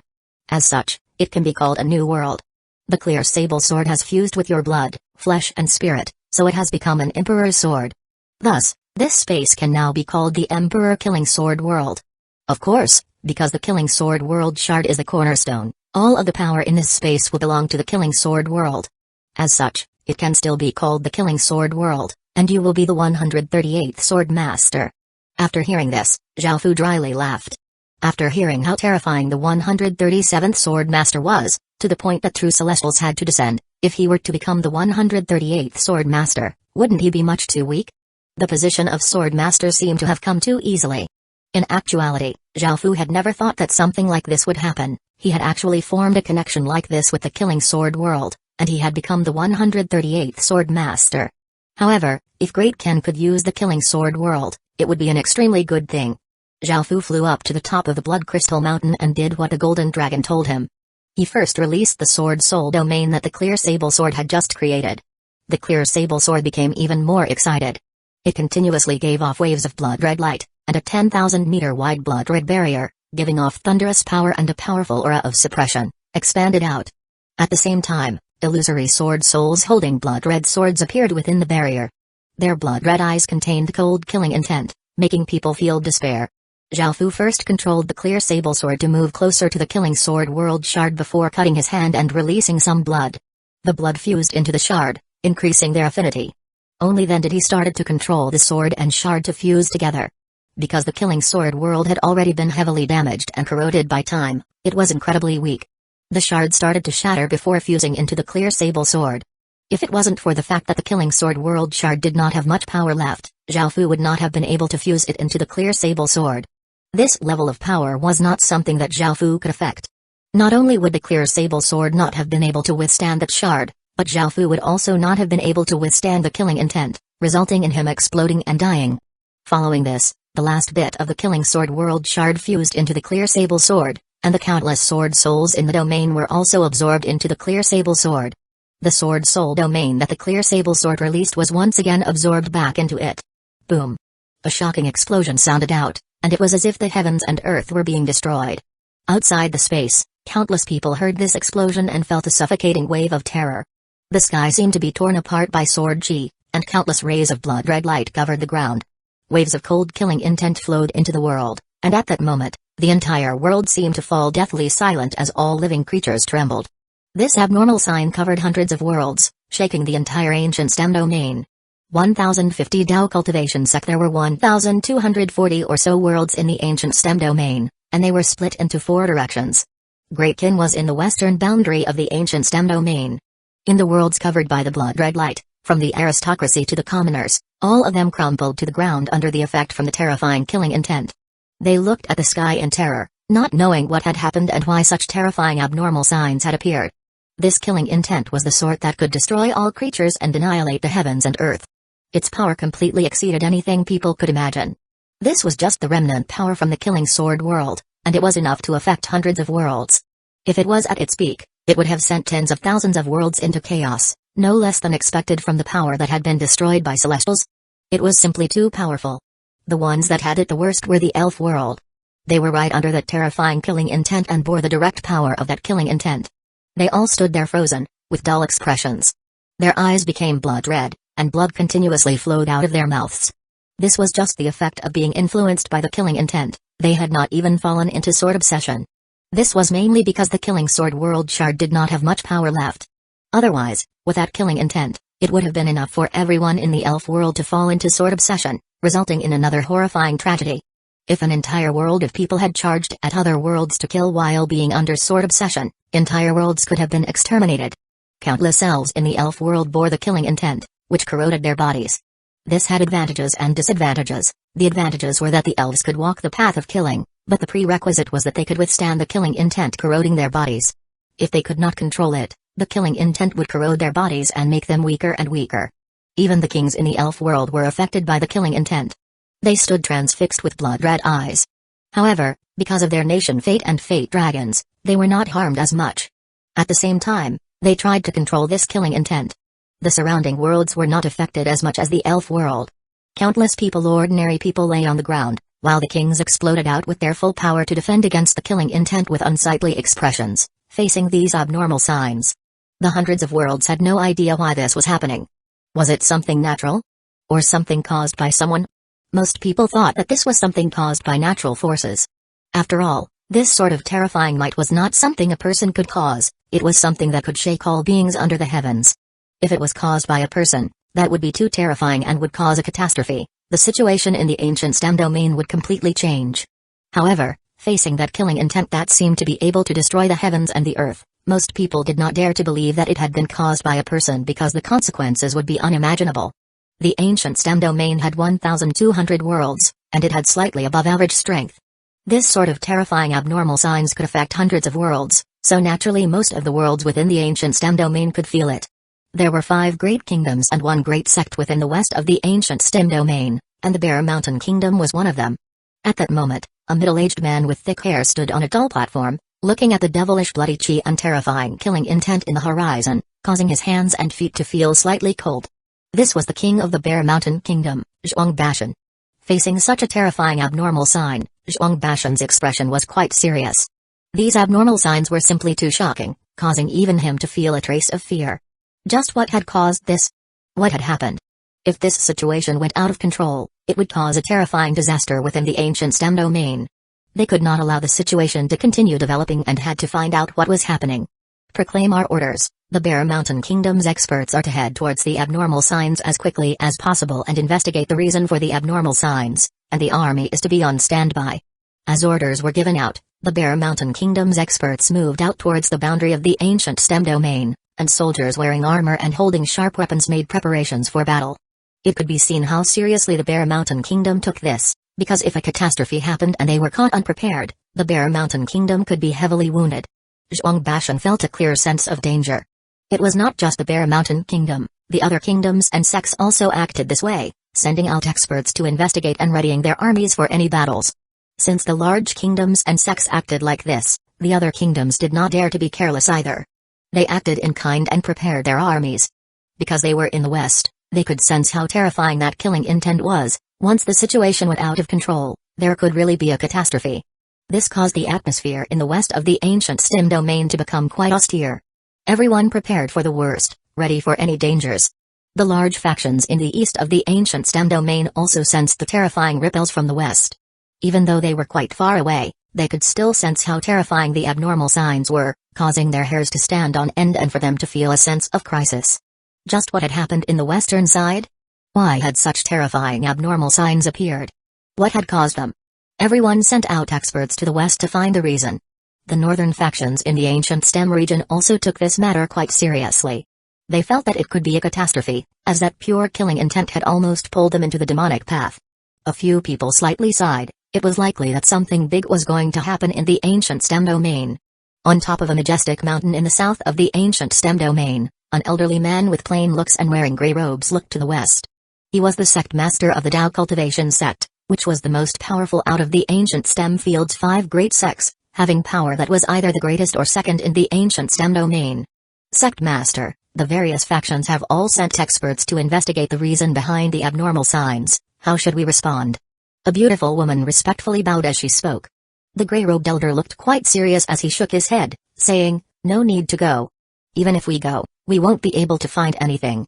The heavens' secrets there are in chaos, and the area is filled with bloodlust. The ancient stem domain's fate, and even the fate of the surrounding domains, are gathering there. I'm afraid that a peerless evil creature has appeared and that the situation in the ancient stem domain is about to change. Everyone might be dragged in unless they leave the ancient stem domain, otherwise, they won't be able to escape this massive vortex. In recent years, the western boundary of the ancient stem domain seems to have gone through many things. There was that big matter that attracted over 10 or so higher beings. The ancient stem domain will be going through an eventful period. No, this sovereign must go and personally take a look." After saying this, the gray-robed elder turned into a ray of light and disappeared over the horizon. 1051 God Sword. Within the killing sword world, Zhao Fu was quite shocked as he defended against the terrifying aura from the clear sable sword. Now, the clear sable sword was burning with a 100-meter-tall bloody flame, giving off a boundless blood-red light that filled the entire killing sword world. Waves of powerful aura blew out like wild gales, causing the surrounding space to twist and turn. Shing! A massive sword hum sounded throughout the entire killing sword world, causing the heavens and earth to tremble. In that moment, all of the bloody chi madly flowed towards the clear sable sword. Some of the sword souls that Zhao Fu had not killed automatically turned into illusory swords and flew over. The countless traces of bloody water on the ground were also absorbed into the clear sable sword. The blood crystal mountain and blood crystals on the ground and floating in the air also started to crack and flew towards the clear sable sword in the sky. Boom! Everything flowed into the clear sable sword, causing its power to rise to its peak. It now gave off an aura that seemed to place it above the heavens. The damaged killing sword world started to gradually collapse, and the heavens and earth started to turn into nothingness as the killing sword world's source energy started to gather towards the clear sable sword. The clear sable sword had already turned into a sword of killing, and after fusing with countless sword souls, it had incredible affinity with the killing sword world. Otherwise, it would not have been able to become the core of the killing sword world so easily. The region-sized space completely collapsed, and Zhao Fu and the clear sable sword were now within a space of nothingness. There was only primal chaos around them, giving off source energy, which could make anyone feel both scared and curious. Now, the clear sable sword seemed to have become a true god sword. It hung in the nothingness, giving off tall bloody flames and boundless blood-red sword light, repelling the nothingness around it and giving off an all-surpassing sword aura. Swish, swish, swish. Hazy sword souls with blood-red eyes and holding blood-red swords appeared around them. There were over 100,000 of them, and they gave off powerful auras. In that moment, all of the sword souls knelt down on one knee to the clear sable sword in the air, acknowledging it as their master. The golden dragon said excitedly, "Zhao Fu, hurry and go and take control of the clear sable sword, then, you'll become the sword master." Hearing this, Zhao Fu hurriedly went forward. Because the clear sable sword had already been fully refined by Zhao Fu, its powerful aura did not obstruct Zhao Fu, allowing him to easily come by its side, and he grabbed its hilt. Immediately, Zhao Fu felt an unimaginably massive wave of killing intent flow into his mind, causing an explosion to ring out within it. His mind went blank, and the killing intent continuously corroded Zhao Fu's body. This time, Zhao Fu's bloodline did not resist, and it instead absorbed the killing intent. Gradually, Zhao Fu's eyes became blood-red, and drops of blood flowed out. A pair of blood-red sword-shaped pupils appeared in Zhao Fu's eyes, adding an extra layer to his eyes. Zhao Fu's long hair gradually became blood-red colored, and a blood-red sword mark appeared at the center of his forehead. Two fangs started to grow out of his mouth, and his body gave off a massive killing intent, causing the space around him to start to freeze. Kill! Zhao Fu's body uncontrollably raised the clear sable sword and pointed it at the sky, giving off a long howl that sounded out in the surrounding tens of thousands of meters. Boom! A massive blood-red light with unimaginable power tore through the space, piercing through the heavens. It seemed to be able to destroy countless worlds, and everything in the world trembled. At that moment, the experts sent by the ancient stem domain's various factions all froze due to the terrifying power. They felt as if they had fallen into icy caverns, and the coldness spread even to their souls. It was not just them, even some people at the center of the heaven-awakened world sensed this, especially some of the factions that had been paying attention to Zhao Fu. Moreover, this was not all. A blood-red color filled with killing intent spread out in the godly spirit world above, and this was the same in the underworld below.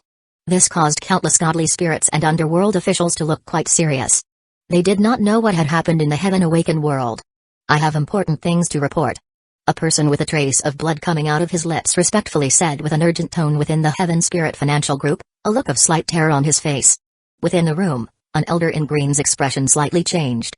The person outside was tasked with observing that mysterious sovereign bloodline, and for him to seem so panicked, something must have happened to that sovereign bloodline. The elder in green had that person come in, and looking at the trace of blood on his lips and his pale face, the elder directly asked, "What happened?" The person described what had happened. He had been observing the sovereign bloodline, but a killing intent suddenly flooded into his body. He had used a great deal of power to force out the killing intent. The green-clothed elder's expression once again changed. There were only a few drops of blood from that person in the Heaven Spirit Financial Group, and it innately held terrifying power. As long as one did not touch the blood, its power would not be released. However, those drops of blood were dangerous, and that killing intent had domineeringly tried to corrode this person's body. The matter was not simple at all. The green-clothed elder immediately reported this matter up, and a few major figures immediately arrived. Looking at the blood orb giving off such an intense killing intent, ordinary people would be directly killed if they were invaded by the killing intent, turning them into monsters that only knew how to kill. What happened to that person recently? There's such terrifying killing intent in the blood, and this killing intent can be called one of the most terrifying martial conceptions in the world. Its origin is definitely terrifying. One of the people said seriously. Another person nodded, saying, "This killing intent is not simple at all, and it is incredibly corrosive. Not only does it contain pure killing intent, but it also has sharp sword intent and dark demonic intent. If someone drank these drops of blood, they would immediately fall into the demonic path, never to recover." One of the other figures laughed as he said, "He didn't disappoint us at all. Looks like the decision we made was correct. Holding out against the pressure of those higher beings was worth it, but..." Wait. One of the people who had been thinking this whole time interrupted, saying, "I seem to have seen this killing intent before." That's right, it seems to have been from an ancient record. This killing intent is called killing sword intent, and it can cause someone to fall into sword obsession. In ancient times, it caused a massive catastrophe and was only suppressed by a few celestials. What? The others looked quite shocked. They had never thought that this killing intent would have such a shocking background to the point that it had caused celestials to descend. Facing everyone's shocked gazes, that person nodded and said, "That killing intent is a type of killing sword intent. However, its berserk, killing nature has been reduced, and it also has a trace of Emperor's aura." 1052 Emperor Star Fate. What? This sort of intense killing intent has already been reduced? Another person gasped in shock. The person who spoke nodded and replied, "Legends say that the Celestials destroyed the killing sword world and used their terrifying power to get rid of this terrifying martial conception. This killing intent is naturally not as powerful as it was before. However, what I'm curious about is how that killing intent appeared. And why is it on that person?" Hearing this, everyone else felt quite confused as well and could not think of the reason. There was another large faction that was paying attention to Zhaofu, and that was the Heaven's Secrets Pavilion. They felt great curiosity towards someone who had 3 Emperor Stars. Many people had tried to find Zhaofu's location, but the 3 Emperor Stars did not give them a chance at all. They stirred up the Heaven's secrets and obstructed all investigations. Everyone could only watch from the sidelines. On that day, everyone had been watching the track of the 3 Emperor Stars from a distance within the chaotic Heaven's secrets, but the 3 Emperor Stars had suddenly been covered by a blood-red light. Even those far away could sense the cold killing intent from that light. They immediately reported that matter up, resulting in countless people coming to take a look. Following this, the Heaven's Secrets Sex Fate Sovereign, the young woman in white, personally came as well. She took this matter incredibly seriously. The young woman's consciousness entered the Heaven's Secrets device and tried to divine the reason behind this, and everyone else silently waited by the side. A while later, a trace of blood leaked out of her lips, and she looked quite shocked as she muttered to herself, "I never thought that he would form a connection to this matter." Before, when he awakened a few Emperor Stars, he already obtained the potential to become a son of Heaven's Fate. Now, he already has the qualifications to become a son of Heaven's Fate. "Fate Sovereign, are you alright?" Seeing that the woman in white was injured, everyone came over in concern. The woman in white came back to her senses and shook her head before saying seriously, "In the future, don't try to divine his fate. His fate is now covered by a layer of murderous intent, and if you're not careful, you will die. This matter has to do with certain celestials, so don't pry into it." After hearing this, everyone felt incredibly shocked, and their expressions became quite grave. They had never thought that this would have to do with celestials. Anything related to celestials was something that could shake the entire world. "Fate Sovereign, what should we do now? Should we still continue to observe him from a distance?" a person respectfully asked. The woman in white thought about it before nodding. "You can continue to observe. Since he has the qualifications to become a son of Heaven's Fate, He will definitely come to the central region in the future. Everyone will know his name, and he might change the Heaven Awakened world. Yes. Everyone nodded and understood how important his matter was. A son of Heaven's fate was blessed by all of the fate in the Heaven Awakened world, and each of them could shake the heavens. However, that person only had the qualifications to become a son of Heaven's fate, and he was not one yet. Despite this, he was able to shock them like this. They knew how terrifying sons of Heaven's fate were, so this person was worth them monitoring. Back in the Killing Sword world, Zhao Fu held the clear sable sword as a blood-red pillar of light expanded out, and a massive blood-red energy barrier spread out, covering the surrounding 100 kilometers. Xing. The clear sable sword gave off a massive sword hum as a wave of source energy spread out from the clear sable sword. Blue skies and grassy ground spread out from Zhao Fu, expanding to the edges of the blood-red barrier. This was a 100-kilometer wide world. The blood-red light around Zhao Fu's body gradually dissipated, and Zhao Fu's consciousness once again took control of his body. Looking at the blue sky and the white clouds and grass on the ground, he felt quite shocked. This Killing Sword world was completely different than the Killing Sword world from before. That one from before was filled with blood and completely ruined, and it had contained no traces of life. On the other hand, this Killing Sword world was filled with vitality and life force, but this did not mean it was not dangerous. Every one rock, every blade of grass, and every drop of water contained killing intent, but it was no longer revealed. Ordinary people would not be able to sense this at all. Zhao Fu held the clear sable sword as he looked about the new Killing Sword world with great interest. It looked just like a normal world on the surface, and there was nothing too special about it. Apart from this, Zhao Fu found a field of swords. There were tens of thousands of swords stuck in the grass, giving off a powerful sword aura. Zhao Fu looked at those swords and found that they were the swords that the Golden Dragon had used to seal those 4 people. Back when the Killing Sword world had collapsed, everything had been sucked into the clear sable sword. The 4 people had already become 4 powerful sword souls within a clear sable sword. Through the clear sable sword, the swords that had sealed them became part of the Killing Sword world. Zhao Fu did not pay much attention to these swords, because according to the Golden Dragon, these swords could create powerful sword souls in the future. The space that had originally been as big as a region was now only 100 kilometers wide. The clear sable sword had gathered all of its power to create a new Killing Sword world. Even though it had become smaller, its uses were greater, and its power had increased. However, now that the world had been remade, was it better to call it the Killing Sword world or the Emperor Killing Sword world? In the end, Zhao Fu decided on naming it Emperor Killing Sword world because this was a new world created by the clear sable sword. As for how to develop the Emperor Killing Sword world, Zhao Fu asked the Golden Dragon. It had said that the Emperor Killing Sword world could expand and grow through killing. However, there was a condition: only people from the Emperor Killing Sword world could provide it with power through killing. The Golden Dragon suggested creating a city using the clear sable sword and having swordsmen enter it and become part of the Emperor Killing Sword world. This would fulfill the condition. However, even though it seemed like the Emperor Killing Sword world had become quite safe, this was not the case. The terrifying killing intent was still there, and even though it had weakened and had a trace of Emperor's aura, it was still something that could not be controlled. Anyone who became part of the Emperor Killing Sword world would become a killing machine and fall into sword obsession. No one would be able to control this, but they would receive a massive amount of power. Now, Zhao Fu could only control the killing intent's power through the clear sable sword, which was the core of the Emperor Killing Sword world.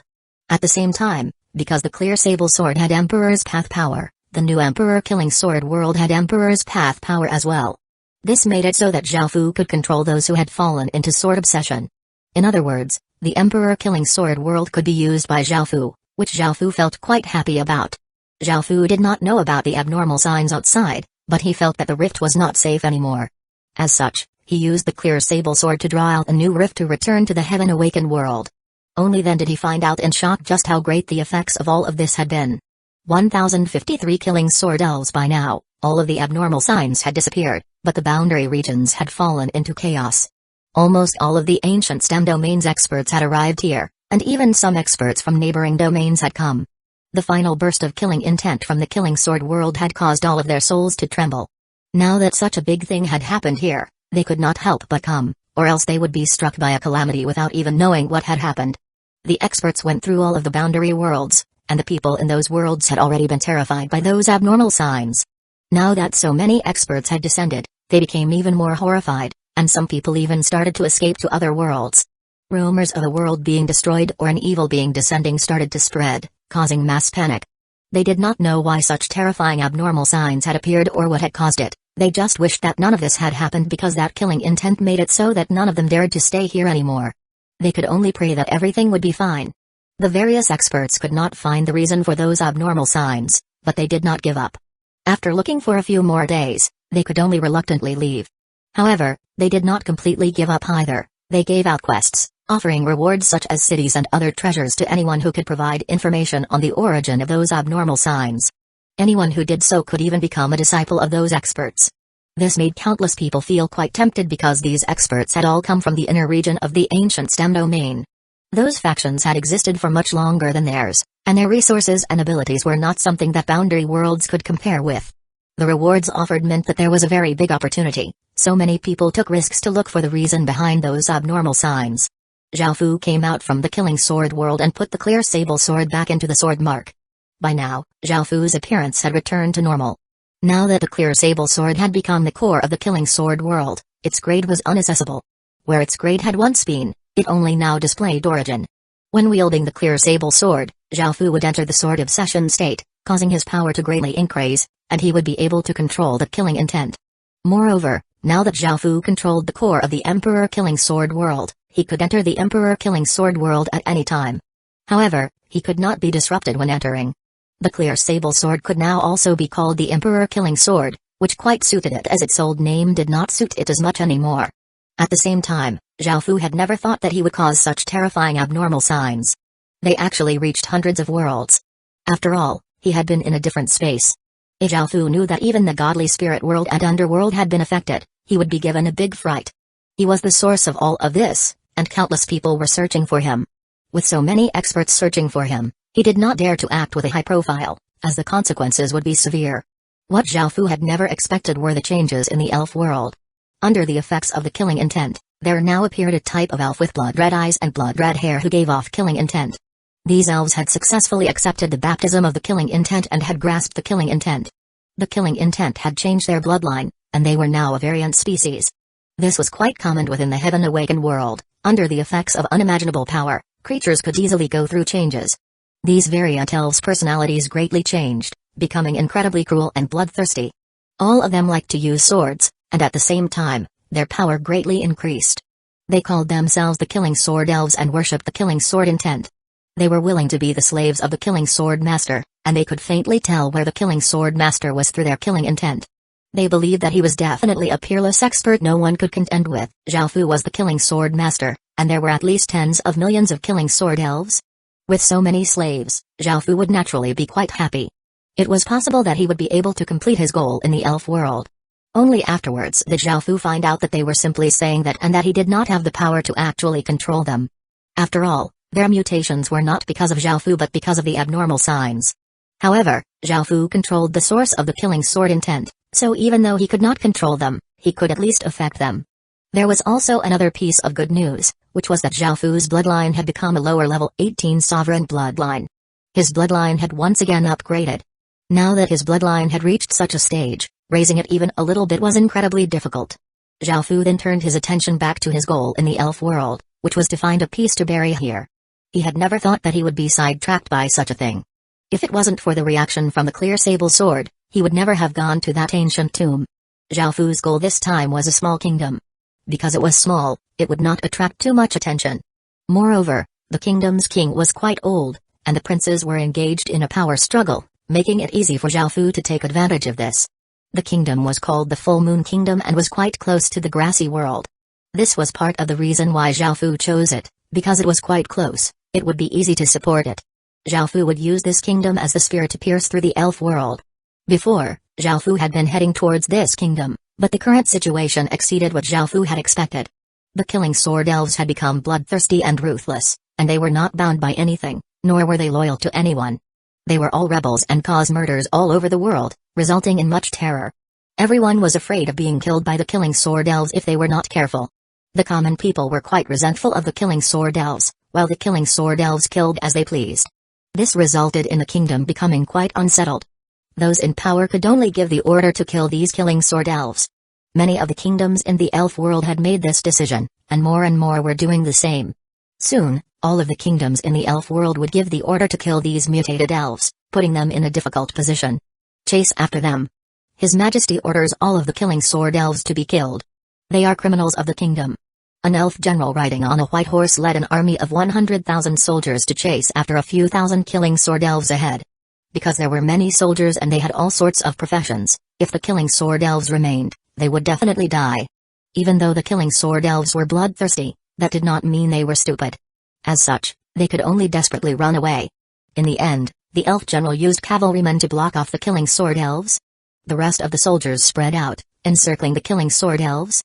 My, what should we do? We're going to be surrounded. A ferocious-looking killing sword elf asked a handsome-looking killing sword elf.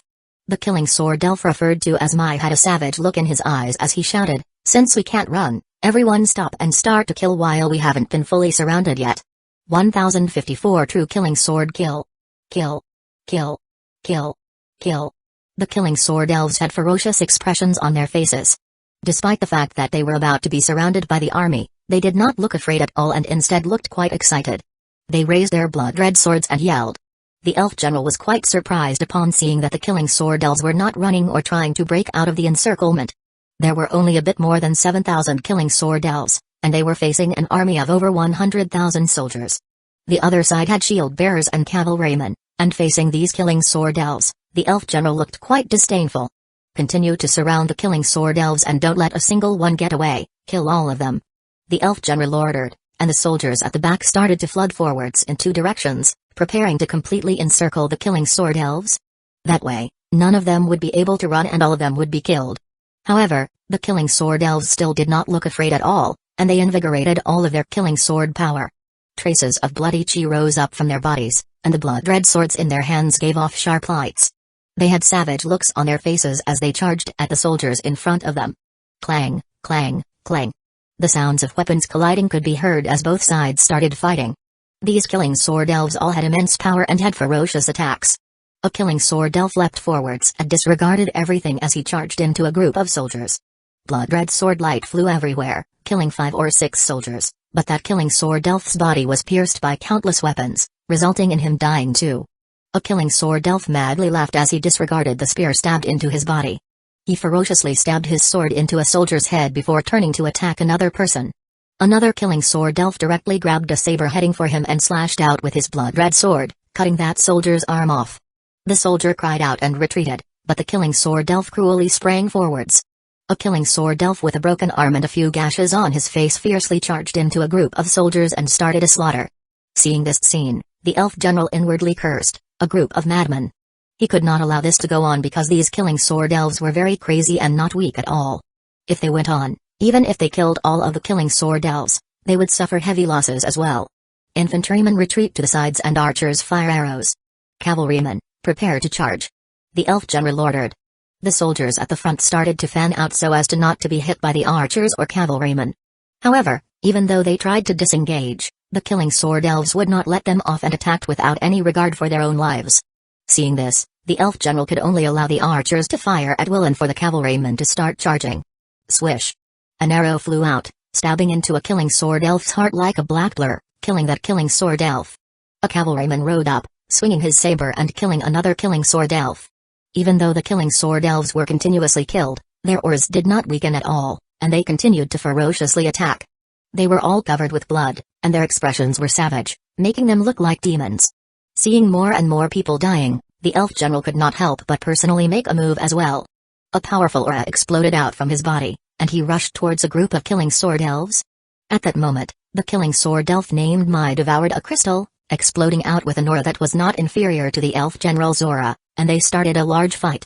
Both sides continuously lost people, and blood flew everywhere. The battle was incredibly intense, and the killing sword elves launched suicidal attacks, each of them taking at least a few enemies down with them. Now, only around 1,000 killing sword elves were left, while the army had lost nearly 20,000 soldiers. Bang! Mai was slashed flying by the elf general, and he opened up a crater as he crashed onto the ground. The elf general stood in the sky, and seeing how many soldiers had died, he looked quite furious as he rushed down and prepared to kill Mai to end the battle as quickly as possible. In response, Mai unrestrainedly laughed. He barely had any power left, but he still gripped his blood-red sword and stood up. He understood that he was going to die, but the madness of his bloodline caused him to go into a killing frenzy. Bang! Mai was once again slashed flying, a new gash on his chest, from which blood continuously flowed. He was heavily injured and looked as if he would die at any moment. The elf general coldly harumphed, "You bunch of madmen who only know how to kill should be destroyed as quickly as possible. We won't allow people like you to exist." Mai crashed onto the ground and did not even have the strength to climb up. His blood-red eyes savagely glared at the elf general as if he wanted to kill him with his gaze. The elf general was furious and prepared to once again attack and kill Mai. Boom. A terrifying aura descended, causing the surrounding space to instantly freeze. Everyone on the battlefield felt their bodies stiffen, and they looked up at the sky in horror. They saw that the sky had become blood-red colored, and there was a figure standing in the air. He wore a black cloak, and there was a blood-red flame around him. He held a black and blood-red sword, and even though they could not see his appearance, the eyes under the hood gave off a chilling blood-red light as if he was the evilest creature in existence. His body gave off immense killing intent that was almost corporeal, causing the clouds around him to dissipate. All creatures close by trembled in terror, and they were the same. The countless soldiers looked terrified as their bodies quaked, and even their souls seemed to be lamenting.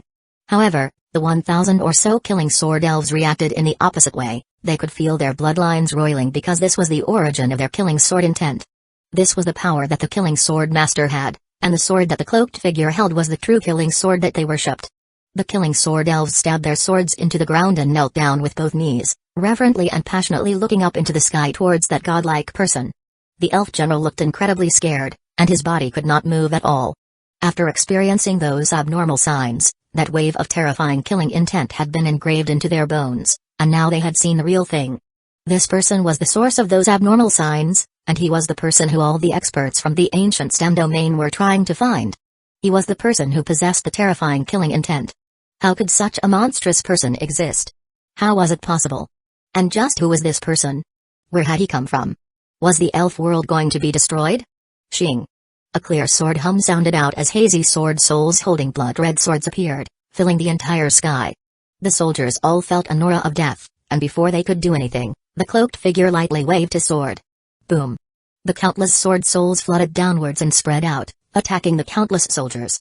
In front of these terrifying sword souls, the soldiers were unable to defend at all. They were all instantly killed, with none remaining. 1055 killing sword master. The ground was littered with corpses, and blood flowed everywhere, giving off a pungent smell. Amidst the corpses, the killing sword elves knelt on the ground, looking incredibly reverent and passionate as they gazed at the godlike person in the sky. That person did not harm any killing sword elves. As the sword souls flowed down, they directly passed through the killing sword elves and did not harm them at all. This made them feel even more excited, as the killing sword master had acknowledged their existence. The heavily wounded Mai looked incredibly moved and crawled up with great difficulty, subserviently and reverently looking at Zhao Fu. Zhao Fu's appearance gave these people true light, saving them out of darkness and giving them a direction to go in. The killing intent had not only corroded their bodies but also their minds as well. Now, the killing sword elves were no longer as savage and looked like loyal little pets. Even if Zhao Fu killed them, they most likely would have no complaints. After hearing about this matter, Zhao Fu had formed a plan, and after executing it, he did not do anything and simply vanished as if he had never been here. Only after a while did the killing sword elves come back to their senses. They excitedly got up from the ground. They had seen the killing sword master today, the source of the killing sword intent. This was their greatest glory. The killing sword elf who had been speaking with Mai took out all sorts of medicinal pills and fed them to Mai, helping him recover. After this, the killing sword elves left this place, and news of the killing sword master spread throughout the entire elf world because of them, shaking the entire ancient STEM domain. What? Those terrifying abnormal signs weren't natural occurrences but were caused by a person. The killing sword master really exists. Just who is that person? He actually caused such terrifying abnormal signs. That person is simply too dangerous. Hurry and investigate him, or the consequences will be terrifying. A demon-level genius has appeared in the ancient STEM domain. I can't believe such a person would appear in the ancient STEM domain. He's simply too terrifying. Will he cause a catastrophe? This matter is incredibly important. That berserk killing intent swept through hundreds of worlds. This is enough proof to show that this matter will definitely threaten the ancient STEM domain. In fact, this matter might have to do with those higher beings coming to the boundary worlds. Countless people looked incredibly serious as they flew towards the elf world. They understood how serious this matter was, so they desperately looked for information about that person. They had to get to the bottom of this, or that person might cause a crisis. The various experts gathered at the elf world, causing the elf world to become incredibly tense. Everyone was incredibly afraid of accidentally offending one of these people. Everyone gathered here was one of the most powerful people in the ancient STEM domain, and massive factions stood behind each of them. None of them could be offended. A black cloak, black and blood-red sword, and a terrifying gaze. What else? A scholarly middle-aged man stood in the air as he asked the others. A young man in white shook his head, saying, "That's it. Apart from that, there's no more information about him." However, from other minor differences, it seems that that person is not an elf and came from another world. Where did that person come from? Is he even from the ancient STEM domain? Did those higher beings come here for this matter? Why do I feel like our ancient STEM domain is about to be caught up in something big? A big man said worriedly. An elder sighed, saying, that sort of terrifying power could cause even you to tremble in fear. It's possible that this really does have to do with whatever the higher beings were here for. That person is not weak at all, and it's likely that he came from the heaven domain. Hearing the words heaven domain, everyone else felt incredibly shocked. That was the center of the heaven awakened world and was not something that their domain could compare to. A valiant-looking middle-aged man said seriously, "That person has most likely left the elf world, and we won't be able to find him. We can only hope that he really is someone from the heaven domain and that he won't come back to the ancient STEM domain. That person is simply too dangerous and can cause the heavens in the ancient STEM domain to be destroyed." Hearing this, everyone else nodded in agreement. Now that they could not find anything in the elf world, they could only leave for now. However, they left some people in the elf world. After all, that person had appeared in the elf world, so perhaps he might appear again. Seeing the countless experts leave, the elves let out sighs of relief. With so many experts gathered here, they did not even dare to breathe loudly. Even the kings did not dare to say anything. After all, it would take those people just a few minutes to destroy the elf world. The ones who were the most happy about this matter were naturally the Killing Sword elves.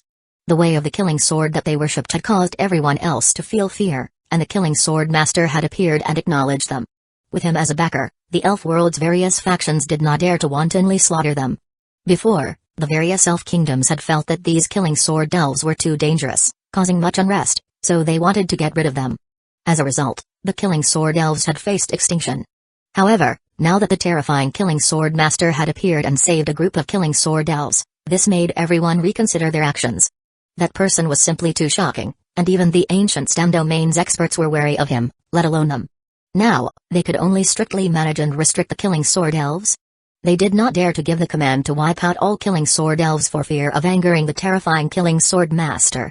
Because of this, countless Killing Sword elves were able to stay alive, and their passion to the Killing Sword Master became even greater.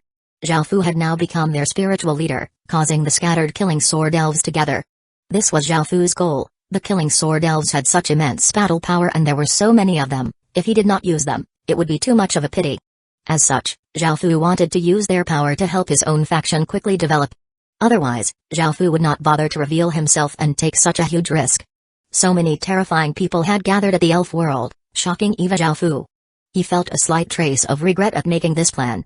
Now that he had completed the initial step of his plan, it was time for the second step, which was the Full Moon Kingdom. Originally, Zhao Fu had wanted to take control over the youngest prince to make him a puppet king, as this would make him easy to control. However, Zhao Fu now had a new target because one of the princes had become a Killing Sword elf. 1056 Half-Sword Obsession. Within a pavilion, a cold and arrogant-looking elf with blood-red eyes looked at the protective screen and said, "Who are you? Why do you want to meet this prince? Do you really have the power to make this prince the king of the Full Moon Kingdom?" "Of course. That's a small matter, but you have to pay a price," a clear and cold voice sounded out from outside the protective screen. Hearing this, the elf felt a bit unconvinced. After all, becoming the king of a kingdom was no small matter, yet that person had talked about it so casually as if it was incredibly easy. "Haha, this prince does not believe your words at all, you're too overconfident," the elf prince said as he coldly laughed. He would not trust a person who had appeared out of nowhere, or he would not even know how he had died. However, just as he spoke, a killing intent that caused his blood to boil came from the protective screen. Feeling that terrifying killing intent, the elf prince did not show any fear, and he instead started to feel excited as he looked at the protective screen. A black-cloaked figure slowly walked out. The elf prince looked at this person in disbelief. He had never thought that the Killing Sword Master the Killing Sword elves worshipped would came to find him. With the help of the Killing Sword Master, him becoming the king of the Full Moon Kingdom would be no problem at all. The elf prince immediately smiled and said, "Please help this prince become king, Killing Sword Master. This prince will definitely put his faith in you." The elf prince spoke very courteously, but he did not bow or kneel, and he spoke with a tone that was only slightly inferior to Zhao Fu as opposed to speaking like a servant. It seemed that his royal bloodline had somewhat resisted the effects of the killing intent, and the killing intent had not corroded him very much. Zhao Fu knew that he could not directly control these killing sword elves, and their lives were still in their own hands. However, no matter what the elf prince did, Zhao Fu had already made his decision. Zhao Fu lightly laughed as he said, "There's naturally no problem, but like I said, you must pay a price." The elf prince said confidently, "No problem, as long as this prince can become the king of the Full Moon Kingdom, this prince will give you anything you want." "Really now?" Zhao Fu gave a trace of a cold smile as he looked at the elf prince and walked towards him. The elf prince felt that something was off and retreated a few steps, saying with a panicked look, "What are you doing? This prince is a prince of the Full Moon Kingdom. With so many experts looking for you, aren't you afraid of being discovered?" Zhao Fu did not say anything. His emperor's domain had already covered this room, making those outside unable to sense anything happening inside. A powerful aura came from Zhao Fu's body, grabbing onto the elf prince like a formless hand. The elf prince looked terrified and tried to struggle, but could not break free at all. With his strength, how could he resist Zhao Fu? Zhao Fu took out the emperor killing sword, and Zhao Fu stepped forwards and stabbed the sword through the elf prince's chest. A massive killing intent flowed out from the emperor killing sword into the elf prince's body. Og! The elf prince howled as countless traces of blood-red light came out of his body. His body started to go through changes as Zhao Fu used the killing intent to fully corrode his body and soul. The elf prince's hands gradually became sharp claws, and fangs appeared in his mouth. His blood-red eyes became even redder, and he gave off a chilling blood-red light. His blood-red hair madly grew until it reached his hips. Seeing this, Zhao Fu withdrew the sword and the wound quickly healed, forming a blood-red sword mark on the elf prince's chest. The elf prince respectfully knelt on the ground and called out, "Owner." Zhao Fu gave a satisfied smile. He had planned to do this to the elf prince from the very beginning. After all, if he wanted to steal his kingdom and make it great kins, he did not need anyone to agree. As such, Zhao Fu needed to fully control him, only then would he obey Zhao Fu and serve him without betraying him. The elf prince was only halfway into sword obsession. Zhao Fu would not allow him to fully fall because he would lose all of his reason and become a monster that only knew how to kill. Even though Zhao Fu would be able to control him, he could not act as a puppet king. Following this, Zhao Fu had the elf prince go back and wait for the next step of Zhao Fu's plan, which was to naturally take the throne. Many people disdained the killing sword elves, so if this elf prince became the king, there would be a lot of opposition. Moreover, there were a few other princes in contention for the throne, making this prince have even less of a chance. What Zhao Fu was going to do now was clear out all obstructions. The first thing to do was to assassinate the elderly king. Zhao Fu was currently waiting for a good opportunity because he could not act too overtly. He could not do it within the royal city because it would attract too much attention, and there was a high chance of failure. After all, the royal city was where all of the nation fate was gathered, and the king had a lot of fate and a fate dragon. If the king was in danger, they would automatically protect him.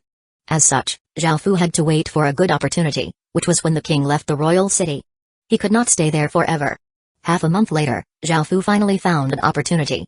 The king brought some people to take a last look of his territory with his own eyes before choosing a successor to take the throne. After they went through the 6th region, Zhao Fu could not wait anymore and directly acted.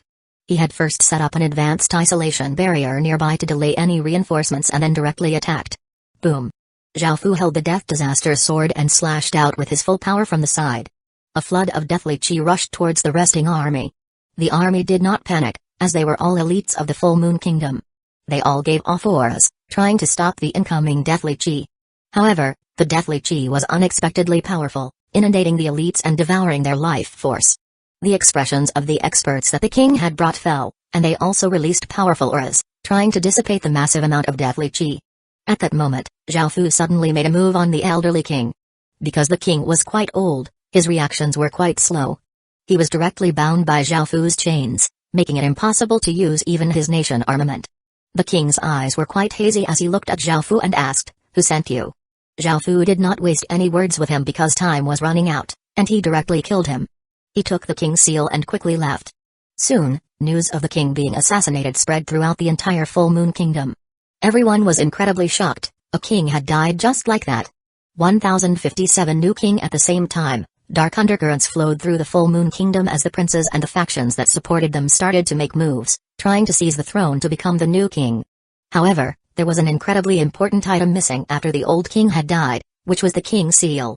Because the King Seal had disappeared, the Full Moon Kingdom's kingdom protecting formation had automatically activated, and the City Hall's protective barrier had also activated itself. The King Seal was the most important item to a kingdom, and if it was lost, it posed a great danger. Of course, it was not like a City Lord seal where anyone who controlled it was the City Lord. This was the seal of a kingdom, and if one wanted to use it, they had to conquer the royal city and have the royal clan's bloodline. Now that they had lost the King Seal, they most likely would not be able to recover it. The kingdom's ministers all discussed this, planning to lower the level 2 barony city to level 1 before creating a new King Seal. The person who created the new King Seal would naturally be the new king. However, who would be the new king? All factions were gathering their forces towards the royal city, and all of the ministers started choosing sides. Even the commoners felt a trace of danger, resulting in much unrest. In just a few days a new king ascended to the throne but did not create a new King Seal.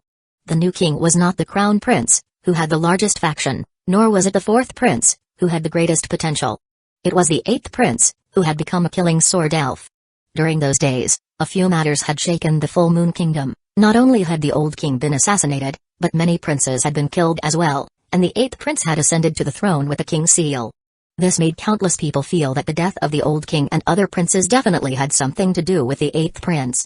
In order to seize the throne, the eighth prince had definitely killed his own father and brothers.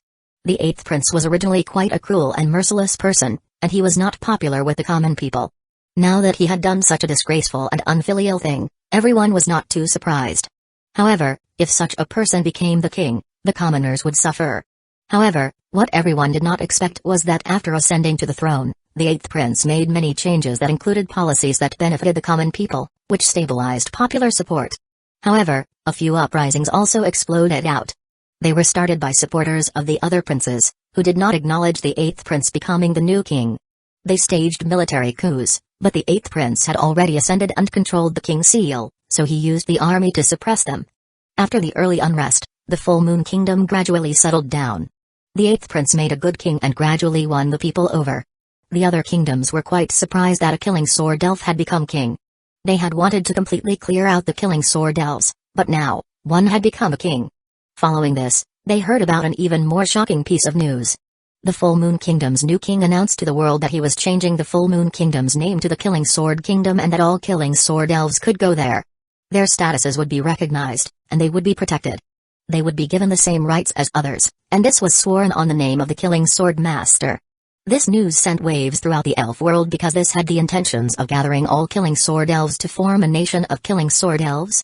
Because of the Killing Sword Master, no one wanted to have any connections with those killing sword elves, and keeping them was simply troublesome. However, the Full Moon Kingdom was now accepting them. Weren't they worried about the killing sword elves making trouble? Moreover, this could be related to that Killing Sword Master. All of the experts in the ancient STEM domain were paying attention to this, so if they were careless, let alone a small barony kingdom, even the entire elf world could be doomed. However, given that the new king of the Full Moon Kingdom was also a killing sword elf, everyone felt more understanding. The killing sword elves were naturally quite delighted about this. They were scattered across various kingdoms and treated disdainfully. They had been a pile of loose sand, and the appearance of the Killing Sword Master had given them a spiritual leader. Now that the Killing Sword Kingdom had appeared, they could truly be united, and with the name of the Killing Sword Master, countless killing sword elves were naturally attracted. In just a few days, the Killing Sword Kingdom received over 20 million killing sword elves, which provided the Killing Sword Kingdom with a massive battle force, and it became much more powerful. The Killing Sword Kingdom was now the best place to live for killing sword elves, so many of them came. Zhao Fu properly managed the killing sword elves so as to stop them from harming the kingdom. Taking care of everything and calming down the situation took about 1 month of Zhao Fu's time. However, Zhao Fu had now completed his goal in coming to the elf world and had set up a powerful piece here. He now needed it to develop powerfully so that it could clear out obstacles for Great Kin in the future. Apart from the Killing Sword Kingdom, he had also obtained the Emperor Killing Sword World. He had spent over a month here, and now it was time to take care of other matters. If the Emperor Killing Sword World was developed, it would be incredibly useful to Great Kin. In order to do this, Zhao Fu had to find people to join the Emperor Killing Sword World.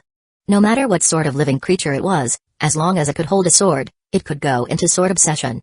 However, if they wanted to use the killing sword intense power, they had to cultivate the way of the sword, and only such people could become part of the Emperor Killing Sword World. The more talent one had in the cultivation of the way of the sword, the more power one could draw from sword obsession. Zhao wanted to find people who could reach higher stages of sword obsession. He had to find people talented in the way of the sword. The killing sword intent primarily seemed like a type of killing intent. It was similar to demonic intent, but its root was sword intent. Sword intent was a terrifying type of martial conception, and with it as the foundation, the killing sword intent was quite monstrous. Now that the Emperor Killing Sword world had just been reforged, it was only 100 kilometers wide, so only 100 people could join it. Great Qin's army had billions of people, and 100 spots was simply not enough.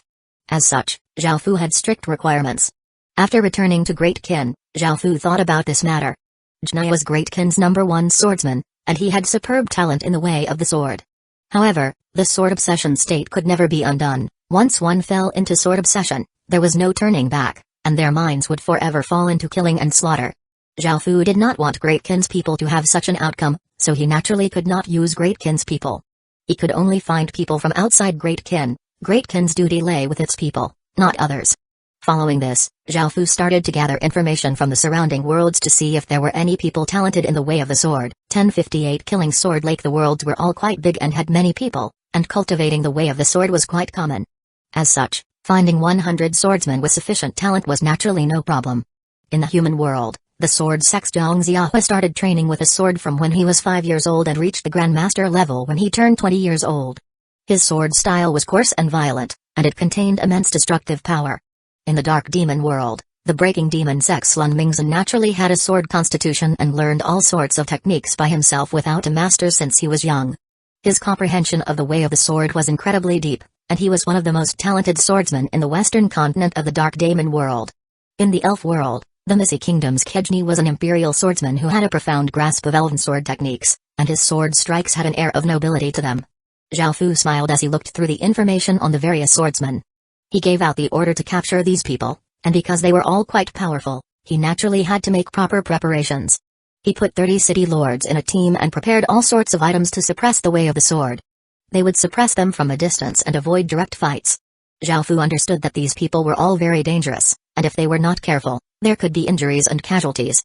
Zhao Fu put Chnaya in charge of this operation and gave him an official seal equivalent to a Marquisate city seal in order to prevent anything from going wrong. If they could not defeat their targets, they could directly suppress them with pure strength. Clang, clang, clang.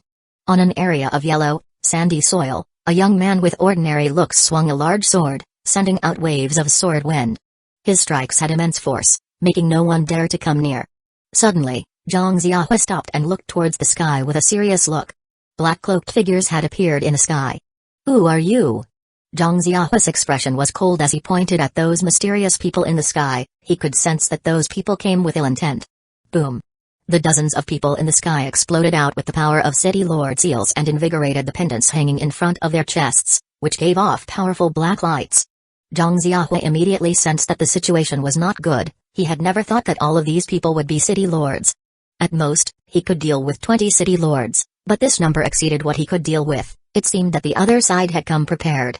Zhang Ziahua's first thought was to leave, but it was already too late. Just as he prepared to move, the people in the sky pointed at him, causing a black magic formation to appear around him, and an extremely mighty power locked him down. No matter how much Zhang Ziahua struggled, he could not break free from this power, and he was taken away by those mysterious people. Within an exquisite and beautiful castle, a golden-haired middle-aged elf laughed as he taught a few elf children sword techniques. The children practiced the sword techniques in an awkward and clumsy wave, causing the middle-aged elf to laugh. However, in the next moment, Kejni's expression fell, and he quickly said to the elf children, "Hurry and go back into the room." The children did not know what was happening, but seeing how serious Kejni looked, they obediently returned to the room.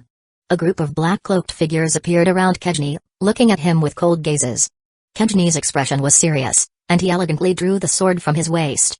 The mysterious people did not say anything and chose to directly act, causing chains to fly forwards with massive power. Clang sounded out, and despite trying his best, Kejni was unable to resist and was taken away at the end. The elf children soon ran out but could not find Uncle Kejni. A while later, more people arrived and found out what had happened. Kai. Lun Mingzhen pierced through a person's heart and disdainfully harumphed. There was a pile of corpses on the ground, and it seemed like there had just been a big battle. The reason for this battle was because Lun Mingzhen had taken a liking to a treasure, but that person had not been willing to give it to him, so he could only take matters into his own hands and take it by force. As such, Lun Mingzhen did not hold back and killed all of them, including a few elderly and children. After taking the treasure, he wiped off the blood from his sword and prepared to leave. However, a black-cloaked figure holding a sharp sword stood in the direction that he was going. Lun Mingzhen's expression became grave because he could sense that this person's aura was very powerful and incredibly sharp. He was most likely another swordsman. Neither side said anything and directly drew their swords to start fighting. In the end, Jnaya carried the half-dead Lun Mingzhen back to Great Qin. After various sword geniuses suddenly disappeared, many people caught on to this and felt quite curious.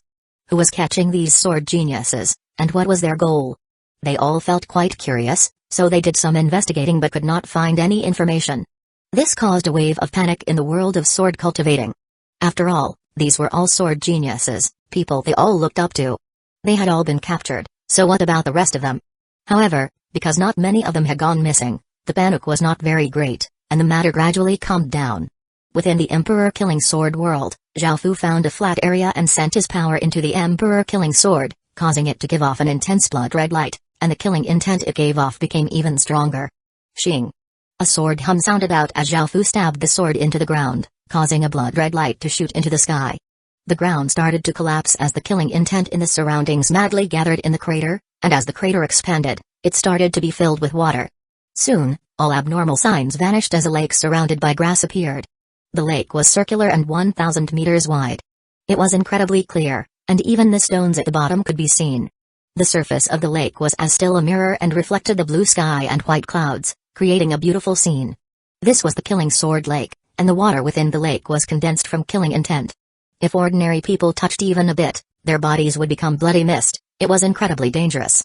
Following this, 100 people were brought before Zhao Fu. These people were the sword geniuses Great Qin had captured. Most of them did not know who Zhao Fu was, but some people from the human world did. Great Qin's legatee, you tyrant! Why have you brought us here? A young man furiously shouted. Zhao Fu lightly laughed as he replied, don't you cultivate the way of the sword? We will allow you to reach the pinnacle of cultivating the way of the sword. Are you the killing sword master? Some people guessed Zhao Fu's identity and cried out after sensing the killing sword intent everywhere in this world. Hearing this, the people from outside the legacy lands looked incredibly shocked, while those from within looked quite confused. They did not know that Zhao Fu's name had resounded throughout the entire ancient STEM domain and that some people from the heaven domain even knew about him. Zhao Fu replied, if you have any last words, say them now and Great Qin will try to fulfill any requests you have. Otherwise, we will be starting now. Everyone's expressions fell, and they tried to resist. Some sighed and said their last words before they were sent into the lake by Zhao Fu. 1059 Newbie World. Zhao Fu looked at the 100 people in the lake. Their eyes were tightly shut and had fallen asleep. Their bodies and souls were all being corroded by that terrifying killing intent. Now, all Zhao Fu could do was wait. At that moment, Zhao Fu took out millions of different swords that he had prepared earlier. The lowest grade was dark gold rank, and with Zhao Fu's resources that spanned a few worlds, this was no problem at all. Zhao Fu stabbed all of the swords around the lake, and together with the grass, lake, and blue sky, they formed a grand scene. These swords were all for those who went into sword obsession. Those in sword obsession definitely needed a sword, and the swords left here would also be invaded by the killing intent, turning them into swords of killing. This would make it easier for them to fuse with those who went into sword obsession. 9 days later, the people within the lake slowly opened their eyes. Their appearances had greatly changed, their hair and eyes became blood red, and their pupils became sword-shaped as 2 fangs also grew out of their mouths. Their hands had also become claws, and a blood-red sword mark appeared on the back of their hands. They no longer breathed and their hearts no longer beat, their eyes were cold and only gave off pure killing intent. Their bodies rose out of the water, and they grabbed at the air, causing 100 swords around the lake to tremble and give off sword hums before flying into their hands. The sword marks on the back of their hands gave off blood-red lights as countless thin, blood-red tentacles came out of their hands and wrapped around the swords. The blood-red tentacles gradually fused into the swords, causing the swords to become blood-red and seemed to have a life of their own. Swish, swish, swish. The people leapt out of the lake, giving off massive blood-red auras. The water made of killing intent on their bodies automatically vanished. Zhao Fu looked at the 100 people in front of him with satisfaction. Their auras were all extremely powerful, and even without City Lord seals, their auras could compare to the City Lord of a basic city. Now, they stood in front of Zhao Fu without any thoughts in their mind except killing. No matter what they were like before, now they only obeyed Zhao Fu. No matter what he told them to do, they would absolutely comply. Zhao Fu brought the 100 people to Anork City. This was a basic city in the wilderness, and Great Ken had not yet cleared this place. Zhao Fu just wanted to see the true power of sword obsession. Kill. Zhao Fu waved his hand and gave the order to kill, following which the 100 people turned into rays of bloody light and shot into the city and started to kill. In front of them, the orcs were unable to resist at all. Whenever they attacked, they would instantly kill large groups. The countless orcs could only run in terror, and the city lord was easily killed in just a few moments. 10 or so minutes later, everything calmed down. The orc city was filled with blood and corpses lay strewn across the ground. There were hundreds of thousands of corpses, and only a small portion of the orcs had escaped. The people in sword obsession stood beside the corpses, their swords giving off faint blood-red light. The blood from the corpses were drawn out by a formless power and entered the blood-red swords, causing their strength to gradually become stronger. Perhaps these people were too weak. Zhao Fu had only seen a one-sided massacre and nothing too special. The people in sword obsession had not been injured at all, so Zhao Fu naturally had not been able to see their true power. Zhao Fu felt a bit disappointed and relocated the basic city. Because the people in sword obsession grew through killing, as did the emperor killing sword world, Zhao Fu could not keep these people by his side. As such, he sent them to the front lines. There would never be a shortage of killing there. After returning to Great Kin, Zhao Fu did not take care of internal matters and instead sent people to collect information about the ancient STEM domain. Zhao Fu had never thought that the abnormal signs would have caused so many experts from all over the ancient STEM domain to come. Zhao Fu was naturally quite wary towards them, and because he could not defeat them, he had to be extremely careful. He knew that those people were looking for him. Because he had many things to do, he had put the matter aside for now, but now that he had time to deal with it, he had to treat it carefully. Zhao Fu currently had a layer of mysteriousness draped over him, but if that mysteriousness was gone, they would not hold back at all. Before, Zhao Fu had not cast his sights so far, only on the surrounding dozens of worlds. Great Kin was still a newbie that still had not yet lost its protection, so Zhao Fu naturally could not cast his sights so far away. However, now that Great Kin could cross worlds, very few people would treat it like a newbie. Within the ancient STEM domain, very few people could develop so quickly, and this was especially so before their protection had even expired. Great Kin could still rely on the heavenly domain boundary for protection and defend against dangers from outside. It was an incredibly shameless newbie. Now that he had caused such a big matter, Zhao Fu had to have a greater understanding of the ancient STEM domain and prepare himself, or else he would not even know how he died. Following this, Zhao Fu called over Yao Shi, who was the little fatty Zhao Fu had brought in from outside. He had come from the Medicine King world, which was within the inner regions of the ancient STEM domain. As such, he most likely had more of an understanding of the ancient STEM domain. Heavens, big bro, you caused such a commotion outside? All of the experts from the ancient STEM domain came? Big bro, you're too terrifying. Yao Shi had become even fatter, and he looked at Zhao Fu with shock. In front of others, he would call Zhao Fu your majesty, but in private, he still shamelessly continued to call him big bro. At first, he did not know why Zhao Fu had called him over. However, after Zhao Fu had simply explained the matters outside, Yao Shi felt so shocked that he did not know what to say. He felt that following a big bro like this was simply too awesome. It had exceeded anything he had expected. Back at the elf world, he had felt that Zhao Fu's identity was not simple at all, so he had shamelessly clung onto Zhao Fu. Only later did he find out that Zhao Fu was actually just someone from a newbie world. However, Great Kin's strength greatly shocked him. Very few people in newbie worlds could have such strength. Great Kin's rapid development had caused Yao Shi to feel incredibly happy, and he felt that he had not chosen the wrong person. However, Yao Shi had still underestimated this big bro of his.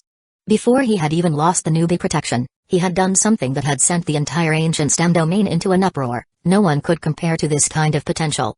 For him to have a big bro like this, Yao Shi was happy to death. He was sure that he could walk with this big bro to the pinnacle of the world. After recovering from his shock, Yao Shi's expression became serious as he said, "Big bro, I advise you to be infinitely careful. The strength of those within the inner regions is not something a newbie world can compare to. The main issue is your foundation. Even if it's a kingdom of the same level, there will still be a big gap." 1060 10,000 Dragon Financial Group. Let's talk about soldiers first. In the outer regions, almost all soldiers are at least stage 1, some are stage 2, there are few stage 3 soldiers, and those with stage 4 strength are essentially all generals. Even though the ancient STEM domain is just a little domain in the boundary of the Heaven Awakened world, the forces at the center are definitely much more powerful than a newbie world like yours. This is indisputable. The kingdoms in the inner regions primarily have stage 2 soldiers, some stage 3 soldiers and stage 4 soldiers, and those with stage 5 strength are military officers. Stage 2 soldiers are way more powerful than Stage 1 soldiers, so if they started to fight, the result would be obvious. Also, the longer a faction has existed for, the more powerful its foundation will be and the more tricks they will have up its sleeves. It can be said that the factions in the inner regions are much more powerful than those in the outer regions. Their strength is on a completely different level. Zhao Fu felt quite surprised after hearing the true strength of kingdoms in the inner regions. Even if they were of the same level, if they started to fight, it would be quite difficult for Great Ken to emerge victorious. Moreover, the ancient stem domain was just a small domain near the boundary of the Heaven Awakened world. Just how powerful was the Heaven domain at the center of the Heaven Awakened world? Thinking about that, Zhao Fu could not help but gulp, putting aside his arrogance from before. Great Ken was still much too weak. After talking to Yao Shi some more, Zhao Fu gained a deeper understanding of the ancient stem domain. He decided to use the Emperor Killing Sword less in the future as it could cause great problems and drag in Great Ken. Zhao Fu did not want to draw people from the inner regions to attack Great Ken. At the same time, Zhao Fu heard about some of the more powerful factions in the ancient stem domain and learned more about the Bear Mountain Kingdom. The person who had fought with Zhao Fu before was the third prince of the Bear Mountain Kingdom, and there was enmity between them. Now, Great Ken did not lack Stage 1 corpses, as they had around 2 billion stored up. However, they lacked Stage 2, Stage 3, and Stage 4 corpses desperately. If he went to the inner regions of the ancient stem domain, perhaps he would be able to obtain some high-stage corpses. These corpses could be refined into blood god pills, which contained a large amount of cultivation power. After consumption, they could greatly increase one's cultivation, but each blood god pill of each level could only be consumed once. Different blood god pills of different levels were refined from corpses of different cultivations. They could cause a soldier with no cultivation to go from Stage 0 to Tier 0 Level 4, someone from Tier 0 Level 5 to Tier 0 Level 8, or someone from Tier 0 Level 8 to Stage 1. The effects of each blood god pill was like this, greatly increasing one's cultivation in a short period of time. The reason why Great Ken was so powerful was largely because of these blood god pills. They could be said to be Great Ken's cheat item. With the blood god pills, Zhao Fu could quickly reduce the gap between Great Ken and those in the inner regions so that they would no longer have to fear the kingdoms in the inner regions. As such, Great Ken needed a large number of blood god pills. At the same time, because of the Great Orbs, Great Ken soldiers' grades were much higher than those of ordinary soldiers. This made their cultivation speed and comprehension faster and greater than ordinary people. This also decreased the gap between Great Ken and the factions in the inner regions, and it also made up for Great Ken's lack of foundation. After thinking for a while, Zhao Fu decided to go to the inner regions to obtain a large number of high-stage and high-grade corpses. Great Ken had to reduce the distance between it and others. However, this required crossing over 100 worlds, and even though Zhao Fu could use teleportation channels, it would require a lot of time. It would also be quite dangerous, so Zhao Fu started to make preparations. A bit more than a month later, light snow started to fall and cold winds that seemed to be able to cut one's skin started to blow. All of the leaves had fallen off the trees, and there was no longer any bird singing. Thin layers of ice formed over creeks, and it became quite cold everywhere. It was now winter, the fifth winter Zhao Fu had experienced in the Heaven Awakened world. Zhao Fu brought the simply dressed Jnaya to a hotel and booked 2 good quality rooms. Over the past months, Zhao Fu and Jnaya had been traveling the whole time. Because there were not teleportation channels from each kingdom to other kingdoms, Zhao Fu had to build his own network of teleportation channels to reach the inner regions of the ancient stem domain. However, next time he came, things would be much easier. Zhao Fu had built the teleportation channels in hidden places in order to make sure they remain safe. After doing some cleaning, Zhao Fu and Jnaya went to the bottom level and prepared to have something to eat. Now, they were already within the inner regions of the ancient stem domain. Almost all of the soldiers were Stage 2, and even some residents had Stage 1 cultivation. They were much more powerful than those in the outer regions. Zhao Fu primarily came here to find a financial group to work with. As long as one had enough money, a financial group would do essentially everything. With the abilities of financial groups, it would be much easier for them to find and collect things than Zhao Fu collecting them himself. Moreover, it would not be so easy for him to expose his identity. There were a few very powerful financial groups in the ancient stem domain, and they had existed for a long time and had deep roots. They were more powerful than even some dukedom kingdoms, and if Zhao Fu worked together with them, the incident that had happened at the Kershi kingdom most likely would not happen again. They would be able to stably provide Zhao Fu with corpses, but this all required money. This city was a barony city and belonged to a faction called the 10,000 Dragon Financial Group. Most of the factions part of the 10,000 Dragon Financial Group were in the western side of the inner regions, and it was the closest financial group to Great Ken. If they could not work together with them, They would have to travel another month. Jnaya, sit down and eat with me. Zhao Fu ordered a table of delicious dishes and planned to have a good meal to make up for the tough conditions they had traveled in over the past month. By now, Zhao Fu's strength had greatly surpassed Jnaya's, and he did not need his protection anymore. He had only brought Jnaya to take care of matters that were inconvenient for him to take care of. After all, as a single person, he was quite limited. Hearing this, Jnaya nodded and sat down, and both people started to eat. At that moment, an elegant young man in white with a beautiful silver sword at his side walked in with 2 bodyguards. There was 1 male bodyguard and 1 female bodyguard. The man looked cold and handsome, and he gave off a sharp sword aura, seeming like an expert in the way of the sword. The woman's aura was extremely powerful, and she wore black clothes. She had a graceful figure and a beautiful appearance. "Waiter, prepare a table of the best dishes and wine."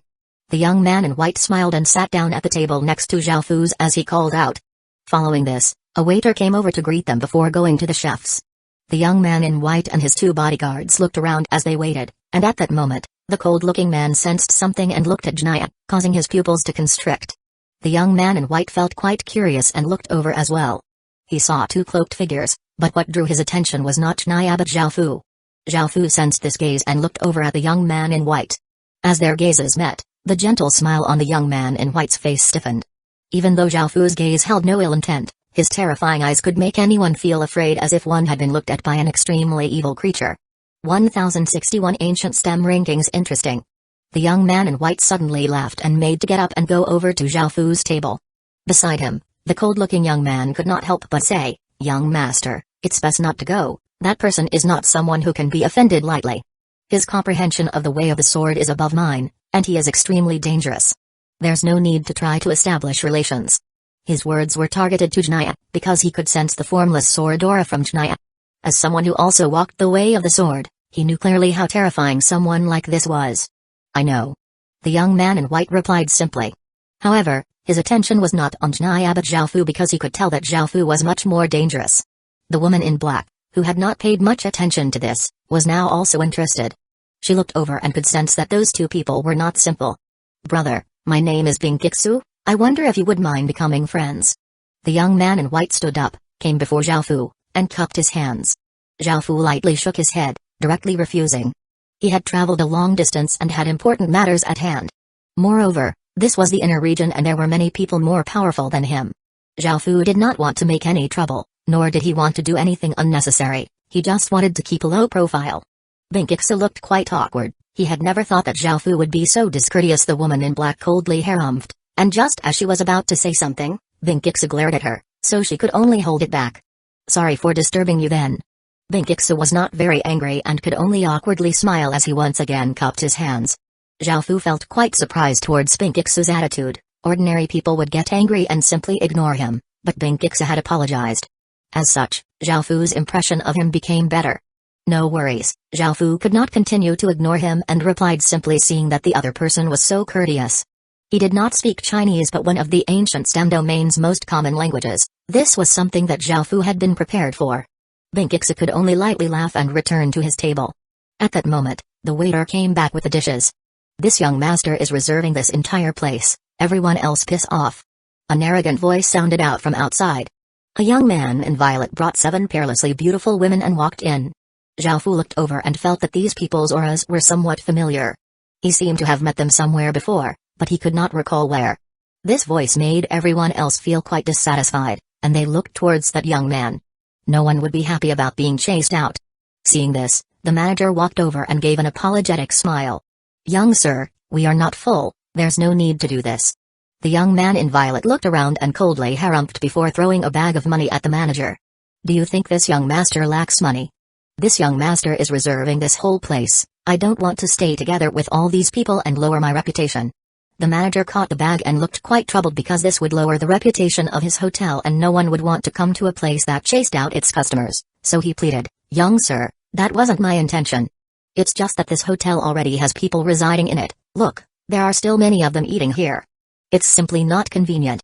The violet-clothed young man's gaze became cold, and he gave off a terrifying aura, causing the atmosphere in the hotel to freeze as he said, "This young master is the 8 Dragon's Essence Sex Young Sect Master Long Yang. Be tactful and scram." "What? He's Long Yang? The 19th ranked person on the ancient STEM rankings?" Everyone felt quite shocked. They had never thought that this violet-clothed young man would have such an illustrious identity.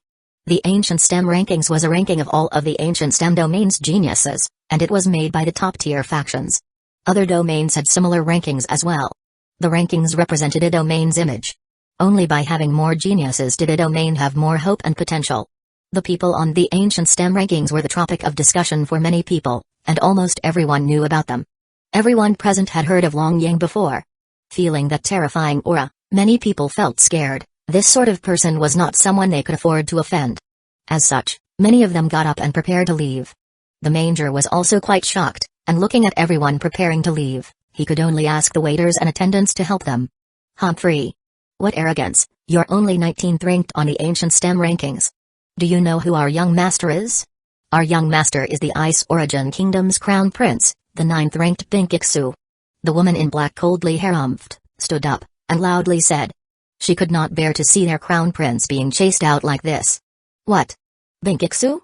The 9th ranked on the Ancient STEM Rankings, Binkixu? Everyone was once again sent into an uproar. They had never thought that such a major figure, who was even more prominent than Long Yang, would appear here.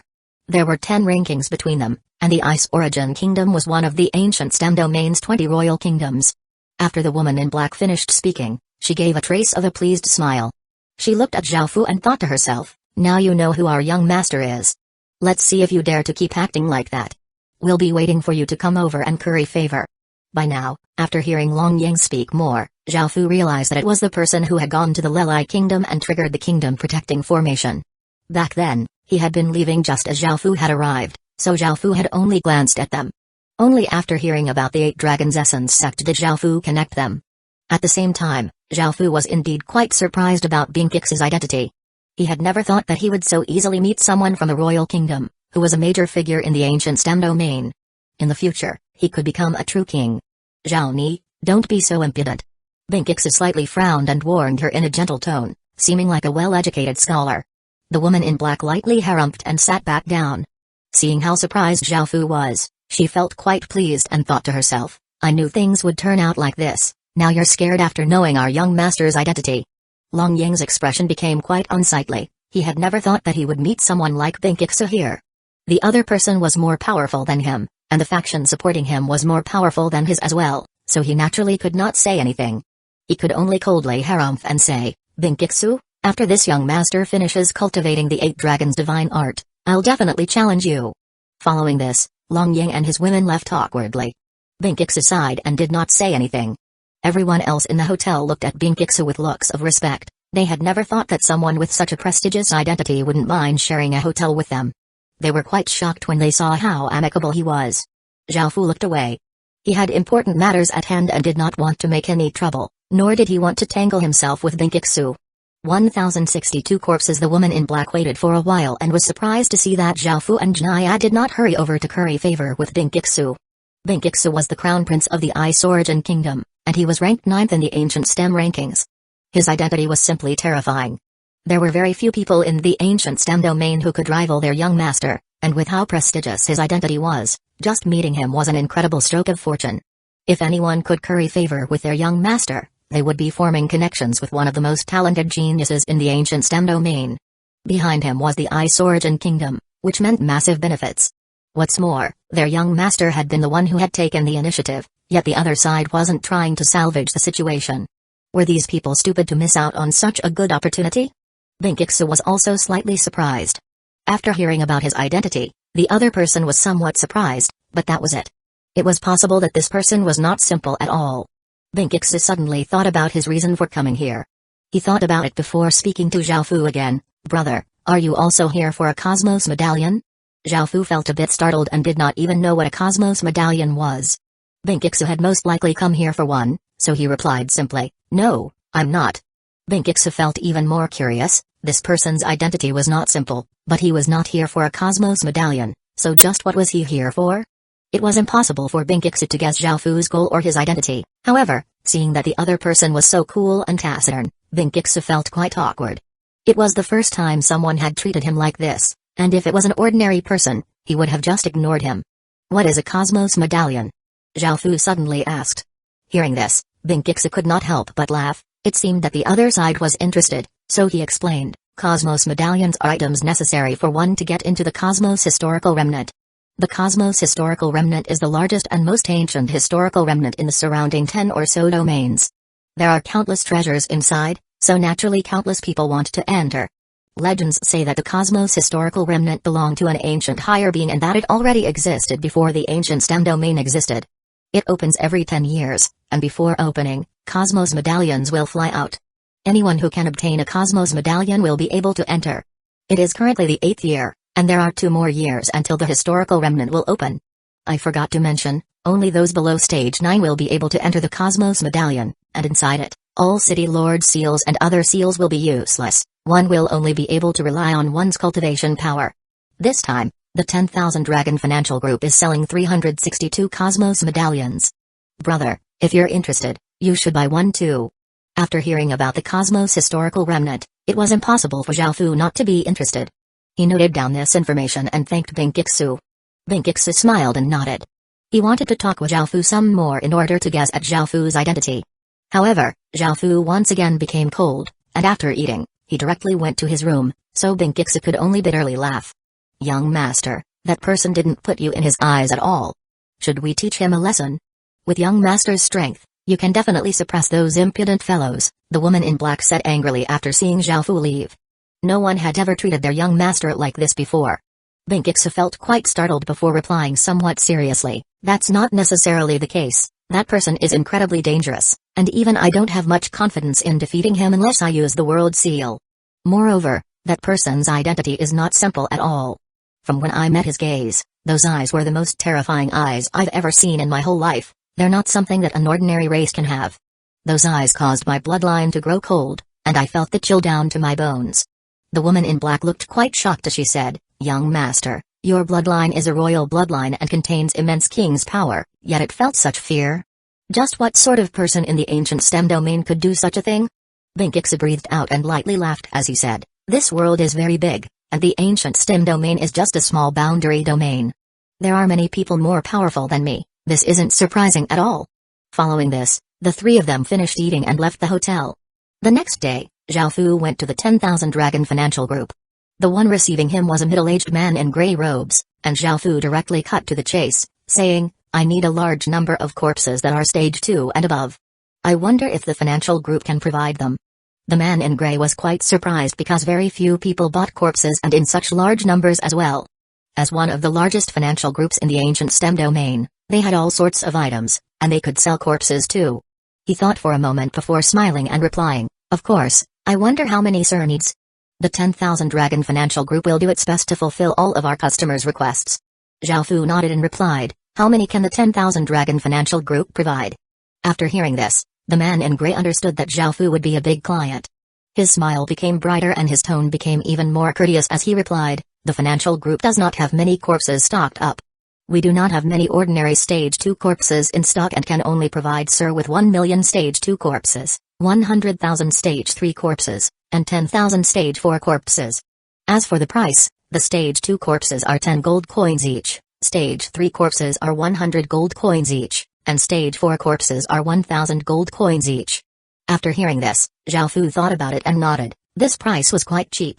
Back when Zhaofu was buying from the Kershi Kingdom, stage 1 corpses were 20 gold coins, stage 2 corpses were 100 gold coins, and stage 3 corpses were 500 gold coins.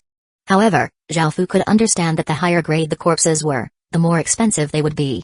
Stage 4 corpses were 1,000 gold coins each, so 10 would be 10,000 gold coins, 100 would be 100,000 gold coins, 1,000 would be 1 million gold coins, and 10,000 would be 10 million gold coins.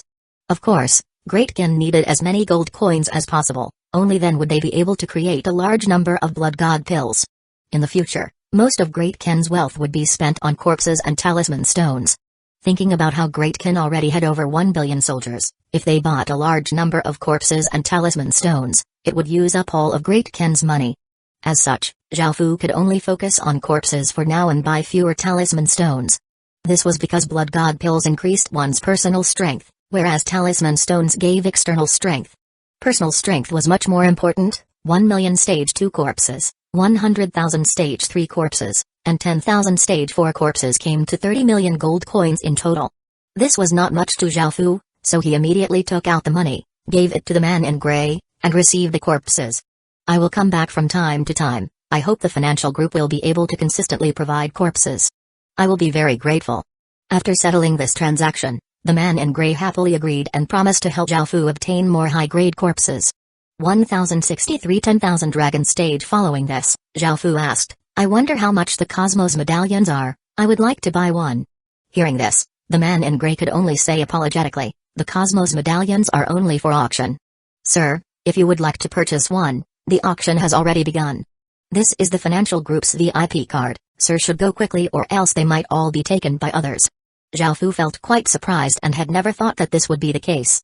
He received the Silver Dragon inscription card from the man in gray and quickly left to go to the auction hall. Seeing that Zhao Fu was in such a hurry, the man in gray said, Sir, since you're in such a rush, I'll have someone take you there. That way, you won't have to look for the auction hall yourself. Following this, the man in gray called over a decent-looking youth who led Zhao Fu to the auction hall. However, by the time they arrived, the auction had already concluded, making Zhao Fu feel quite disappointed. He had wanted to obtain a Cosmos medallion to go to that Cosmos historical remnant and see what he could obtain. That historical remnant was not simple at all, but it seemed that he would not have the chance anymore. Zhao Fu could only sigh and prepared to leave with Jnaya. At that moment, a light laugh sounded out from behind Zhao Fu. Brother, you were just a bit late. The auction has concluded and all of the items have been sold. Zhao Fu turned and saw that it was Binkixu, and he could only helplessly nod. Zhao Fu had never thought that after hearing about the Cosmos medallions yesterday, they would already be gone today. It was simply too fast. I was fortunate enough to buy two. I wonder if brother would like one. I can gift you one, Binkixu said as he looked at Zhao Fu with a smile. Zhao Fu did not reply, even though all it would take him was a single sentence. However, Zhao Fu did not want to owe anyone because he would have to repay the favor in the future. Moreover, he would feel quite bad about it. Humphrey. This young master bought 3, do you want one?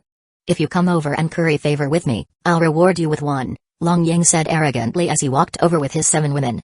Long Yang was quite wary of Binkixu, but he did not care too much about others. He remembered the humiliation from the previous day, and he had been in a bad mood since then.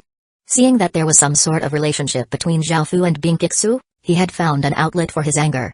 The 8 Dragons Essence sect had existed for a long time and was quite powerful, having 6 worlds. As such, he was not very afraid of a royal kingdom, only somewhat wary.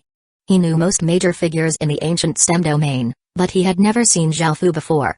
As such, he did not place Zhao Fu in his eyes. Zhao Fu's expression became quite discontent, but he did not say anything. Binkixu slightly frowned. He was quite fed up with Long Yang, but he was also quite wary. That's right, our young master is the young sect master of the 8 Dragons Essence sect. If you curry favor with him, you'll obtain great benefits, a peerlessly beautiful woman in red hugged Long Yang as she said proudly. She did not hear Binkixu's words just then, that he said that he would simply gift Zhao Fu a Cosmos medallion if he wanted one. Why would he go over and curry favor with Long Yang? The people around them started to gather, wanting to see a good scene. During the auction, they knew how prestigious both people were, neither of them were people who they could afford to offend. As such, they felt quite curious about what was happening and came over to watch. Facing everyone's gazes, Long Yang gave a trace of a domineering smile and threw a wooden medallion that was as big as a palm in front of Zhao Fu. He spread out his hands, hugged 4 of the women, and said, take it if you want, this young master will give it to you. This sent the surrounding crowd into an uproar. That was a Cosmos medallion, and each of them were worth at least 20 million gold coins, yet he was giving away one just like that? Looking at the Cosmos medallion on the ground, everyone felt a burning desire to pick it up and put it into their own pockets. However, they were afraid of Long Yang's identity and strength, so they did not dare to do that. Long Yang, you're going too far. Binkixu looked slightly furious. Long Yang was evidently humiliating Zhao Fu and him as well. Seeing that Binkixu was angry, Long Yang felt quite pleased and understood that he could not continue, or else things would get out of hand. As such, he loudly laughed and prepared to leave. The youth standing beside Zhao Fu, the attendant from the 10,000 Dragons financial group, felt quite nervous because he had never thought that such a thing would happen. Where else can I obtain a Cosmos medallion? Zhao Fu suddenly asked the attendant. Since the 10,000 Dragon financial group sold them, perhaps there were other places where he could obtain them as well. The attendant immediately replied, the 10,000 Dragon financial group still has one, but it is on the 10,000 Dragon stage and requires one to step onto it. After saying this, the attendant felt quite regretful. No one had ever been able to step onto it before, so wasn't he just wasting his breath? In the end, it might result in Zhao Fu becoming displeased. He could not afford to offend such a person. Let's go. Take me to the 10,000 dragon stage, Zhao Fu said calmly. He did not want to obey Kiksu, nor did he want to endure Long Yang's humiliation, so he could only go try his luck at the 10,000 dragon stage. The attendant looked quite regretful and said, "Sir, the 10,000 dragon stage is extremely difficult to climb and has strict requirements regarding a person's bloodline and fate. Since it was built, not a single person has been able to climb it." Hearing that it relied on one's bloodline and fate, Zhao Fu could not help but smile. If it was anything else, Zhao Fu would not feel much confidence, but on those 2 points, he felt immense confidence. "I understand, just take me there," Zhao Fu replied. Seeing that there was no convincing him, the attendant could only take Zhao Fu to the 10,000 dragon stage. Hearing that Zhao Fu wanted to try to step onto the 10,000 dragon stage, everyone in the crowd felt quite shocked and started to laugh.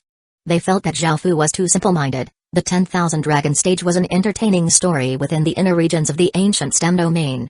There were countless treasures on top, and anyone who could step onto it could claim them all. That person would also become the supreme VIP of the 10,000 dragon financial group. Countless people had dreamed of stepping onto it, but no one had ever managed before. Benkixu had tried before, but he was unable to at all. Benkixu could not help but say, "Brother, there's no need to go through such trouble. I just wanted to become friends with you, and this Cosmos medallion is just a small gift. There's no need to take it so seriously." Ha ha ha. He wants to step onto the 10,000 dragon stage? Keep dreaming. What an arrogant and naive fellow. Long Yang loudly laughed, and the 7 women around him also covered their mouths as they laughed. Zhao Fu breathed out and calmed himself down before politely refusing Benkixu and ignoring Long Yang, heading towards the 10,000 dragon stage. 1064 8 dragons divine are seeing how ungrateful Zhao Fu was. The woman in black coldly harumphed. Our young master is treating him so well, yet he doesn't accept it. He's unable to differentiate good from bad. Does he think any ordinary person can step onto the 10,000 dragon stage? Our young master has a pure royal bloodline but can't do it, so how can he do it? He's going to lose face soon. Benkixu also could not understand why Zhao Fu was so stubborn. Did he really hate him that much? As for whether or not Zhao Fu could step onto the 10,000 dragon stage, Benkixu was also sure that he could not do it. He had personally tried before and knew that ordinary kings would not be able to step onto it. It would be difficult for even ordinary emperors. Apart from bloodline, there was also the requirement of fate. One required a massive amount of fate, which was not something an ordinary king could have. No one knew why the 10,000 Dragon Financial Group had built this stage. Rumors said that it existed when the 10,000 Dragon Financial Group was established, and no one knew its purpose. Let's go and watch the show. There's someone who wants to step onto the 10,000 Dragon stage. He's looking to be humiliated. Let's go mock him and put him in his place, people in the surrounding crowd said. Long Yang looked quite disdainful. He had tried the 10,000 Dragon stage before, and he knew how terrifying it was. Zhao Fu wanting to step onto it was simply dreaming. He wondered how Benkixu had met such an arrogant person. However, that person had chosen not to pick up the Cosmos medallion he had thrown. It seemed like he had some backbone. As such, Long Yang decided to also go and watch him be humiliated. Thinking about that, Long Yang smiled as he said, "Let's go. Come with this young master to take a look." A beautiful woman next to him cutely harumphed as she said, "Hubby, you already know what the outcome is, so what is there to look at? How could he be more capable than our hubby? After hubby finds the last sister for us and cultivates the 8 dragons' divine art, you'll definitely defeat Benkixu." "That's right. We believe that hubby is the best. You're already ranked 19th even without the divine art, and after you cultivate it, you'll definitely be able to enter the top 5. Another pretty woman said. A dainty and beautiful woman said, "What a pity. We finally found a suitable person last time but her virginity was already taken by some bastard, such a pity. Otherwise, hubby would already be cultivating the divine art. I've been waiting so long for hubby to take me and play with my body to the point that I can't get off the bed for 3 days, a seductive woman said as she licked her lips. Long Yang smiled as he hugged this woman and passionately kissed her before comforting her, saying, "This young master also wants to. Later, we'll keep looking for the 8 princess, and then this young master will show you what true pleasure is." Zhao Fu followed the attendant and walked towards the 10,000 Dragon stage with other people following behind. It was not just Long Yang who went but also Benkixu, wanting to see what would happen. At the same time, Benkixu became more and more curious about Zhao Fu. From how Zhao Fu seemed, it was possible that he was not from the ancient STEM domain, as he did not know about many big matters. Most of these things were known by people from the ancient STEM domain.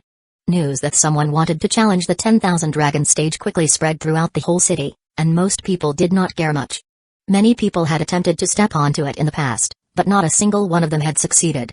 As such, most people did not care because they already knew what was going to happen. It was most likely yet another naive fellow giving it a shot. After all, there were countless treasures on the 10,000 dragon stage, and anyone who could step onto it would obtain all of them. Anyone would be excited at the chance of something that cost nothing but could bring infinite benefits. There were many people who wanted to step onto the 10,000 dragon stage, so most people disregarded this news. They couldn't go over and watch every single person who attempted it. They didn't have the time to watch another minor figure lose face. However, when they heard that this person seemed to have some sort of connection to the 9th-ranked person on the ancient SAM rankings, Vinkitsu, they started to feel more interested. Moreover, after hearing that there was conflict between him and the 19th-ranked Long Yang, most people could not hold back anymore. They were curious about the relationship between these people and what that person's identity was to be able to have connections to so many major figures. Was he another major figure on the ancient STEM rankings? Everyone felt quite curious and started to head over, mainly to see those two major figures. Zhao Fu was just a side character, and they did not care too much about such a nameless person. After walking for a while, everyone came before a massive stone stage. The stage was 1,000 meters tall and a few hundred meters wide, and it was circular-shaped. There were massive steps going up to it, with each one being 3 meters wide and half a meter tall. There were stone pillars on each of the steps, with incredibly lifelike dragons engraved on them. Each dragon seemed to be different. Above the stone stage, there were countless restrictive barriers giving off an incredibly dangerous aura. However, within the restrictive barrier, the lights of treasures could be seen, giving off different colors, making anyone feel quite tempted. The 10,000 dragon stage gave off a grand and domineering aura as if it truly did contain the might of 10,000 dragons and could cause all creatures to submit. After bringing Zhao Fu here, the attendant apologized before hurriedly leaving. He did not think that the situation would escalate to this, and he decided to quickly report this. He had only been responsible for leading Zhao Fu to the auction hall, and the manager had told him that this was an important customer who he had to take care of properly. On the way, he had said all sorts of things to make Zhao Fu happy, but he had never thought that this matter would drag in two geniuses on the ancient STEM rankings. This completely surpassed anything he could bear, so he immediately went to report it. After hearing about this, the manager felt quite surprised and hadn't thought that such a thing would happen. That mysterious person was not simple at all. What was his purpose in buying so many corpses? Since he was related to two people on the ancient STEM rankings, the manager started to wonder what he was going to use the corpses for. It was possible that he was from a large and powerful faction. They would have to treat him even better in the future. Manager, what should we do? That VIP is about to challenge the 10,000 dragon stage. The attendant looked quite worried as he looked at the manager, who was deep in thought. Hearing this, the manager lightly laughed and waved his hand, saying, "No need to take this matter too seriously. Since he wants to try, just let him try. The result will be the same anyways. Ever since it was built, no one has ever stepped onto the 10,000 dragon stage because it's simply impossible. Back then, even the first president was unable to, so do you think anyone else could? Just let him do it. Just treat him well in the future, and look around to see if we can help him obtain a Cosmos medallion as well." Seeing that the manager was not worried at all, the attendant also relaxed and nodded. By now, the 10,000 dragon stage was surrounded by people, forming an ocean of people. There were at least a few million people, creating a noisy and lively scene. Their gazes were all gathered on a cloaked figure standing in front of the 10,000 dragon stage. 1065 10,000 dragon stage. Zhao Fu stood on the 10,000 dragon stage, calmly looking at the grand stage. He slowly breathed out and took his first step. When Zhao Fu's foot stepped onto the first step, a massive and ferocious aura flowed at him, and that feeling was like a massive river assaulting him, making him powerless to defend. Zhao Fu's gaze became serious and instantly released his aura, making him seem like a big mountain that split the river in half. Zhao Fu's body stood there unmoving as if he was a statue.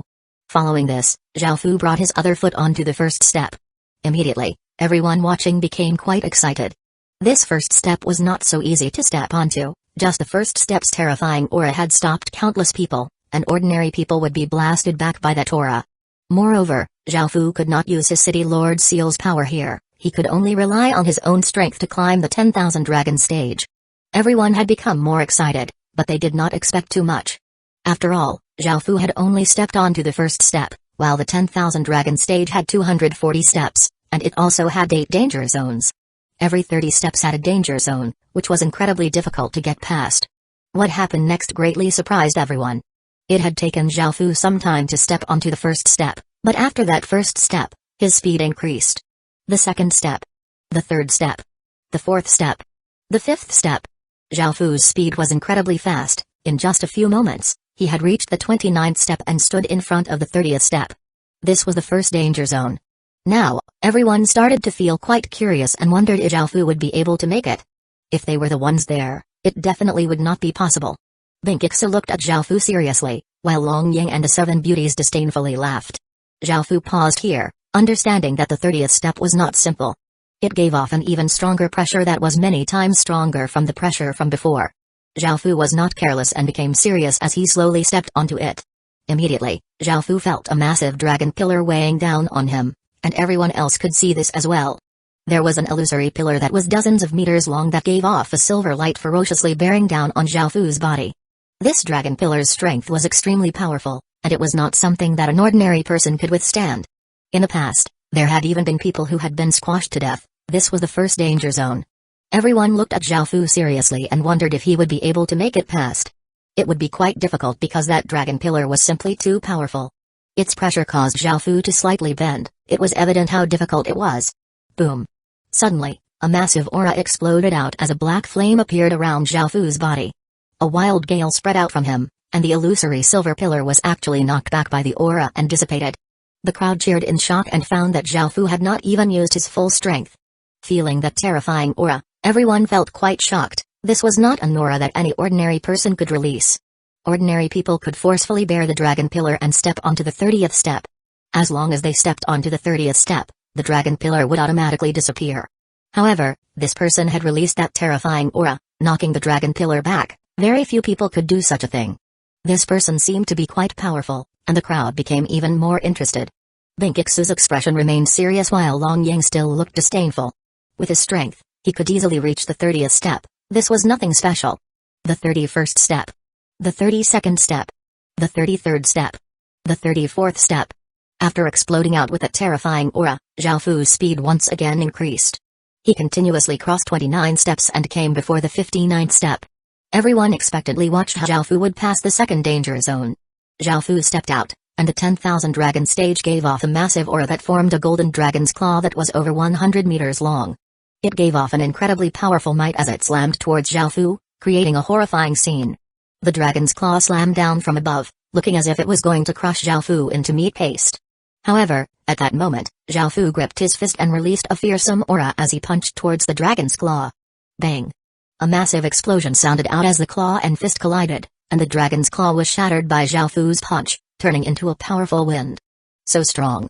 The crowd again cried out as everyone watched this scene in shock. Apart from marveling at how strong Zhao Fu was, there was nothing else in their minds that could describe this scene. Mangekyō now looked slightly startled, and the woman in black beside him looked quite shocked. Long Yang was now expressionless. Zhao Fu's strength was now enough to catch his attention. After stepping onto the 60th step, Zhao Fu's speed did not slow down as he continued to move ahead. The 61st step. The 62nd step. The 63rd step. The 64th step. Following this, Zhao Fu arrived at the 89th step with the 90th step before him, the third danger zone. Everyone focused as they once again watched him take a step. Roar.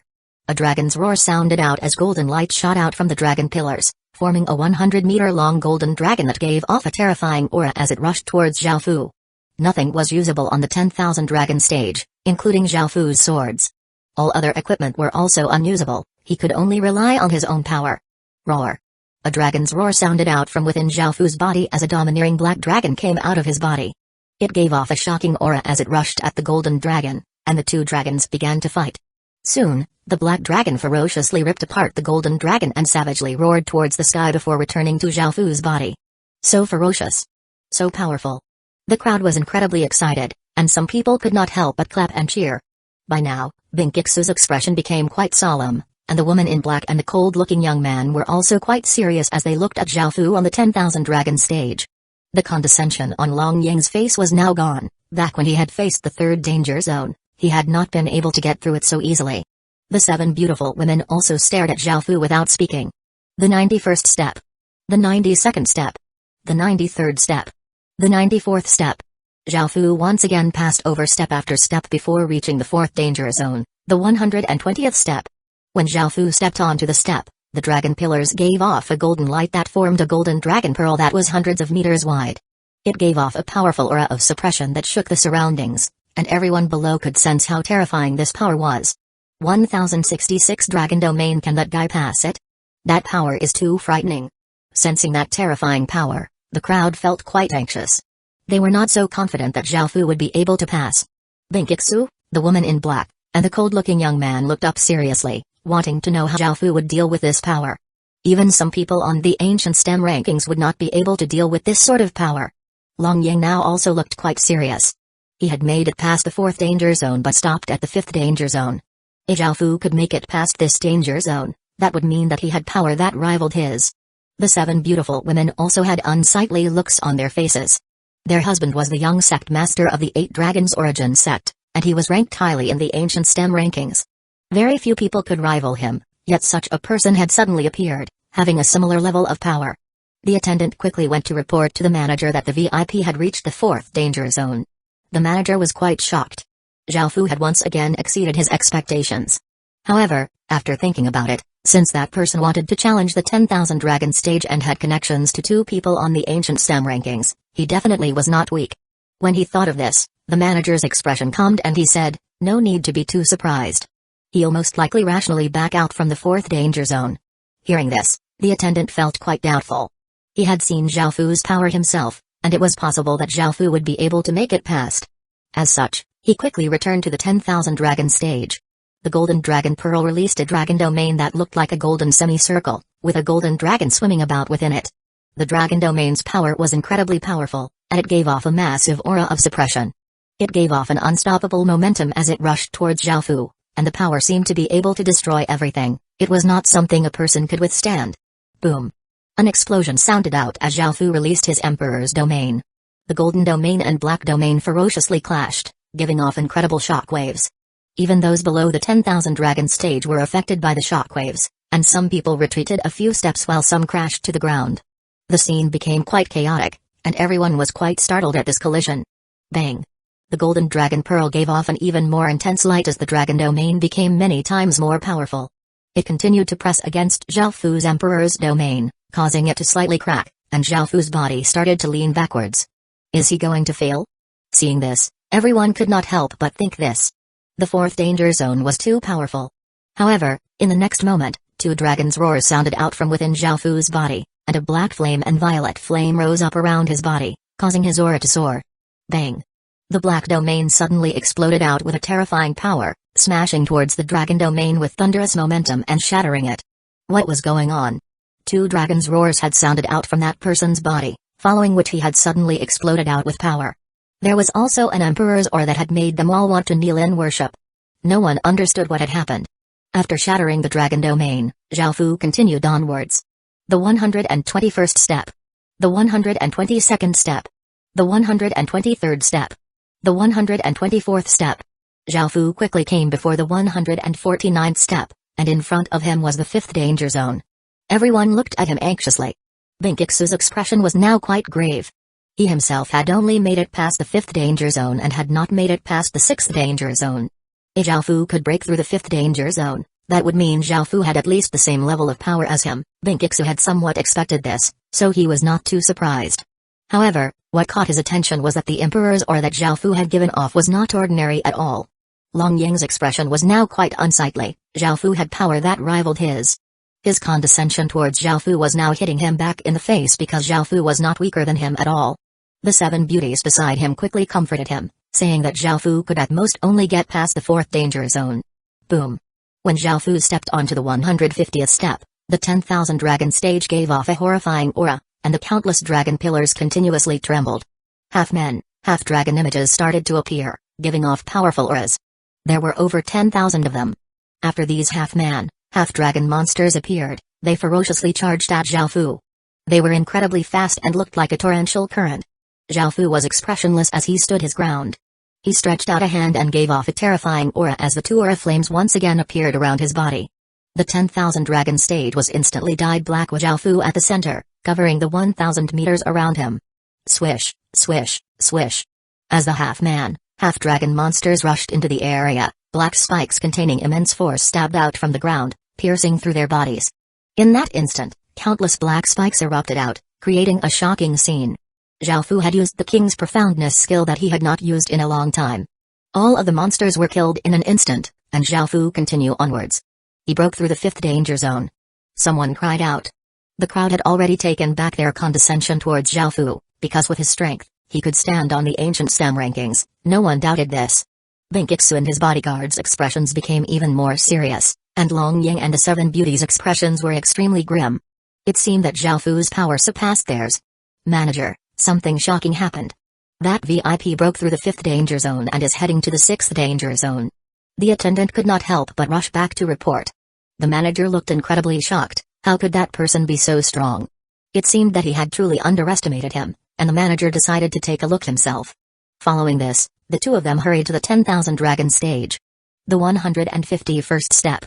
The 152nd step. The 153rd step. The 154th step. By now, Zhao Fu could feel a massive pressure, and his speed decreased.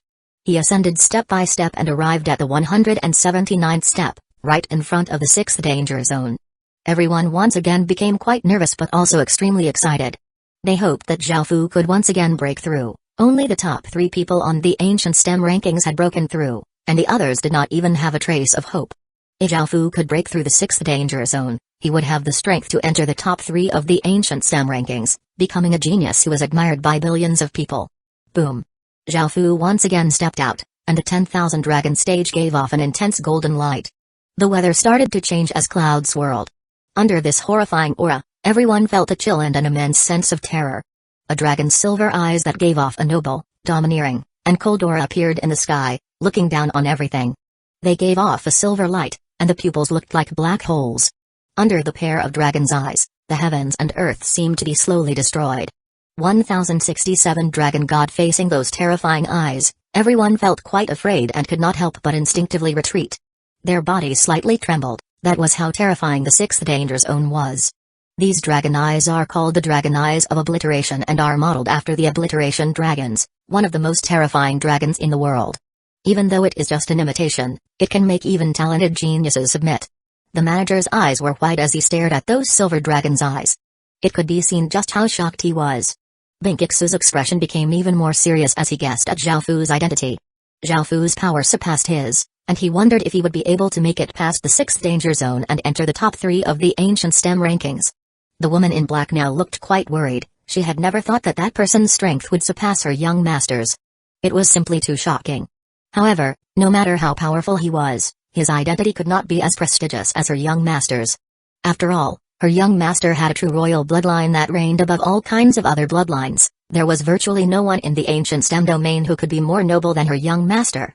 At most, Zhao Fu was just a top-tier expert, while her young master was a sovereign king. They were on completely different levels. Long Ying and his women all looked quite shocked, because not only did Zhao Fu's power surpass his, but it had even surpassed Benkitsu's. This made him feel better, but he was still dumbfounded towards Zhao Fu's terrifying power. The pair of dragon eyes of obliteration slowly turned to Zhao Fu, giving off a disdainful gaze. The space around it started to collapse, and it seemed like natural laws were being destroyed. Zhao Fu immediately released his emperor's domain to protect his body. However, under the terrifying gaze, the emperor's domain could not withstand it and started to crack and shatter. That terrifying power started to seep through the cracks and tear apart Zhao Fu's body. A trace of blood leaked out of Zhao Fu's lips, causing his gaze to become cold. Roar! Roar! Roar! 3 dragons' roars sounded out throughout the sky, causing heaven and earth spirit chi to quickly gather. A domineering black flame first erupted around Zhao Fu's body, followed by a mysterious violet flame and an eerie gray flame. The 3 auras combined together, causing Zhao Fu's power to rise to its peak. Zhao Fu first closed his eyes, gathering all of the power onto his eyes before slowly opening them. At that moment, the space in the surrounding 10,000 meters seemed to freeze as countless people's hairs stood on end, and a wave of coldness flowed through their hearts. The sky was torn as another pair of terrifying eyes appeared in the sky. The left eye had 6 pupils, each giving off different auras. They included the demon race's aura, a killing aura, a heavenly aura, a disaster aura, a destruction aura, and a sealing aura. The right eye was just as terrifying. It had vertical pupils with 6 gray dots around them, giving off an intensely cold and gloomy aura that resembled the 6 paths of reincarnation. How could such a pair of terrifying eyes exist?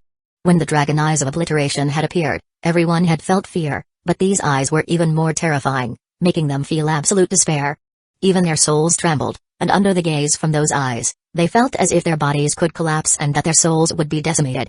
A trace of coldness flowed through Binkix's body. He was familiar with this coldness, as he had felt it when he had first met Zhao Fu's gaze. That pair of terrifying eyes came from Zhao Fu. After experiencing Zhao Fu's true power, Binkix looked slightly fearful, while the woman in black now looked terrified. Long Ying and his women also looked quite terrified. How could that mysterious cloaked figure have such monstrous strength? Now, he felt that he had offended someone who should not be offended. The experienced manager's body trembled, and he gulped as he muttered, "Just what eyes are these? They're much more terrifying than the dragon eyes of obliteration." The dragon eyes of obliteration in the sky did not even dare to meet the gaze of those terrifying eyes. They seemed to feel fear, and automatically exploded. Zhao Fu successfully stepped onto the 180th step, passing through the 6th danger zone. He now walked towards the 7th danger zone step by step. By now, each step that Zhao Fu took put him under immense pressure, causing his speed to fall. Now, it took him a few minutes to move to the next step, and even though Zhao Fu's speed was now quite slow, everyone watched with bated breath.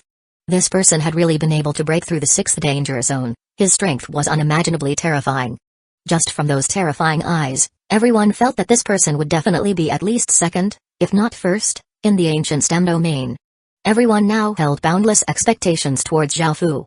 If he could break through the 7th danger zone, he would indisputably become the #1 ranked person on the ancient STEM rankings. No one had broken through the 7th danger zone in hundreds of years. Could this person do it? Everyone thought about it but were not sure. Binkixu, Long Yang, and the manager did not say anything and continued to closely watch Zhao Fu. The 181st step. The 182nd step. The 183rd step. The 184th step. After much difficulty, Zhao Fu came to the 209th step. Ahead of him was the 7th danger zone, and it had been hundreds of years since anyone had reached here. Zhao Fu deeply breathed in and slowly stepped onto the step. Boom. A shocking explosion sounded out as the 10,000 dragon stage exploded out with intense golden light, forming a golden pillar of light. It gave off an unstoppable momentum as it shot into the sky. The heavens and earth gradually dimmed as a berserk gale blew. Countless traces of spirit chi gathered, forming a massive vortex in the sky that gave off an immense aura of suppression. From a distance, it looked like there was a thick haze covering this place, from which shockwaves rolled out. Countless people felt their bodies grow cold. Is this the 7th danger zone? The countless people below the 10,000 dragon stage looked up at the sky. They had never seen the 7th danger zone before, because no one had reached this place in hundreds of years. Even the person ranked first on the ancient STEM rankings could not do so. Roar. Within the center of the vortex, a massive dragon's roar sounded out, following which boundless golden light pierced through. The vortex became gold-colored as a golden figure gradually descended. This figure had the body of a human but the head of a dragon. His hands and feet were dragon claws, and he was covered with golden dragon scales and had a dragon tail. He was 6 meters tall and had a powerfully built body, and he held a dragon halberd. It's a dragon god. The 7th danger zone is a dragon god. Many people cried out after sensing that terrifying aura. Of course, this was not a true dragon god or the clone of a godly spirit but something that the 10,000 dragon stage had created from spirit chi. Everyone's gaze once again fell on Zhao Fu's body. Facing a godly spirit level aura, could he break through? 1068 Dragon Halberd. The dragon god in the sky gave off an incredibly powerful aura, causing the space in the surroundings to freeze. He coldly gazed at Zhao Fu and said in the ancient STEM domain's common language, "Lowly human, you are not a match for us. If you step down, you may live." Everyone was quite surprised that the dragon god could speak. However, facing such a powerful dragon god, would that person choose to continue? If it was them, they would definitely stop. They were already satisfied after seeing what the 7th danger zone was like because the dragon god's power surpassed anything they could imagine. It was almost comparable to a true godly spirit descending. Binkixu hoped that Zhao Fu would continue because he wanted to see just how strong Zhao Fu was. When he thought of this, despite his steady personality, he felt quite excited. He already admitted that he was inferior to Zhao Fu. In the future, Zhao Fu's name would ring throughout the entire ancient STEM domain. The woman in black's expression was quite unsightly. She had never thought that this person who they had casually met at the hotel would have such terrifying power. Thinking about how she had spoken to Zhao Fu before, her face became quite pale. The cold-looking young man cursed at himself for being so blind. His attention had been drawn over by Jnaya, but it was the other person who was truly terrifying. No wonder their young master paid such a great deal of attention to him. Now, Long Ying wanted to sneakily leave. Zhao Fu's power was simply too great, and he might have a distinguished identity as well. After treating Zhao Fu like that, he had completely offended him, so it was best to leave as quickly as possible. However, he also wanted to see if Zhao Fu had the power to break through the 7th danger zone. He had also long since accepted that he was inferior to Zhao Fu, and he was now somewhat afraid of Zhao Fu. The manager was now fully focused as he looked at the figure on the stone steps. If he was able to make it past the 7th danger zone, the matter would become incredibly big, far beyond anything he was prepared for. No one had broken through the 7th danger zone in hundreds of years. Humphrey. You're just something created by a formation. Even if it's a true godly spirit, I've killed one before, a cold harumph sounded out, followed by words that sent the crowd into an uproar. Did he just say that he had killed a godly spirit before? Was that even possible? Zhao Fu had indeed killed 2 godly spirits before, one was a demon god and one was a beast god. Of course, they were only clones, but he had obtained the god-killer profession, which had fused into his emperor profession. Arrogant. The dragon god roared in the sky. The shout was so deafening that everyone felt an immense pain in their ears. The dragon god swung his halberd, seeming to tear space apart. An extremely powerful force swept towards Zhao Fu like a superstorm. Immediately, the magic formations around the 10,000 dragon stage were activated, protecting the city. Otherwise, it was possible for the dragon god to destroy the entire city. Facing this terrifying storm, Zhao Fu first released his emperor's domain. However, in front of this shocking storm, the emperor's domain quickly shattered, and the storm quickly reached his body, making it seem as if he was going to be blown away. Boom. An explosion sounded out as 3 aura flames appeared, giving off powerful auras. The emperor's domain once again spread out, defending against that terrifying storm. Lowly human, you are about to suffer the wrath of God. Seeing that Zhao Fu had blocked this attack, the dragon god looked slightly angry and once again attacked, stabbing his halberd towards Zhao Fu. Boom. A sharp light tore through space, giving off an intense destructive power as it struck Zhao Fu's emperor's domain like a bolt of lightning. Crack. A clear cracking sound could be heard as the sharp light collided with Zhao Fu's emperor's domain, resulting in countless cracks on the emperor's domain. Much of the force passed through the emperor's domain, forcing Zhao Fu 5 or 6 steps back before he stopped himself. The dragon god is so terrifying. After personally seeing the dragon god's horrifying power, the crowd was incredibly shocked. If it was them, they would have been turned to dust by that attack, and their souls would have been destroyed. They would not have been able to resist at all. That person was powerful, but it seemed like he was going to lose. No wonder no one had been able to break through the 7th danger zone in the past hundreds of years. Everyone understood now. However, for that person to be able to stand in front of the 7th danger zone, he could already be incredibly proud of himself. It seemed that the number 1 person on the ancient STEM rankings was going to change. No one present had any objections. Is he really going to fail? Binkixu looked at Zhao Fu seriously, not feeling very certain. The dragon god was simply too powerful. Hurry up and give up. Long Ying inwardly yelled. Zhao Fu was already dangerous enough, and he could already take the number 1 spot on the ancient STEM rankings. If he could break through the 7th danger zone, it would mean he was many times more dangerous. He did not want to offend such a monstrous person. The manager also anxiously waited for the result because this matter was incredibly important, and it could shake even the higher-ups of the 10,000 Dragon Financial Group. Roar. The dragon god once again attacked, raising its dragon halberd and causing a golden dragon that gave off a mighty aura to appear. Boom. The dragon god swung his halberd, and the golden dragon gave off an incredibly destructive force, causing the space around it to tremble as it rushed towards Zhao Fu as if it could kill everything. At that moment, Zhao Fu looked up and a golden aura flame erupted around him. This aura flame was filled with a sense of nobility, and it also possessed a destructive aura. Zhao Fu's aura once again increased. Everyone looked quite shocked. They had never thought that Zhao Fu still had reserve power, and it was so terrifying. Facing the golden dragon, Zhao Fu grabbed at the air, causing the 4 aura flames around him to condense into a 4-colored sphere. Zhao Fu grabbed the spear and vigorously threw it out. Boom. The spear gave off an unstoppable aura as it flashed out, directly piercing the golden dragon and continued onwards towards the dragon god. The dragon god coldly harumphed, raised his dragon halberd, and slashed out. A golden crescent split the 4-colored spear in half, causing it to dissipate. Foolish mortal, with your power, you cannot harm us. The dragon god raised its head and said with a trace of condescension. Hearing this, Zhao Fu's terrifying eyes looked at the dragon god in the sky and gave a trace of a cold smile as he said, "Is that so?" Boom. In that moment, Zhao Fu released the full power of his 4 fate dragons. The 4 aura flames around his body rose to hundreds of meters tall, and an incredibly powerful aura blasted out like an unstoppable tornado. It was not just the crowd who was incredibly shocked at Zhao Fu's terrifying power, even the dragon god had a look of surprise on his face. Zhao Fu was at the center of the storm, with wild gales blowing out. His body now hovered a few centimeters above the ground, and his black cloak fluttered in the wind. Zhao Fu's terrifying eyes coldly looked at the dragon god in the sky, and he slowly raised a hand and grabbed at the air. Clang, clang, clang. The sounds of chains could be heard as countless chains shot out from all around. There were millions of them, and each of them contained shocking power, locking down the entire sky.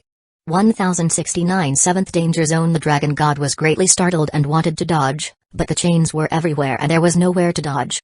He could only give off a powerful aura and continuously swing the dragon halberd, sending out golden crescents to destroy the incoming chains.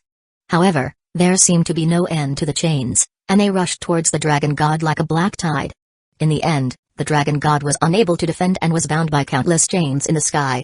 Because the king's crown had already fused into Zhao Fu's bloodline and become one of Zhao Fu's pupils, it belonged to Zhao Fu's bloodline powers, so he could use the chains here.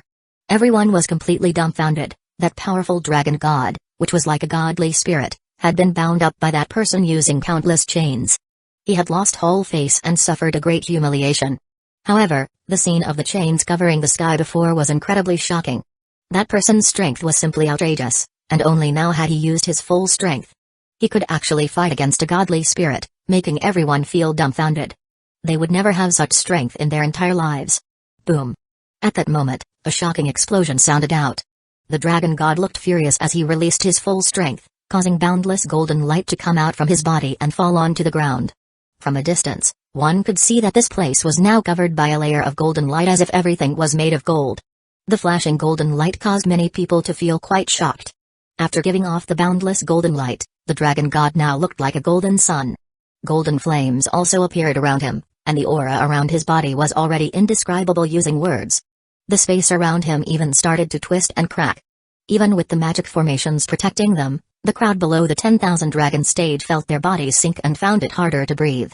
They could feel an aura of death approaching, and they could not help but retreat in terror. Even Binkixu and the others were forced back a few steps. They looked at the dragon god gravely, its power surpassed anything they had expected. Long Yang stared at the dragon god, hoping that it was powerful enough to kill this person. That way, it would be able to get rid of a threat for him. Facing the powerful dragon god, he felt that Zhao Fu would most likely lose. The manager could only watch in shock, unable to even speak. Clang. The sound of chains shattering could be heard as the countless chains binding the dragon god started to collapse, unable to bear the terrifying power. Boom. Zhao Fu's expression did not change. He stretched out a hand towards the sky, causing a four-colored pillar of light to rush into the sky.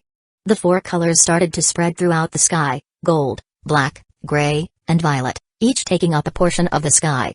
Four dragons' roars sounded throughout the sky, causing people's blood to boil.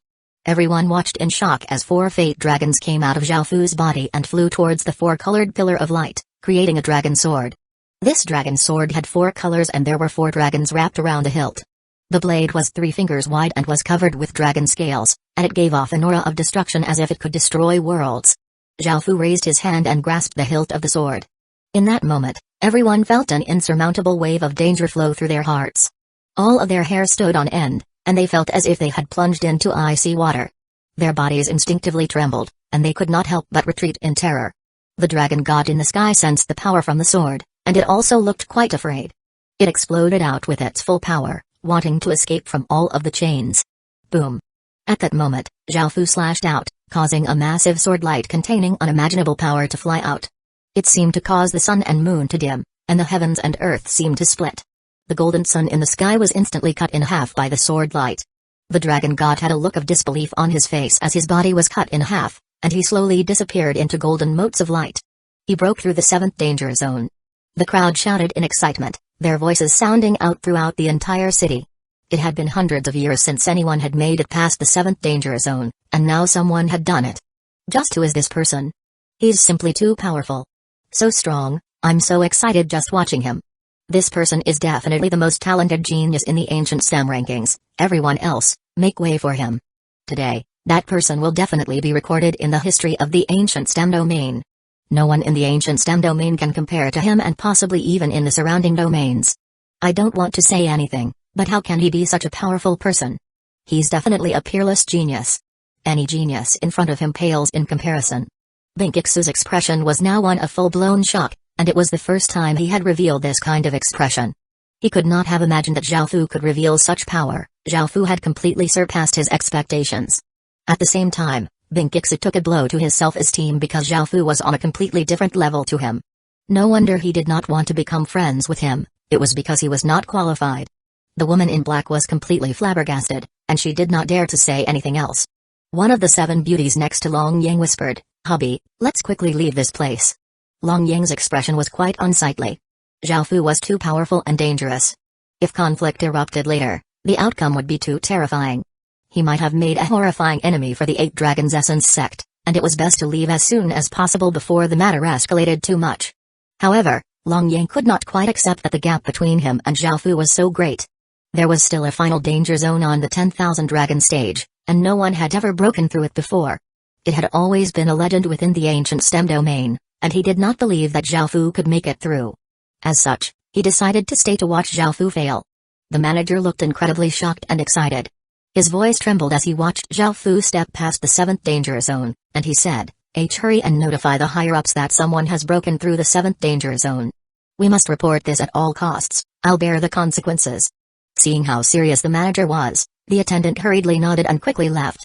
Within the headquarters of the 10,000 Dragon Financial Group, a group of people giving off powerful auras were talking within a meeting hall. One of them, an elegant-looking middle-aged man, lazily lifted his teacup and prepared to take a sip when suddenly someone burst in.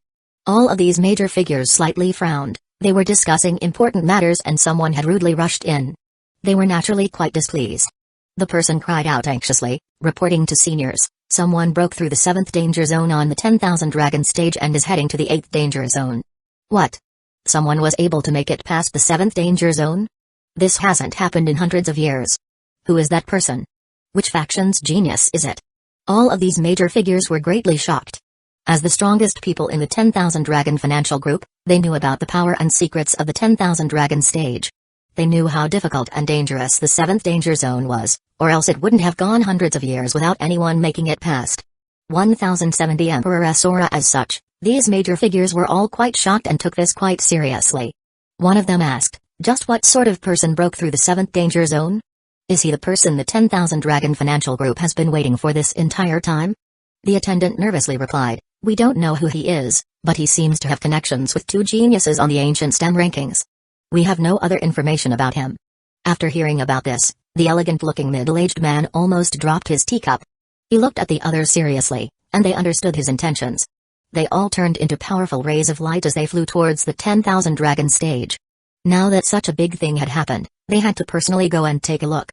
The 10,000 Dragon stage was incredibly important to the 10,000 Dragon Financial Group. Xiaofu was currently walking up with great difficulty towards the last danger zone. Each step gave off immense pressure, and ordinary people would be directly squished into meat paste by that pressure. Powerful auras descended as the 10,000 Dragon Financial Group's higher-ups arrived. They looked at the cloaked figure on the 10,000 Dragon stage, and their expressions became solemn, a look of expectation in their eyes. Xiaofu was the only person in hundreds of years who had a chance of breaking through the 8th danger zone. However, even if Xiaofu could not break through the 8th danger zone, just breaking through the 7th danger zone was enough for them to treat him importantly. After seeing that the 10,000 Dragon Financial Group's higher-ups had arrived, the crowd cried out in shock. At the same time, news of the 7th danger zone being broken through quickly spread, causing countless people to be shocked and rush towards the 10,000 Dragon stage. More and more people gathered, forming an ocean of people. There were now over 10 million people gathered.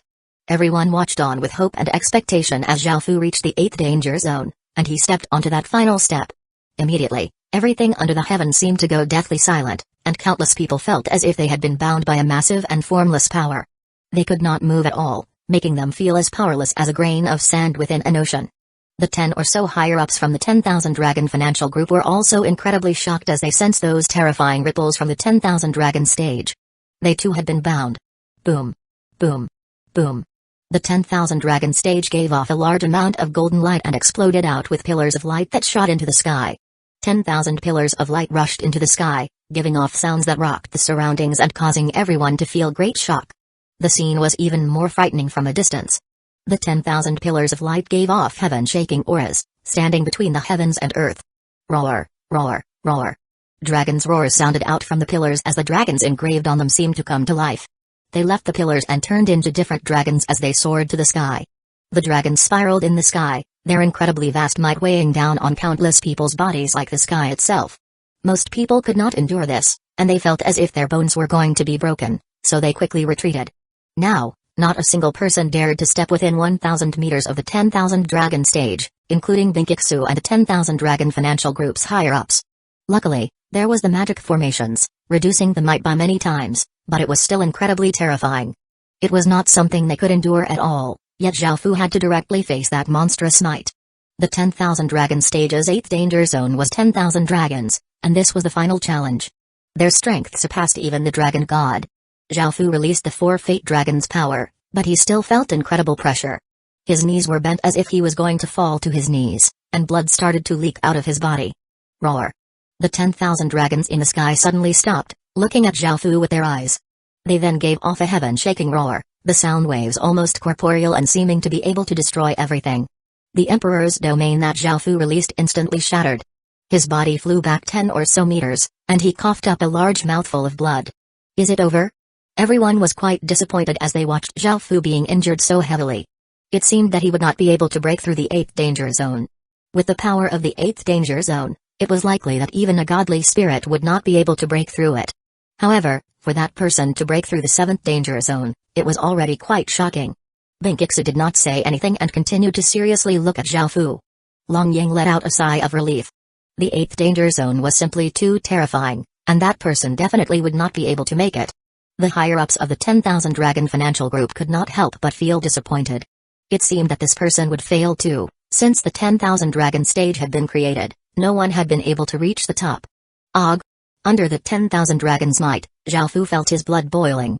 He shouted, causing his suppressed Emperor's aura to explode out like a volcano. Boom! A shocking explosion rang out, causing the space around him to collapse.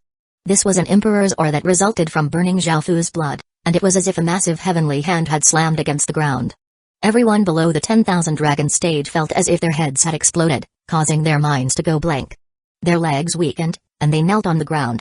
Only Mangekyō, Long Yang, and the 10,000 Dragon Financial Group's higher-ups managed to resist that Emperor's aura. Everyone else was unable to resist at all.